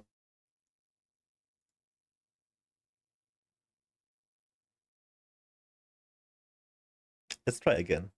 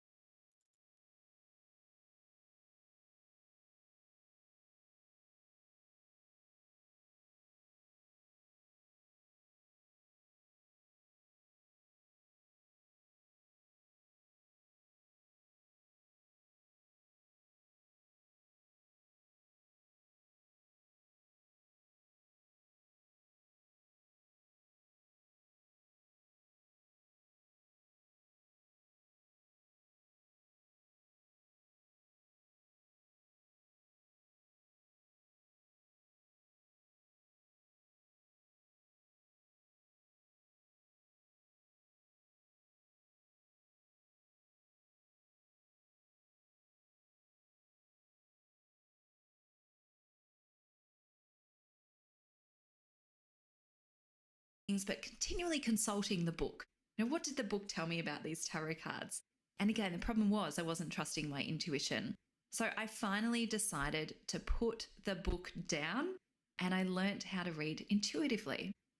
And I tell you what, my readings just transformed big time from then. I had more clients, I had way more positive feedback. People were like stunned at how insightful and accurate the tarot readings were from that point onwards. And you know what? Most importantly, I was having more fun when I was reading the cards more intuitively. And so with more clients and, me feeling really good about my tarot readings, that's how Biddy Tarot started to really take off and grow. And, I was offering tarot readings to people all around the world and, also sharing what I was learning about the tarot card meanings. Now let's jump forward to 2012. And 2012 was a pivotal year for me. It was the point at which I started to see Biddy Tarot the new really one take off to the point at which I realized it had the possibility of being It made me look so ugly. And in 2012, I It's the finally real me, though. decided to leave my day job, my corporate job. I was What's working with my in a bank nose? in human I resources. swear it got my and nose really good. It was absolutely not meeting my needs on a more personal or spiritual level. So I decided to leave and I committed full time into Biddy Tarot. And I have not looked back Not bad, not bad. So Biddy Tarot now is attracting close to 3 million visitors a year, which is amazing. I cannot get my head around that actually. But what's beautiful is that I can then inspire 3 million people to read the tarot cards and integrate tarot into their life. I also offer tarot courses and guides to help people learn how to read tarot with confidence. And I coach people around how to build a thriving and successful tarot business, because that's something that I have done over these last several years. And I really want to help other people who want to take a similar path to create success for themselves. And also at Biddy Tarot, we offer tarot readings. Now, I don't do so many tarot readings myself anymore these days, but I do have a wonderful team who offer tarot readings at biddytarot.com. And, I think even more exciting is that I've reached almost 1,000 students now who have learnt tarot with me through my 2 programs, TF1, Master the Tarot Card Meanings, and TF2, Read Tarot with Confidence. Those are 2 online training programs that really help You mean this people woman? get into tarot and start using it. Yeah, absolutely.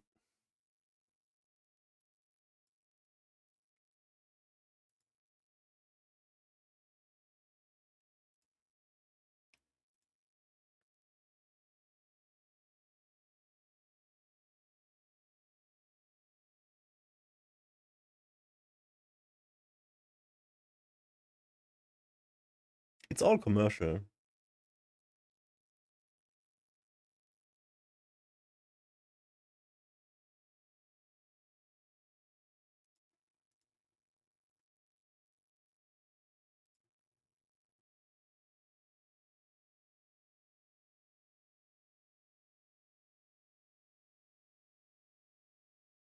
I can't wait to become commercial too.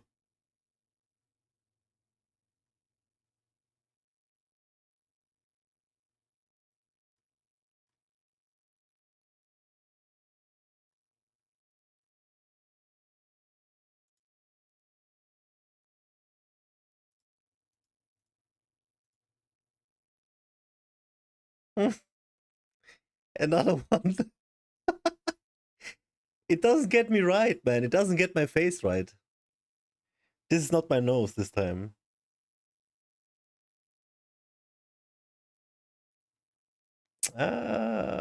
It's almost, but like, not really.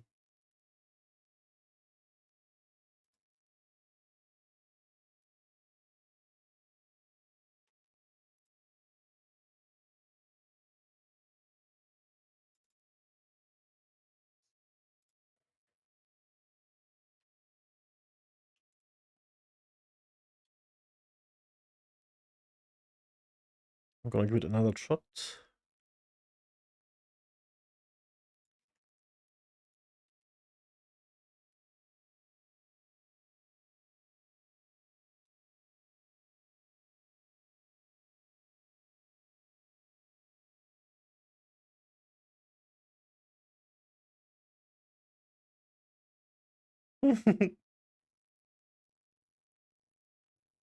I wanna post on Instagram.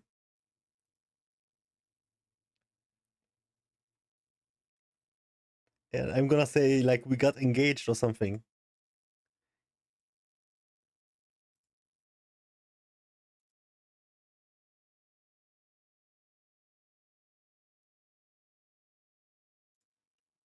I call her Tina. Cause ChatGPT now.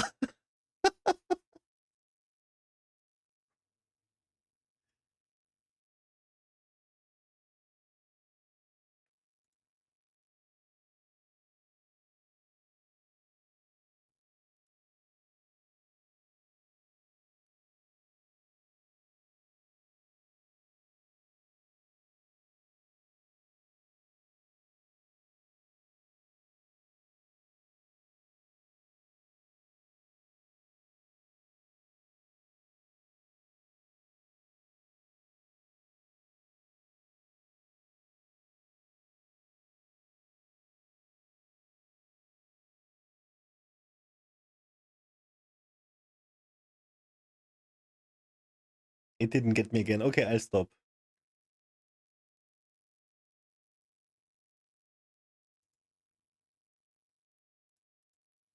She looks like a Carol. Samantha? Really? Wait, what vibe do I get here?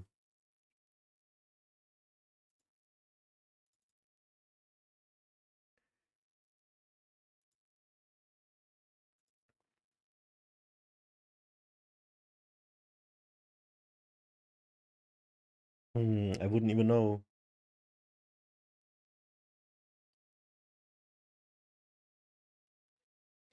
What country is she from? What do you think?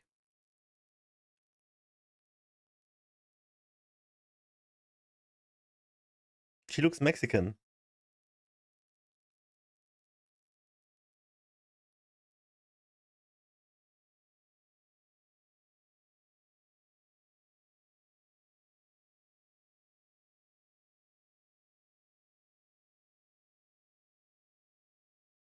She looks from England. Really? What? No, she's dark. German, American. Eh, she looks Latina to me. More Latina than anything else. Nah.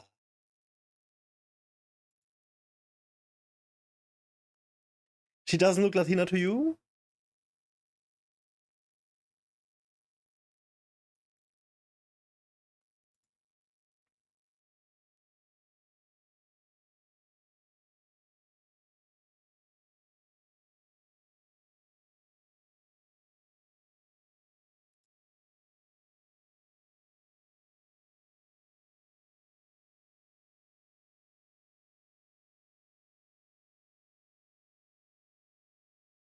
No, man, she looks Latina.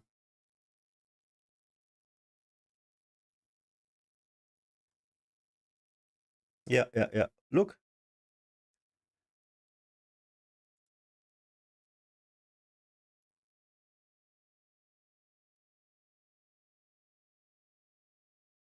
Don't you think so?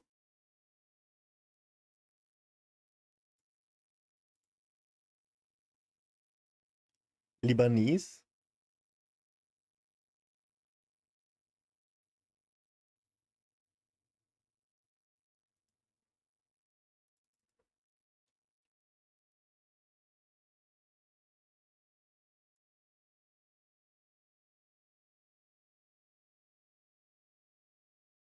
Mm-hmm.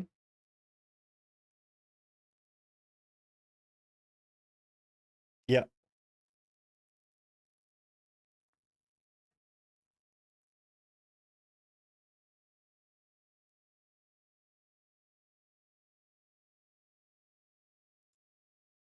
Hmm.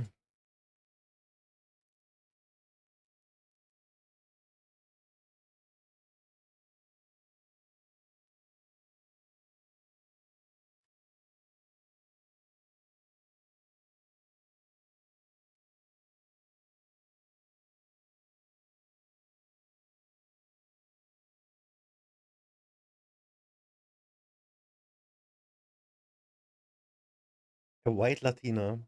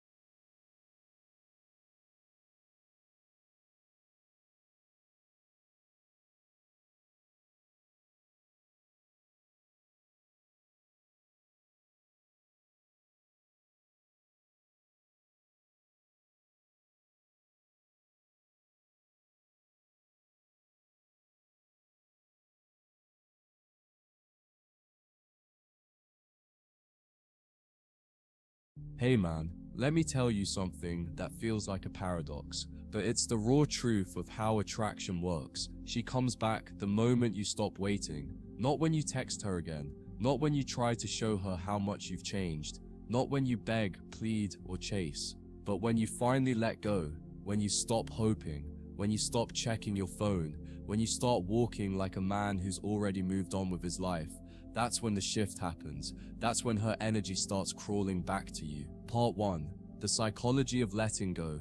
Letting go doesn't mean you don't care tomato. anymore. It means you've stopped centering your world Tokyo. around What's someone up? who wasn't willing to meet you halfway. Is this Toma And that Tokyo shift, cool? it changes Thank your you. energy in a way she can feel, even in silence. Women are intuitive. Am I still in They feel the anniversary? drop in I thought emotional it was yesterday. availability. The man who once gave her his attention now holds it for himself. The guy who used to chase now moves on without a second glance. And suddenly she feels the absence, and it stings. Because here's the truth. She didn't lose you when you stopped texting. She lost you when you stopped hoping. That's when she feels it. Part 2. Why chasing doesn't work. Most men don't get this. They think if they try harder, love more, prove themselves, she'll come back. But chasing only confirms one thing in her mind. You need her more than she needs you. And no woman is deeply attracted to the man who's emotionally dependent on her. She might enjoy the attention, but she won't respect it. When you chase, you're telling her, my value depends on you. But when you let go, you're telling her, my peace is mine, with or without you. And that energy, that's what pulls her back.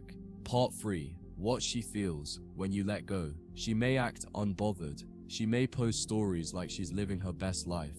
But the moment she senses your indifference, a quiet panic sets in. She starts wondering, wait, is he really done with me? Why isn't he checking on me? Has he moved on? Is there someone else? And that emotional uncertainty triggers a response, because now she's the one chasing clarity. And here's the kicker. You didn't say a word. You didn't send a text. You just let go.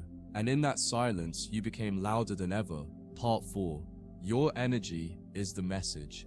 Letting go isn't about being cold or heartless. It's about respecting your own value enough I haven't checked not to any wait of the around. social, And not women even are once, drawn to dude. men who know their worth. Not a Men single who time. don't beg to be chosen. Men Nothing. who don't I cling. do like zero Men of who these things. walk away when their standards aren't met. When she senses that energy shift, she starts to reevaluate everything. She remembers your presence, your strength, your calm, because now she's seeing what it's like to not have you around, and it hits harder than any text ever could.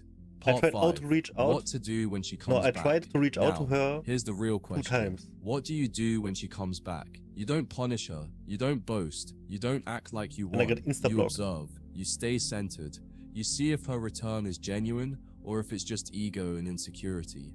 Because the man who let go isn't the same man who once begged. He's evolved. He's detached from needing her, which means now he chooses from clarity, not desperation. So remember this, man. Letting go is not losing. Letting go is winning with grace. It's reclaiming your power. It's stepping out of the waiting room and walking into your own life. And in doing so, you become magnetic, not because you wanted her back, but because you no longer needed her to begin with. And that's when they always come back.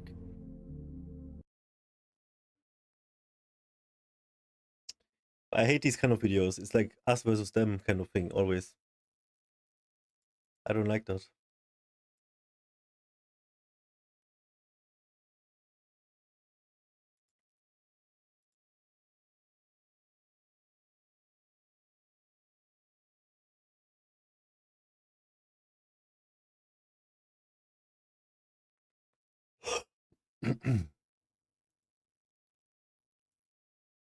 Wow. This yawn just unlocked like a crazy weird feeling. I feel exhausted, dude. Holy shit. This medication is getting to me. But if tomorrow gets better, then soon we should be Gucci.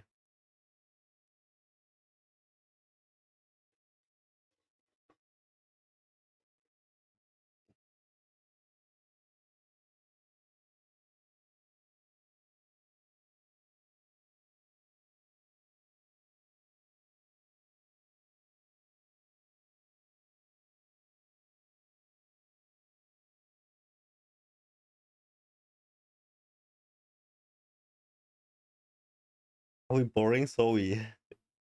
Because I'm yawning?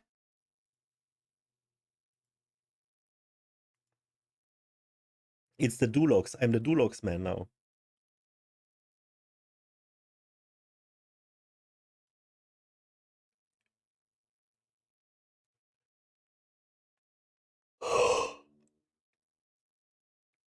Wow. Holy shit, it feels really bad.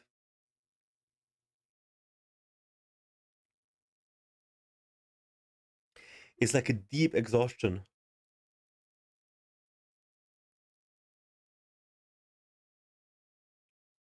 You wanna learn something about what I'm taking? Let me see if I can find this one video. It was really good.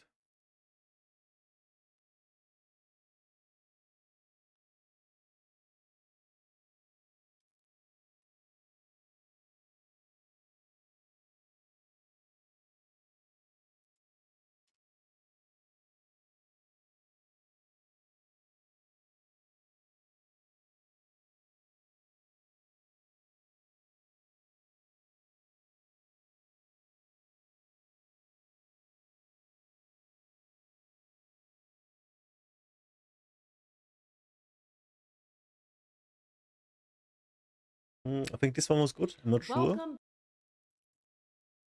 back. In today's video, we're going to be talking about duloxetine or Cymbalta. And this is in response to a few of you who asked me to make a video specifically about this medication.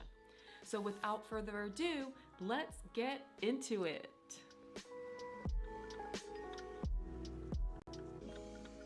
So number one, what is Cymbalta or duloxetine? Well, Cymbalta is an SNRI, a serotonin norepinephrine reuptake inhibitor. And so this is going to increase both serotonin and norepinephrine. However, remember that in the prefrontal cortex, dopamine has a greater affinity for norepinephrine transport systems. And so when you block that, you actually inadvertently increase dopamine in the prefrontal cortex. Also, duloxetine can weakly block. Yeah, so now my brain has a whole new chemical balance, like way more dopamine and serotonin that just lingers there and makes me happy. Dopamine reuptake, so it can actually increase dopamine in other areas of the brain. So what is duloxetine or Cymbalta used for? Well, Cymbalta or duloxetine was FDA approved in 2004, and the FDA uses for this medication are major depressive disorder, generalized anxiety disorder, diabetic peripheral neuropathic pain, fibromyalgia, and chronic musculoskeletal pain. So some off-label uses for duloxetine include stress urinary incontinence, neuropathic pain or generalized neuropathic pain or chronic pain, and other anxiety disorders. So how long does duloxetine or Cymbalta take to work? Well, first we have to consider the therapeutic dosages. So therapeutic dosage ranges of duloxetine or Cymbalta are going to be anywhere from 40 to 60 milligrams. And this I'm on 30 milligrams right now, and I'm going to 60 in 2 weeks. is typically in divided doses, so taking it twice a day. However, you can take a full dose once a day, typically at night if it causes somnolence. Now, the max dose would be 120 milligrams. And if you're looking at treating neuropathic pain and you're at a therapeutic dose, it's typically going to take 1 week to start to treat that pain effectively.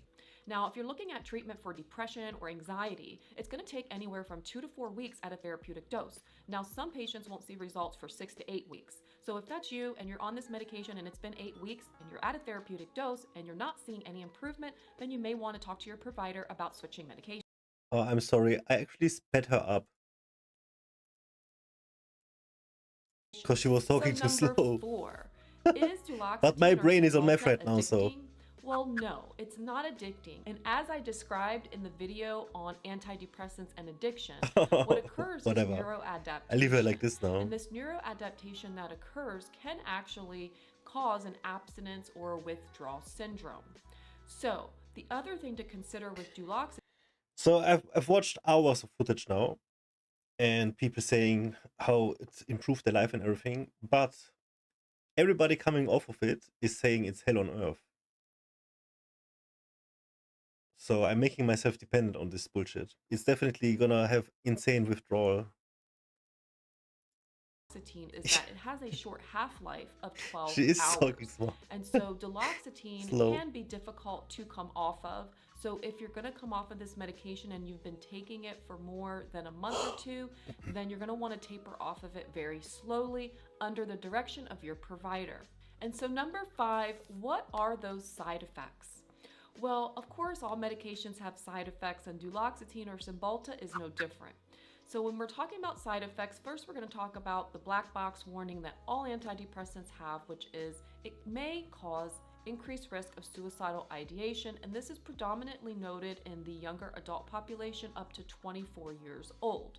When we're talking about common side effects greater than 10%, will include nausea, dry mouth, drowsiness, fatigue, headaches, and decreased appetite. So less common I'm not sure about side the decreased effects seen appetite. in less Maybe a than little 10% bit. of patients are going to be insomnia, dizziness, Insomnia, agitation, yes. anxiety, sexual Yes. dysfunction, flushing, diaphoresis, constipation, and or diarrhea, or weight gain.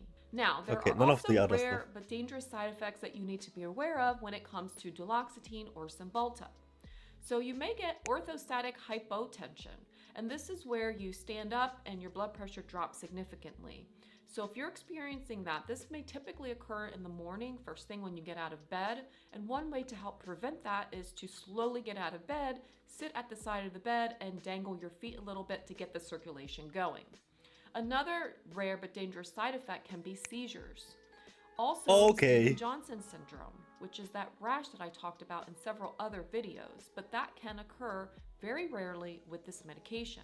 So if you have a rash, then you're going to want to make sure to report that to your provider. Another rare but dangerous side effect is hyponatremia, which is low sodium count. So if you start having symptoms of confusion, weakness, and lethargy, you might want to get your labs checked. Also, elevated liver enzymes, which can lead to hepatotoxicity or liver toxicity, can occur or have been reported. Again, this is very rare, but if you start to have jaundice, which is yellow-toned skin, or even jaundice or yellow-toned eyes, you may want to consider getting your liver enzymes checked. However, what I recommend is making sure that you're getting all of your blood levels checked at least twice a year when you're taking psychotropic medications. And the last dangerous side effect that we'll talk about is angle closure glaucoma. So if you're someone who has untreated anatomically narrow angles, you probably want to avoid duloxetine or Cymbalta because it can Angle closure, I don't know increase what your it risk is. for angle closure glaucoma. And so now number 6, what about those drug interactions? Cymbalta or duloxetine is metabolized primarily by the CYP450 2D6 and 1A2. It's also an inhibitor of these substrates, but more moderately on the 2D6. So you're going to want to make sure to be aware of some inhibitors and inducers of these substrates. Now, also because Cymbalta is itself an inhibitor of 2D6, it can impact other medications on that substrate. So things like codeine, beta blockers, and even a medication called atomoxetine, which is another type of antidepressant, could be inhibited by Cymbalta and require dosage changes. Now, cigarette smoking is actually an inducer of the 1A2, and because duloxetine is partly metabolized by that 1A2 substrate, so cigarette smoking can induce the metabolism of duloxetine or Cymbalta, and so therefore you would require higher dosages of duloxetine or Cymbalta if you are a cigarette smoker, and so you would require dosages much higher than therapeutic dosages for duloxetine or Cymbalta to work for you. Now also consider if you quit smoking, you're going to want to make sure to reduce that dose back to a regular therapeutic dose. Also, when it comes to drug interactions, just like with many of the antidepressants, you want to avoid the MAOIs or the monoamine oxidase inhibitors because they have a great risk of hypertensive crisis, but a greater risk of serotonin syndrome when combined with antidepressants. So you want to stay away and avoid the concomitant use of MAOIs with other antidepressants, including duloxetine or Cymbalta. Now, some MAOIs that aren't antidepressants include the antibiotic linezolid and a medication treatment for methemoglobinemia, which is the methylene blue intravenous treatment. That is also an MAOI. So if you're taking an antidepressant like duloxetine or Cymbalta, you definitely want to avoid those. So you also want to make sure to avoid things like NSAIDs, like ibuprofen or aspirin, and other blood thinners like Coumadin, because serotonin aggregates the platelets and can cause less platelet binding. What other painkillers are there? Serotonin So I'm out of increased painkillers now? bleeding.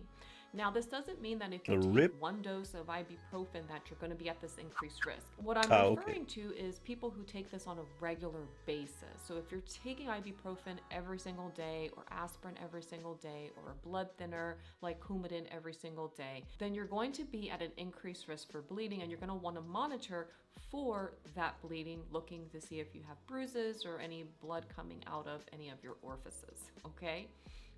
The other thing you want to avoid is alcohol. And the reason why you want to avoid alcohol, clearly because it's a depressant. And so it's doing the opposite of an antidepressant, but also because it can increase those CNS depressive effects, so the central nervous system depressant effects of Cymbalta, which some people get and experience, such as somnolence. It can actually increase that effect. So that's why you want to definitely avoid alcohol. And so what are my final... Wait, what is somnolence? What does that mean?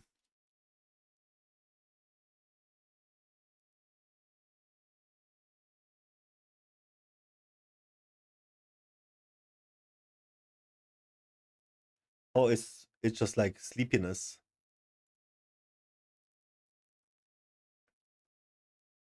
Yeah, I'm quite Bible thumbed out of my mind right now.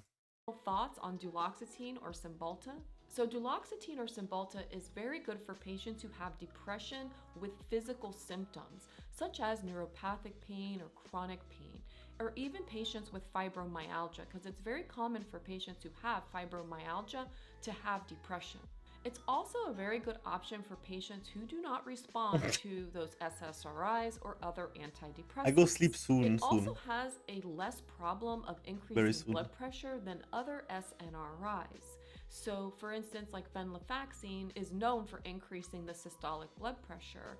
However, with duloxetine, that's minimized. Even with elderly patients, we don't see a large increase in that systolic blood pressure. The other thing with duloxetine to consider is that even though you can take it once a day at night, primarily if patients are having issues with somnolence, it's best to dose it twice a day.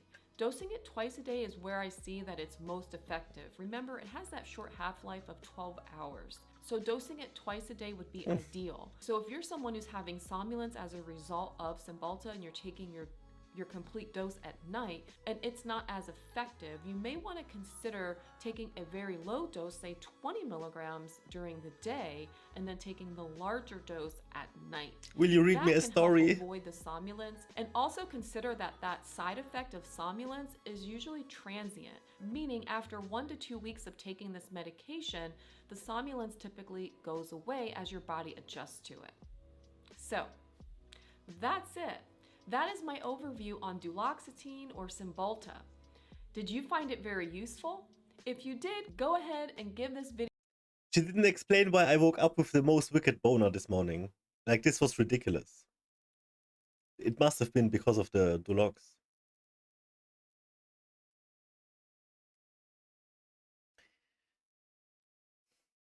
They all say, like, they all talk about, like, dysfunction.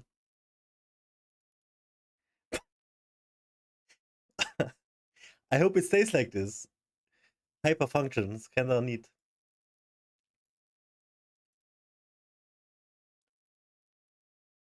I'll make a song about this, man. I'm gonna call it Duloxetine.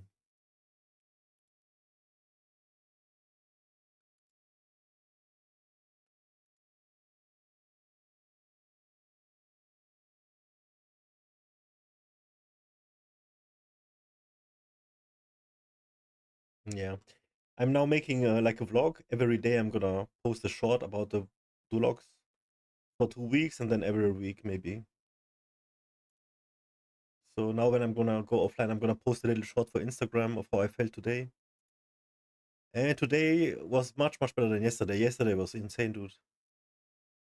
Like, so restless and everything. I couldn't sleep until 4. Did not feel good at all.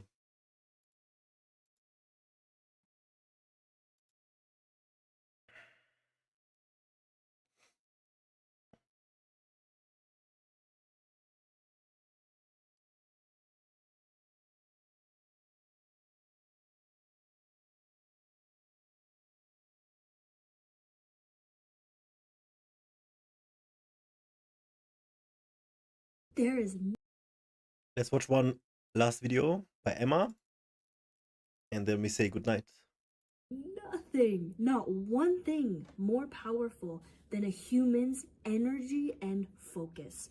But if Sleep that time, yes, energy after and Emma. focus is dispersed and distracted among wanting to find a partner and obsessing over that, feeling like you're out of place, not knowing what your purpose It's is, a 5-minute video. criticism and fear of failure. If your energy and attention is going We to can map her dopamine up. hits on social media, buying a bunch of things that you don't truly feel aligned with, where do you think you're going to end up? There is one common theme with people who instantly manifest, who are able to quantum leap, to completely shift timelines. And it is the ability to hyperfixate and focus and sink their energy into a desired reality.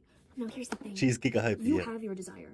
Whether that's a certain career, whether that's being healthy, you have it. But you need to understand what has been programmed onto you, and that is your blockage. The majority of people exist with blockages, and that is what causes their energy and their attention being dispersed, because it numbs them to the fact that they have this blockage and they have this pain that they don't want to deal with. So let me give you an example. When I, years ago, entered the dating world and was searching for a partner, I knew deep down that I wanted a stable, loving connection. But because I felt like I wasn't worthy of that, which is the blockage, and I was scared of what potential partners would think of me, which is the symptom of that blockage, I would always settle for below bare minimum, low effort people who weren't wanting a commitment, who weren't It is good. She's wanting smart. a stable partnership, and they just wanted to like mess around. As soon as I said, I'm going to heal this blockage, I'm going to spend my time single, and I'm no longer prioritizing dating, and I'm going to start focusing on my passions, my future, my hobbies, instantly I attracted my dream partner, and we've been together for almost 2 years. That's how it works. You need to recenter yourself and realize that you don't need to be feeding the anxiety and the blockage anymore. There is nothing more powerful than someone who goes back into themselves, centers themselves, and makes sure that their energy and focus, which is your life force, is aligned exactly where it needs to be. And the same thing happened with this YouTube channel that you're watching right now. I remember for the first 2 or so months, I was getting like maybe 1 subscriber here, 1 subscriber there. Now I'm at a point, once I put my energy and focus and stopped caring about what people thought and just kind of put my positive message and the messages that I thought were valuable and that my younger self would need out there, every time I like check my comments and check my subscribers, there's like 10 new people, like dozens of new people at a time. And it's like, oh my God, that is crazy. The fact that there's just like thousands of people that watch my videos, and I have clients now and I have sales for my ebook. Girl, that is what happens. I don't care, you don't have to be a girl watching this, but that is what happens with intentional energy and focus. That is your life force. And don't underestimate how powerful you can be once you direct it where it needs to go. So stop caring about what everyone else is doing. All of that is just noise. Trust me when I say, are you going to care about whether or not you missed out on that party right now? Do you My really brain need feels to so be fuzzy right now. dating around right now? Do you really need to be sinking your time and energy into like that movie or that show that everyone is watching? Do you need to be on social media right now to validate yourself and feel like you are not having FOMO? Do you really need that? Is that something that your highest self needs? Or is that just feeding the blockage? Maybe you have a blockage that if you are not engaged and up to date, people won't find you interesting. Or maybe you have the blockage that you need to just do what everyone else is doing because you don't know how else to spend your time and you can't trust yourself. Once you work on figuring out those blockages, your manifestations are like this. We watch her since The she's got reason why like they're not 2K coming subs. in- She's on 5K Trust now. me when I say this. The reason why they're not coming in is because you are focusing on the symptoms rather than the root cause. It is about the energy alignment. It is about being the person who can immediately step into that. Make a video about not doing and the videos. first place you get that is through your energy and focus, your time and attention. Where is that going? That is your superpower that can immediately transform you into a new reality. I literally healed my own depression and anxiety. And I remember being so lost. I had tried medication. I had tried so many Emma got me different through forms of a rough therapy, time, man. and I thought that that's just always how it was going to be. I'm I get grateful for emotional her. thinking about it because I remember feeling so hopeless, and I used to continuously tell myself whenever a new depressive episode came back, I used to tell myself, God, this is going She's to got be nice plans. how it's going to be for the rest of my life. Have you seen my And plans? I didn't realize all I needed to do was become so intentional with every single thought I chose to feed. Be so picky with where I was sinking my time, what information I was consuming, the kinds of people I surrounded myself with. I needed to lighten up my spirit. Look at this shit. And sink my time and energy that was so clouded up here. I needed to sink it out here into building the life that I really wanted. I This realized is right now that here. I can alchemize all of Right that left to potent me. energy, all of those thoughts and emotions into exercising, into building my business and working with my clients, I built an altar. into cultivating meaningful friendships, into going for a walk, into writing my music and creating songs.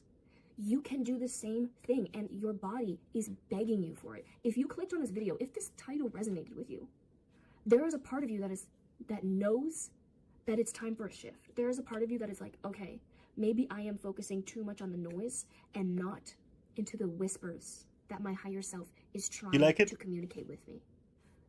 Delete the apps. Stop watching the shows.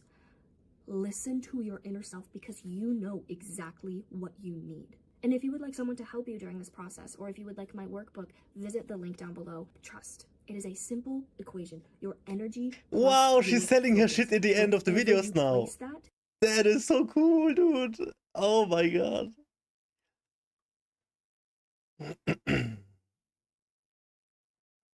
Okay, great. Great, Emma has done it, man. She's making bank now. Sick. Oh, that is so nice to see, man. That is so good. Alrighty. I think GG.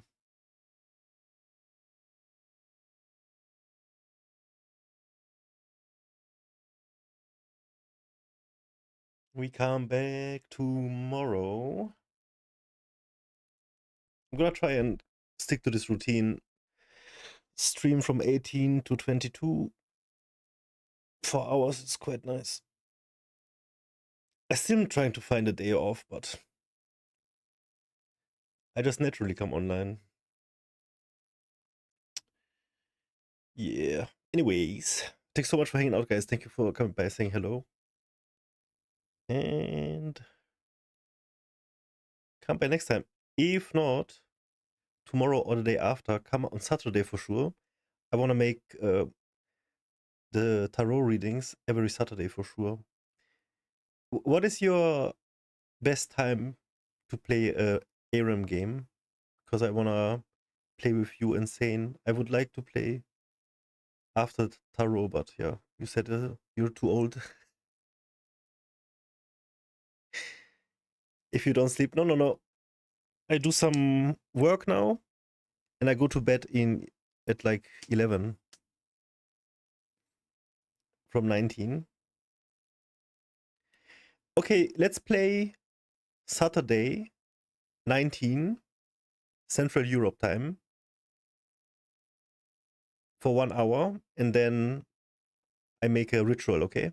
And then into tarot cards, and then afterwards I play another game. That's gonna be the plan.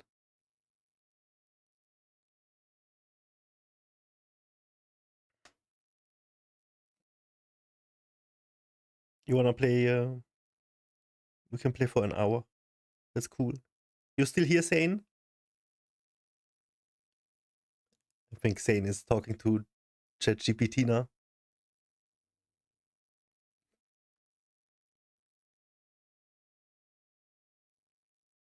Chatting with this woman. Alright. Yo. Have a great night, guys. See you next time. GG, thank you. Bye.